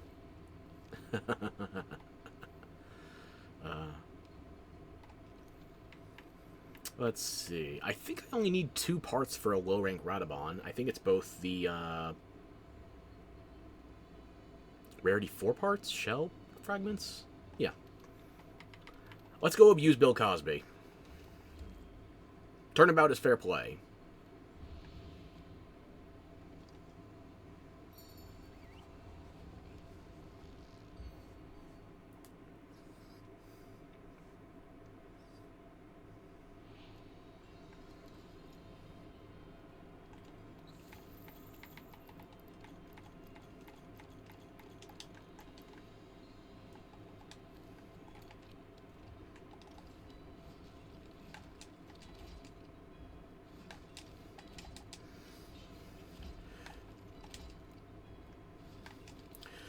No, you see, I think that... Bill Cosby was the roofie guy. He'd put him to sleep. Meanwhile, I think Gyros, the paralytics, that'd be more of a stunner, like Louis C.K. It's like, you're so shocked from him just whipping it out, you don't know how to respond. I'd say that's the more the Gyros paralysis comparison.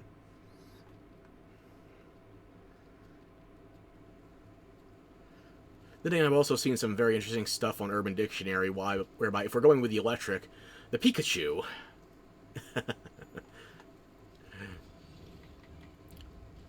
Don't keep tasers in the bedroom. If you do, have a safe word.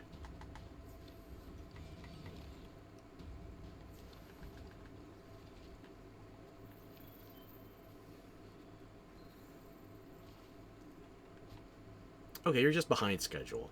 I'll catch you in a minute.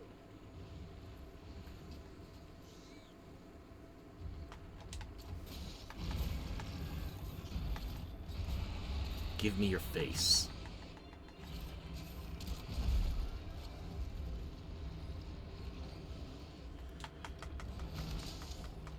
I'm still not comfortable with the fact that I'm quoting Optimus Prime when I say that.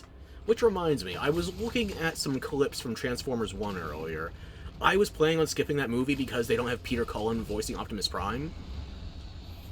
I gotta tell you, as far as the clips go, it has slightly restored my faith in PG movies. As if The Wild Robot wasn't already doing that.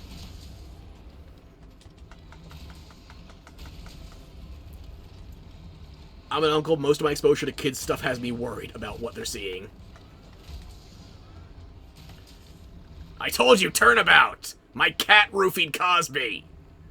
That pussy bites back. Anyway.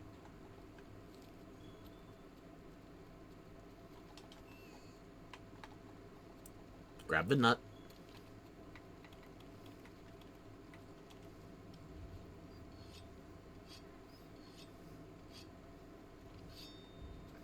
Now, where were we? Right. A concussion. Better than an NDA.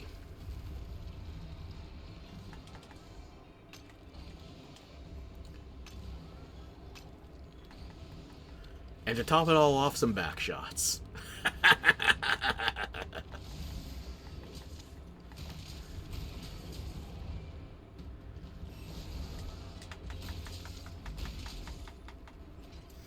And that's the difference between contact and ingested drugs.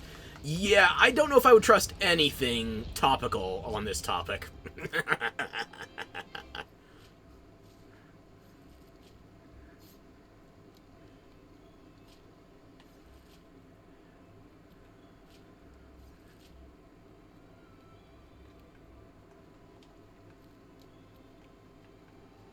Oh, that was quick. It's low rank and I went there with an attack up L. I don't know what I expected.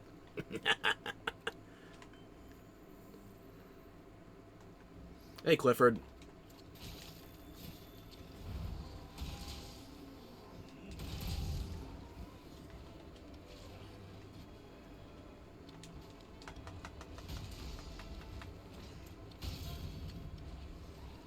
What do you do when the bitch is an entire red rocket?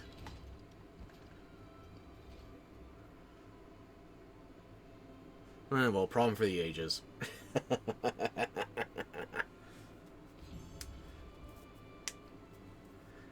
Go for a ride, you say?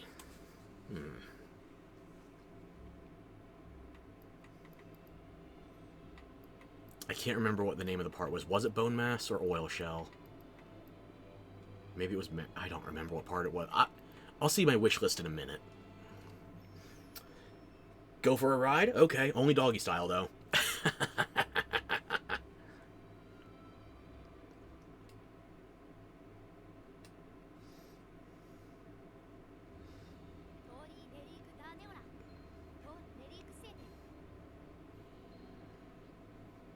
Okay, I don't have parts for both of those, but I can knock out at least one. Ironside or Trank? Probably Ironside. I just want to get all the charms, at least in their level 1 form, before I progress to Master Rank. Make things completely trivial. As if I'm not hunting low rank with a high rank weapon.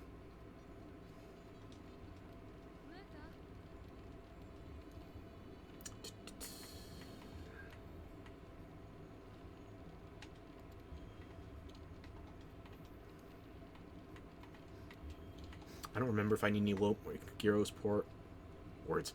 I think I got all the low rank Gyros parts I needed earlier today with those Gyros hoods. But I'll hold on to that. Image Man, hey!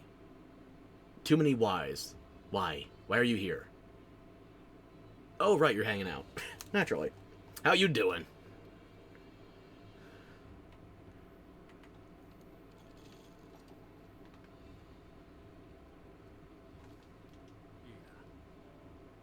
$3? For what? I only offered you my 2 cents. And that value is depreciating on the thought economy. Thought as in... Your heart? Oh. Sweetie, that's overvalued. I'm kidding. Keep it on my tab.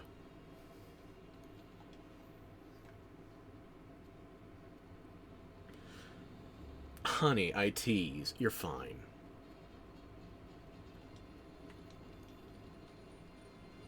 You're trying to find me and I'm here calling you fine. That's not equitable exchange.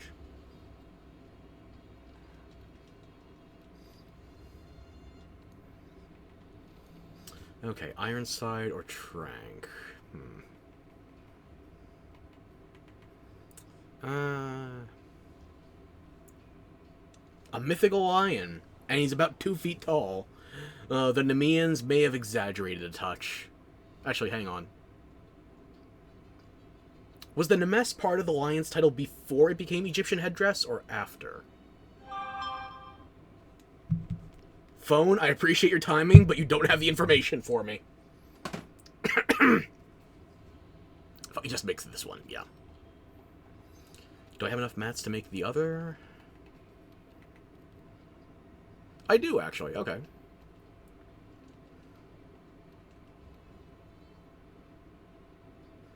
I'm hunting right now on the Hunter Call of the Wild? Okay. I guess if you want a better look at my cat. You can see his natural fur color poking out. I guess this is the lion equivalent of a bald spot. Or a lion tabby? Why is he always lion?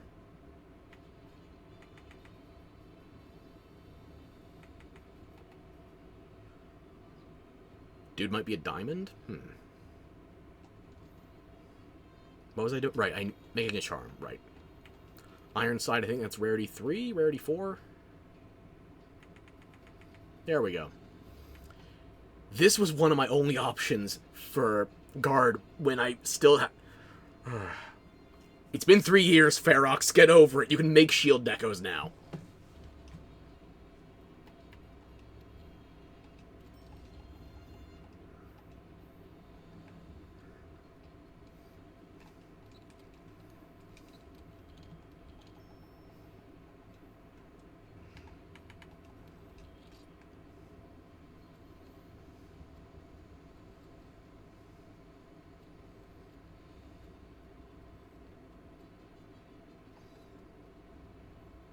Okay, now what? Any good SOSs while we're fishing?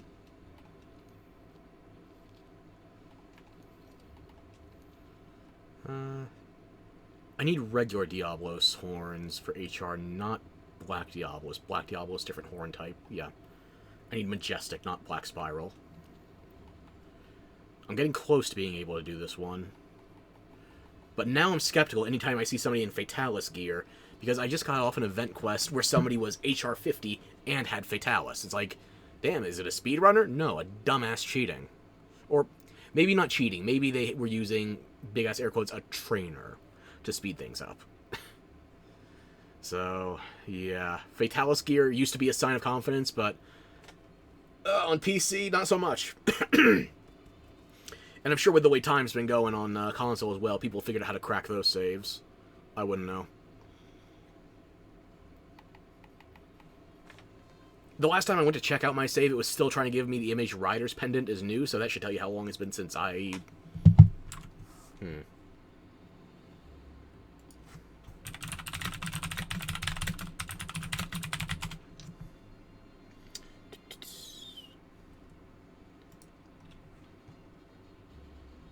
Let's see here. Can I get an exact date?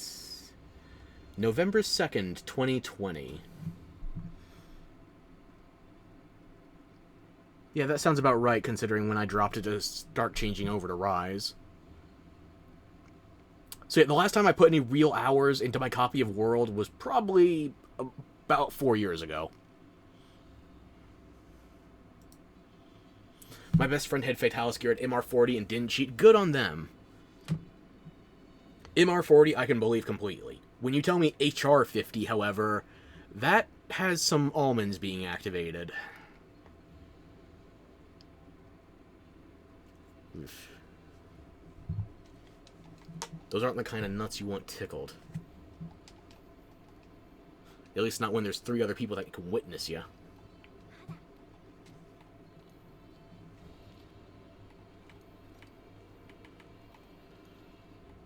Wow, no SOS is active right now. Okay. Let's see. I don't need more Lunastra part. Oh, I technically need more Lunastra horns, but I need the Basil and Xeno gems before I need more Lunastra parts, really. I still need one more Nerdy gem? Yeah, I do. Let me just eat first, then think second. Second as in possibly.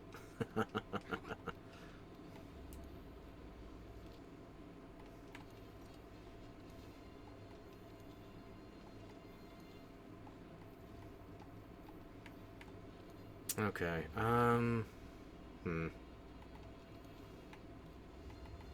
Don't need more Devil Joes right now. Dodo,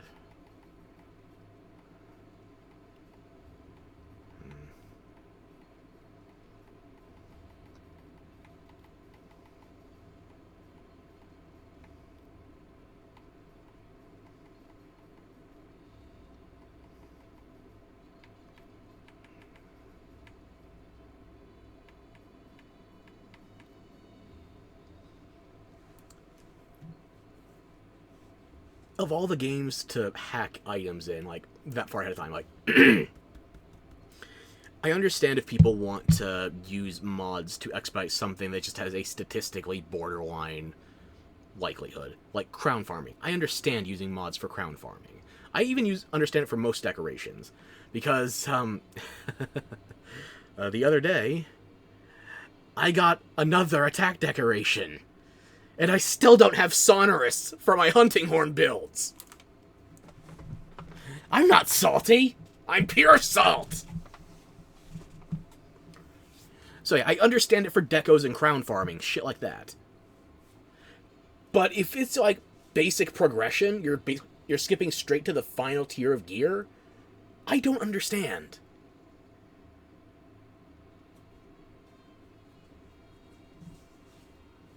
I'm sure there's a rationale to it, but I, for the life of me, don't know it. Can't grasp it, at least.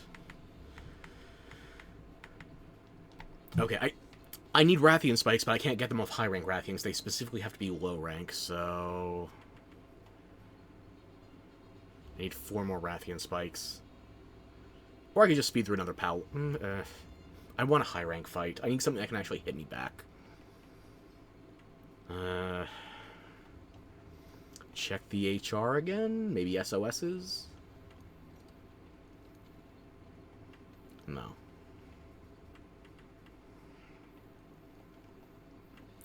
Alright, just gonna have to grab something from my own investigations.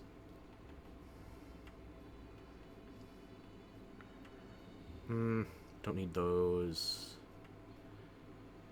You know what? I was talking about needing something that could hit me. Let's do Diablos. I think the last time I did this stack of investigations as well, there was a black Diablos hanging around, so it could get dicey in a hurry. Let's find out.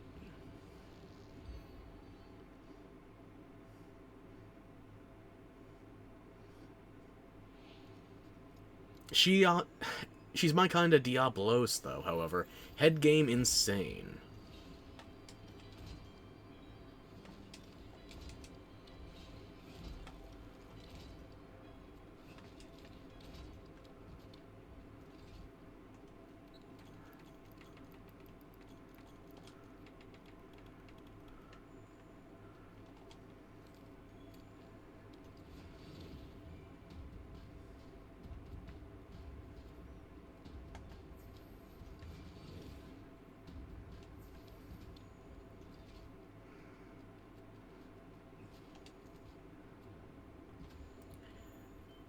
Yeah, they're both hanging around here.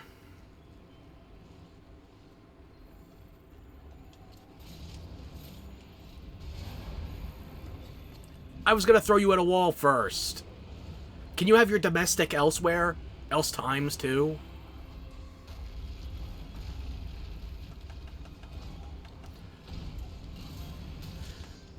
I have only seen the Black Diablos lose that turf war once this playthrough. And even if I combine all my other past runs, that's still not even double digits volume.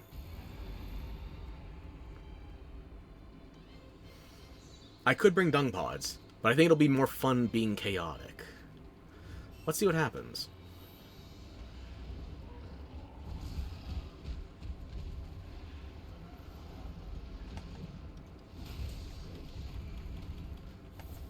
Are you a crown, or am I just misremembering your hips? You feel taller than I remember.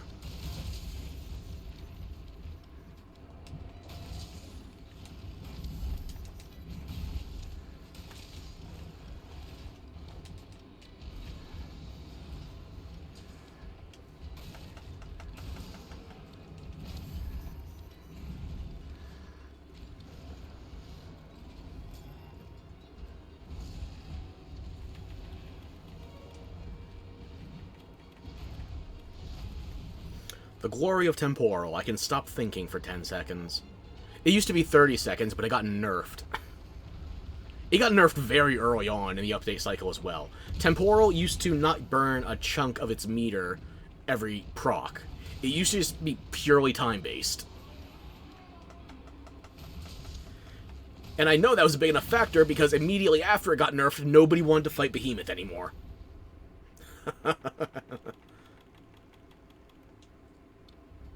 I think it got nerfed... I don't remember the exact month, but I think it got nerfed between the release of Basic Behemoth for the Final Fantasy crossover and the tempered version, Extremoth. Because I know it was definitely functioning on Base Behemoth, but I don't remember it on Extremoth. Okay, let's see if I can grab your face from this side. Face the wall.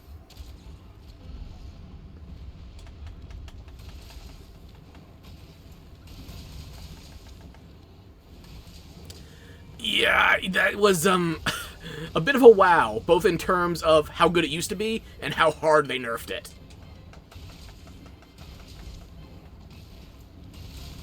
Because if you were using that on something like, let me think. If you try using Temporal Mantle on Alatreon, and you're lashed onto its head in the middle of a charge, your mantle is just gone in one attack, based on the volume of damage per proc. Meanwhile, for Behemoth, you just get to stay alive for 30 seconds. I understand the decision they made to nerf it, but, it was funnier the old way.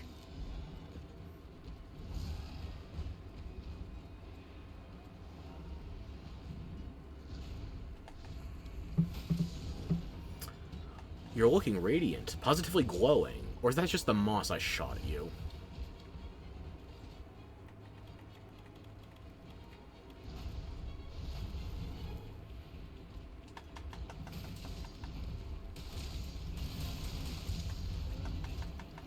Ah, Black Diablos just had to ruin the fun.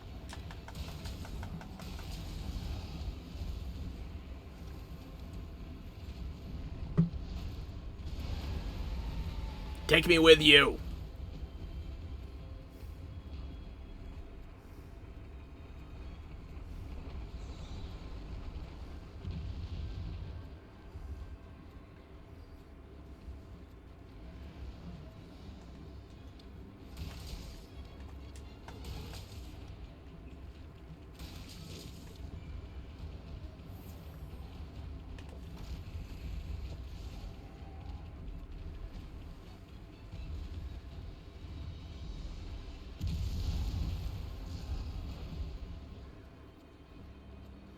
Where did Redigree... Did you leave? Bitch! Dislike how buggy mobile is? Twitch the... Oh, yeah. I only use the Twitch mobile app for sound checks. I don't actually watch anything on there if I can help it.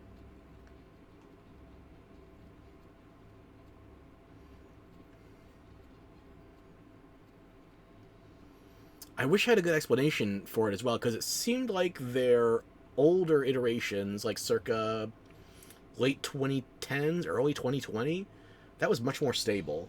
Frozen screen as always. I'm sorry you're stuck with that.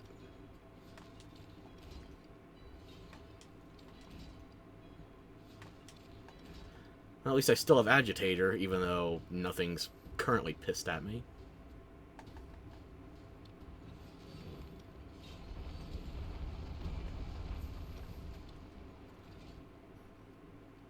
I'm pissed at me. You know, sharpen anyway. Just be ready.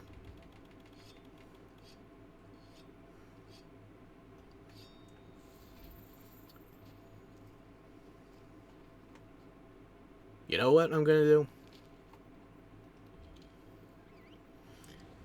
I'm gonna go get my Farm Gatherer set.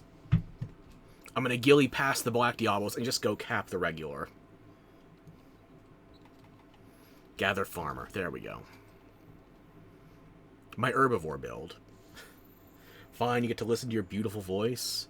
You might need to go to the, what's it called? Otolaryngologist, ear, nose, and throat doctor?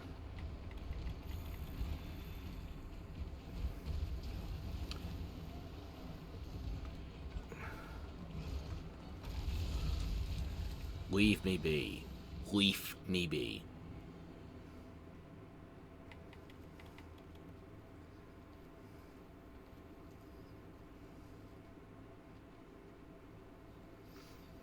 It's so much better than getting Eiffel Towered by 2 Diablos.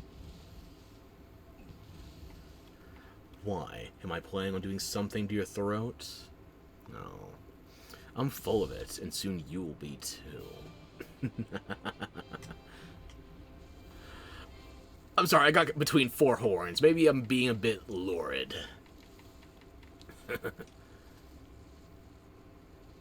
I heard the sand jostling, and I thought the Black Diablos followed me in here.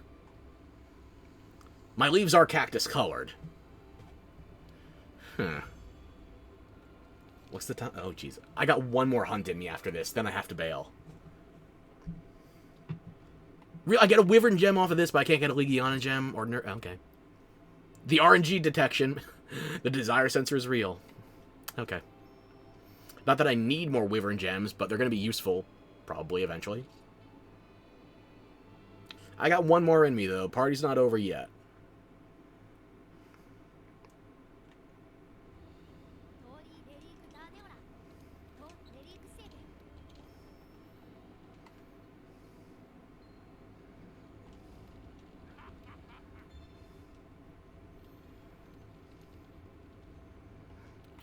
Okay, grab that one. Investigations.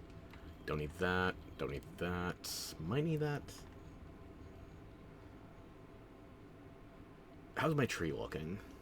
Should be around Times 6? Yeah, okay.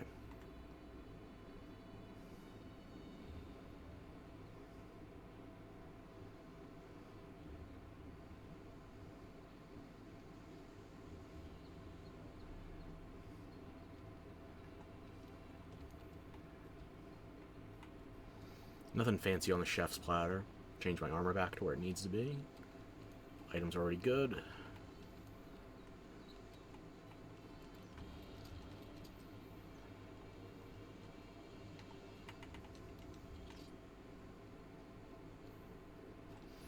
Alright, let's see what we got for SOSs.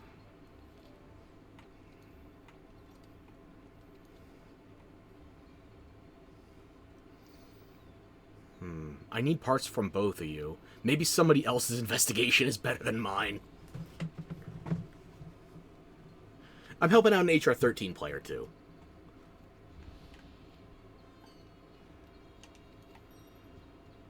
Nah. I don't need that much attack bonus. I don't want to make things too easy. You're back and on the website on your PC. Excellent. I hate to talk shit about Twitch while I'm streaming on Twitch, but the mobile app, it's only mobile in so much as I'm throwing it in the trash. Should be okay now. Excellent. We'll find somebody to raid once this hunt is over. I'm actually going to have to Google how to do raids, though. I've never had people hang around long enough that I can actually set one up. Okay. Are you... Central. Okay.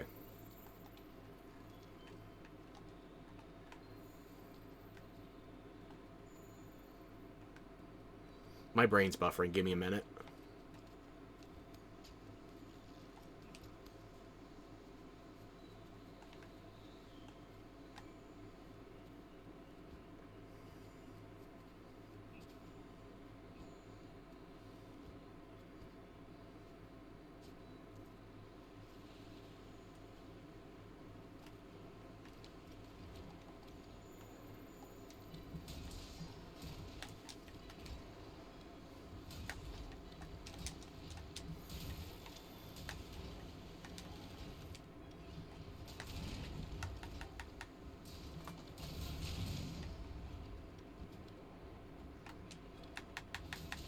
Keep your females in line.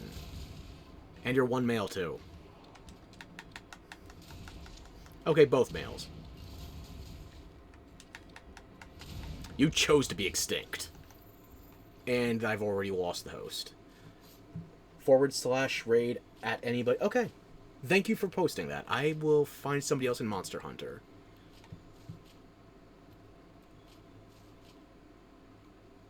I've seen some people are still in the wilds category. I have to assume that's a mistake, unless there's another, maybe a journalist access? If there is, I'm jealous. I need to start impersonating journalists. If not, I would never want to be a journalist for any other reason.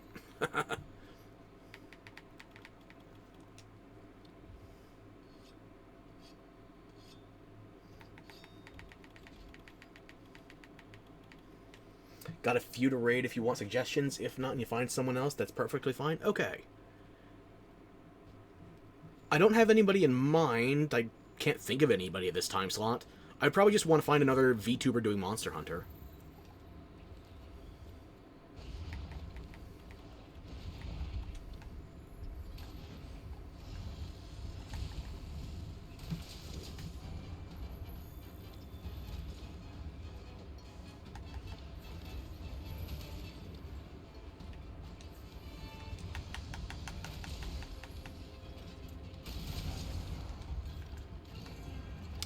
I should be able to line up that shot. Let's see.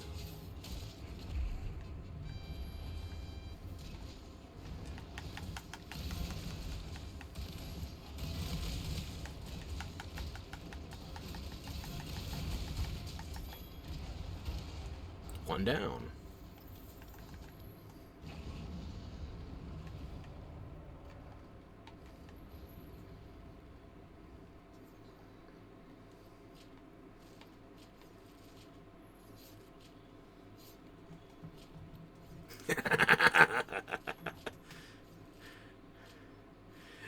Yeah, I might hammer the controller just a smidge harder than I should.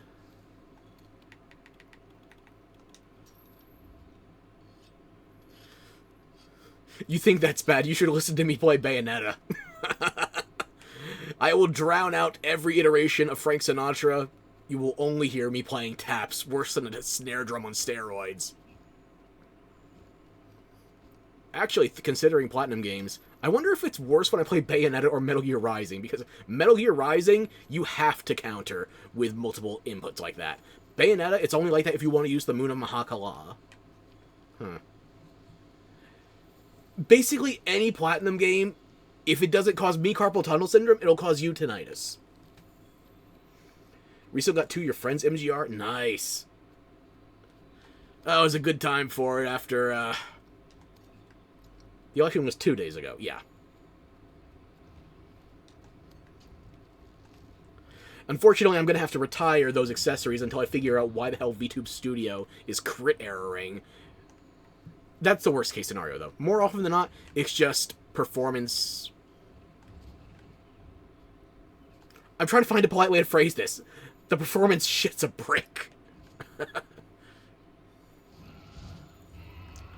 Okay, I didn't try that hard. But yeah, apparently the accessories in VTube Studio, if I have more than one, it might as well be a dozen Chrome tabs. Recently got to your friends and they now owe you money at like 0.5% interest. You could hike that up. How else are you going to fund Armstrong's war economy? Those dividends are not enough to fund Metal Gears. Those are tutorial enemies now. We need to be able to pump those out.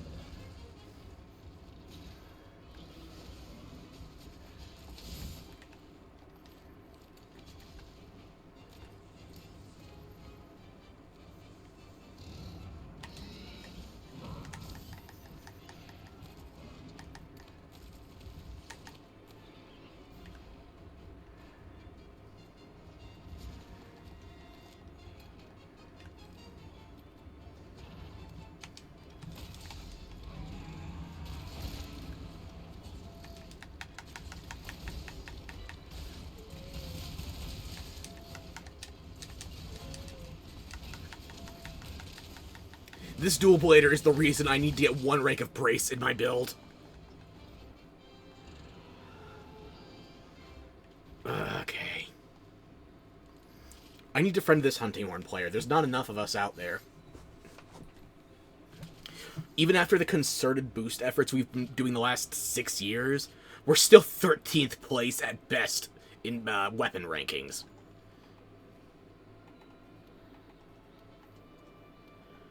Valeria versus...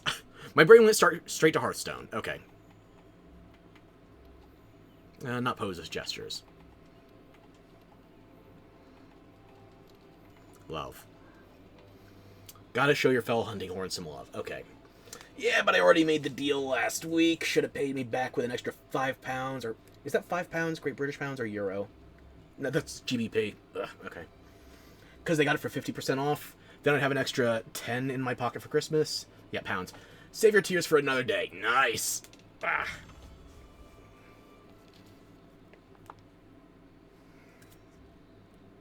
Watch, I'm gonna get the electrodes and the spikes. I was joking.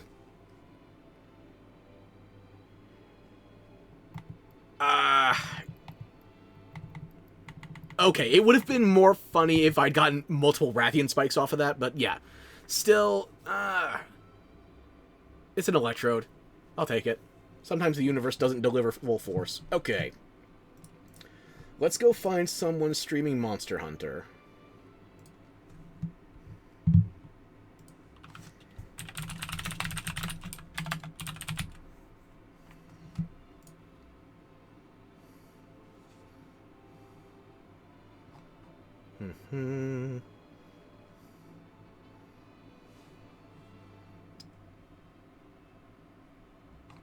Oh, these are videos, not live. Why am I in this category?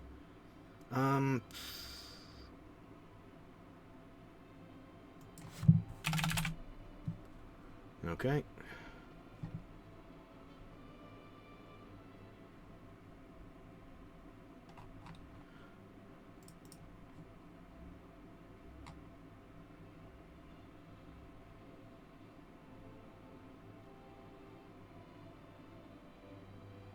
Okay, this looks good. No, monkey, you. I was just trying to copy the at. Let me see.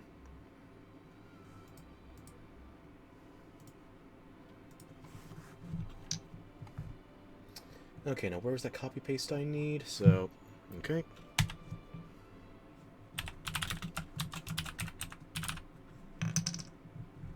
Next, still, I got the wrong copy. Okay. I can't spell.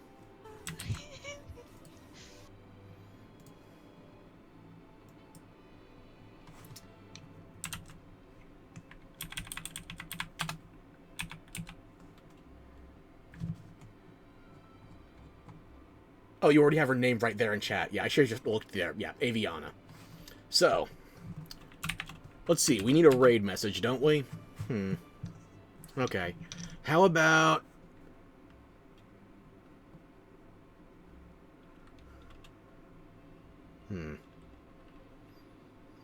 TPS is something recurring in there, or for the Tonal Punks. We will raid the stream like the Vikings raided East Anglia. Yes!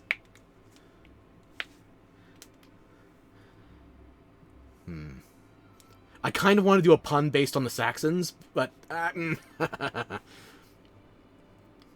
okay.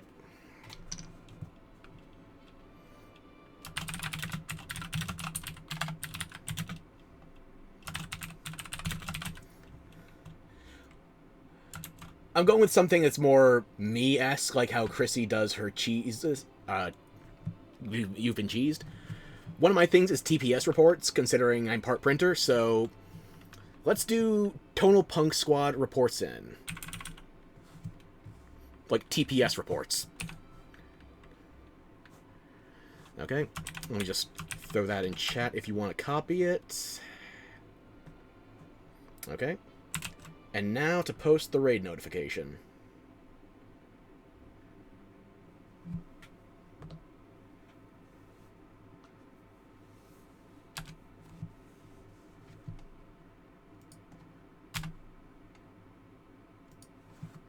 The username's invalid. I'm gonna copy paste yours.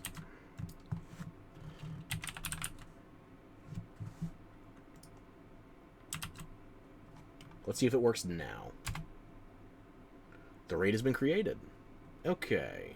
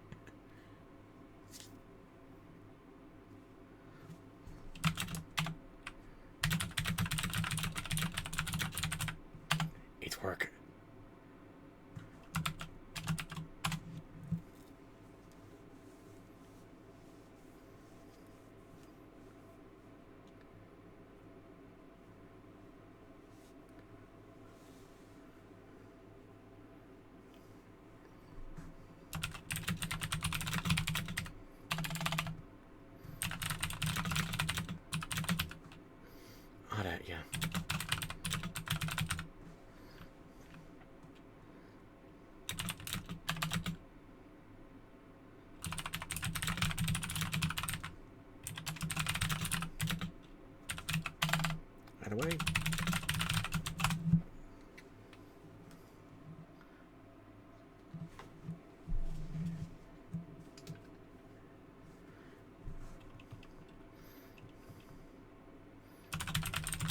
Novice, yeah.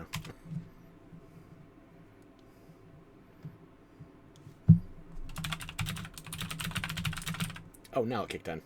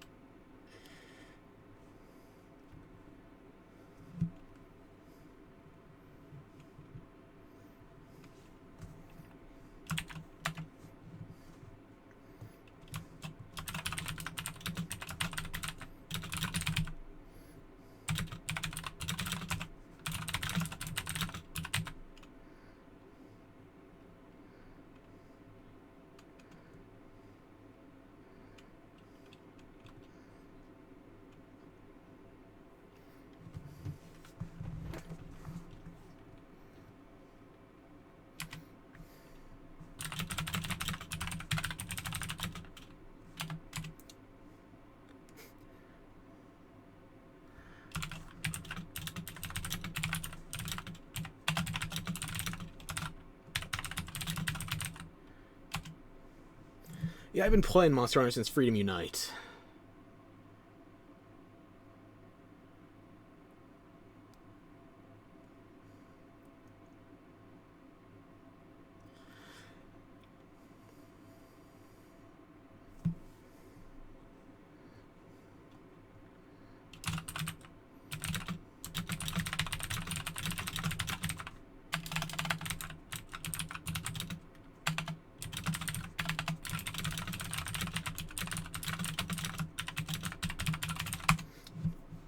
Stories 1 is better with the re-release bunch of content that used to be JP exclusive.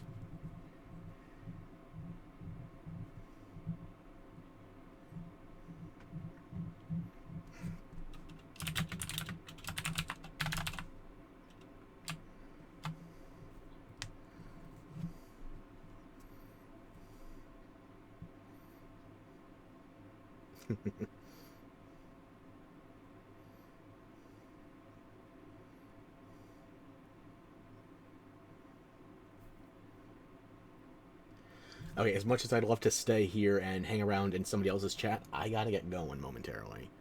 So...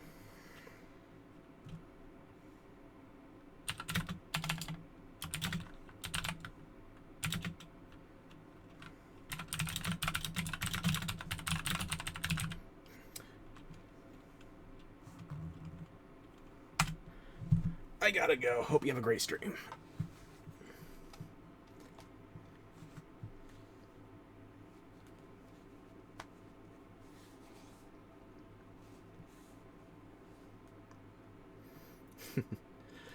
Okay, I've got to be going momentarily, so let me just try and wrap things up. Looks like everybody's safe and secure in the raid.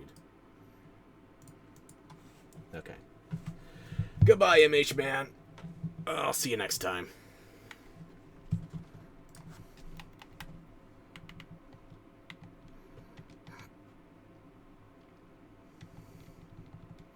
That was a high rank hunt anyway. It couldn't have littered me with Rathian spikes if it wanted to.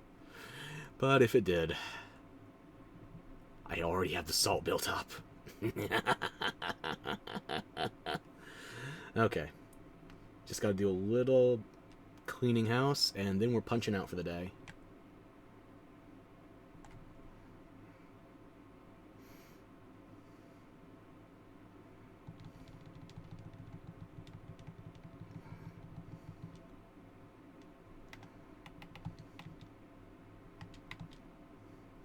By the time we come back, the Autumn Festival will be over, so the handler will be forced to go back to her normal clothes.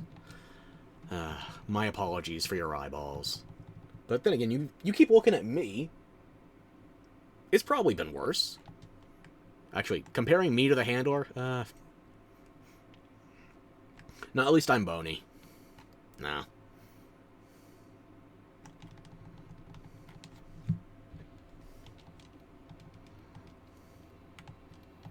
I don't need to replace anything.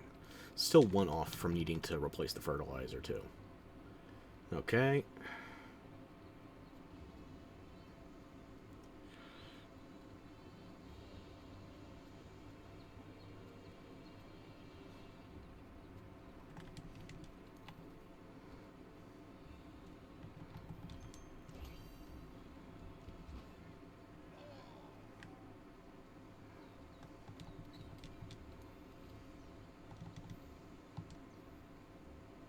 I don't know what my brain is doing anymore. I should just stop now.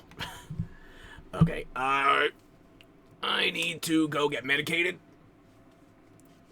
And you all need to find somebody with some standards. Like, Twitch at AVEANA. Aviana. Just in case you're still hanging out here instead of already part of the raid. And if you are, you can't hear this anyway. So who am I talking to? Myself. And just like always, you're along for the ride. Inexplicably.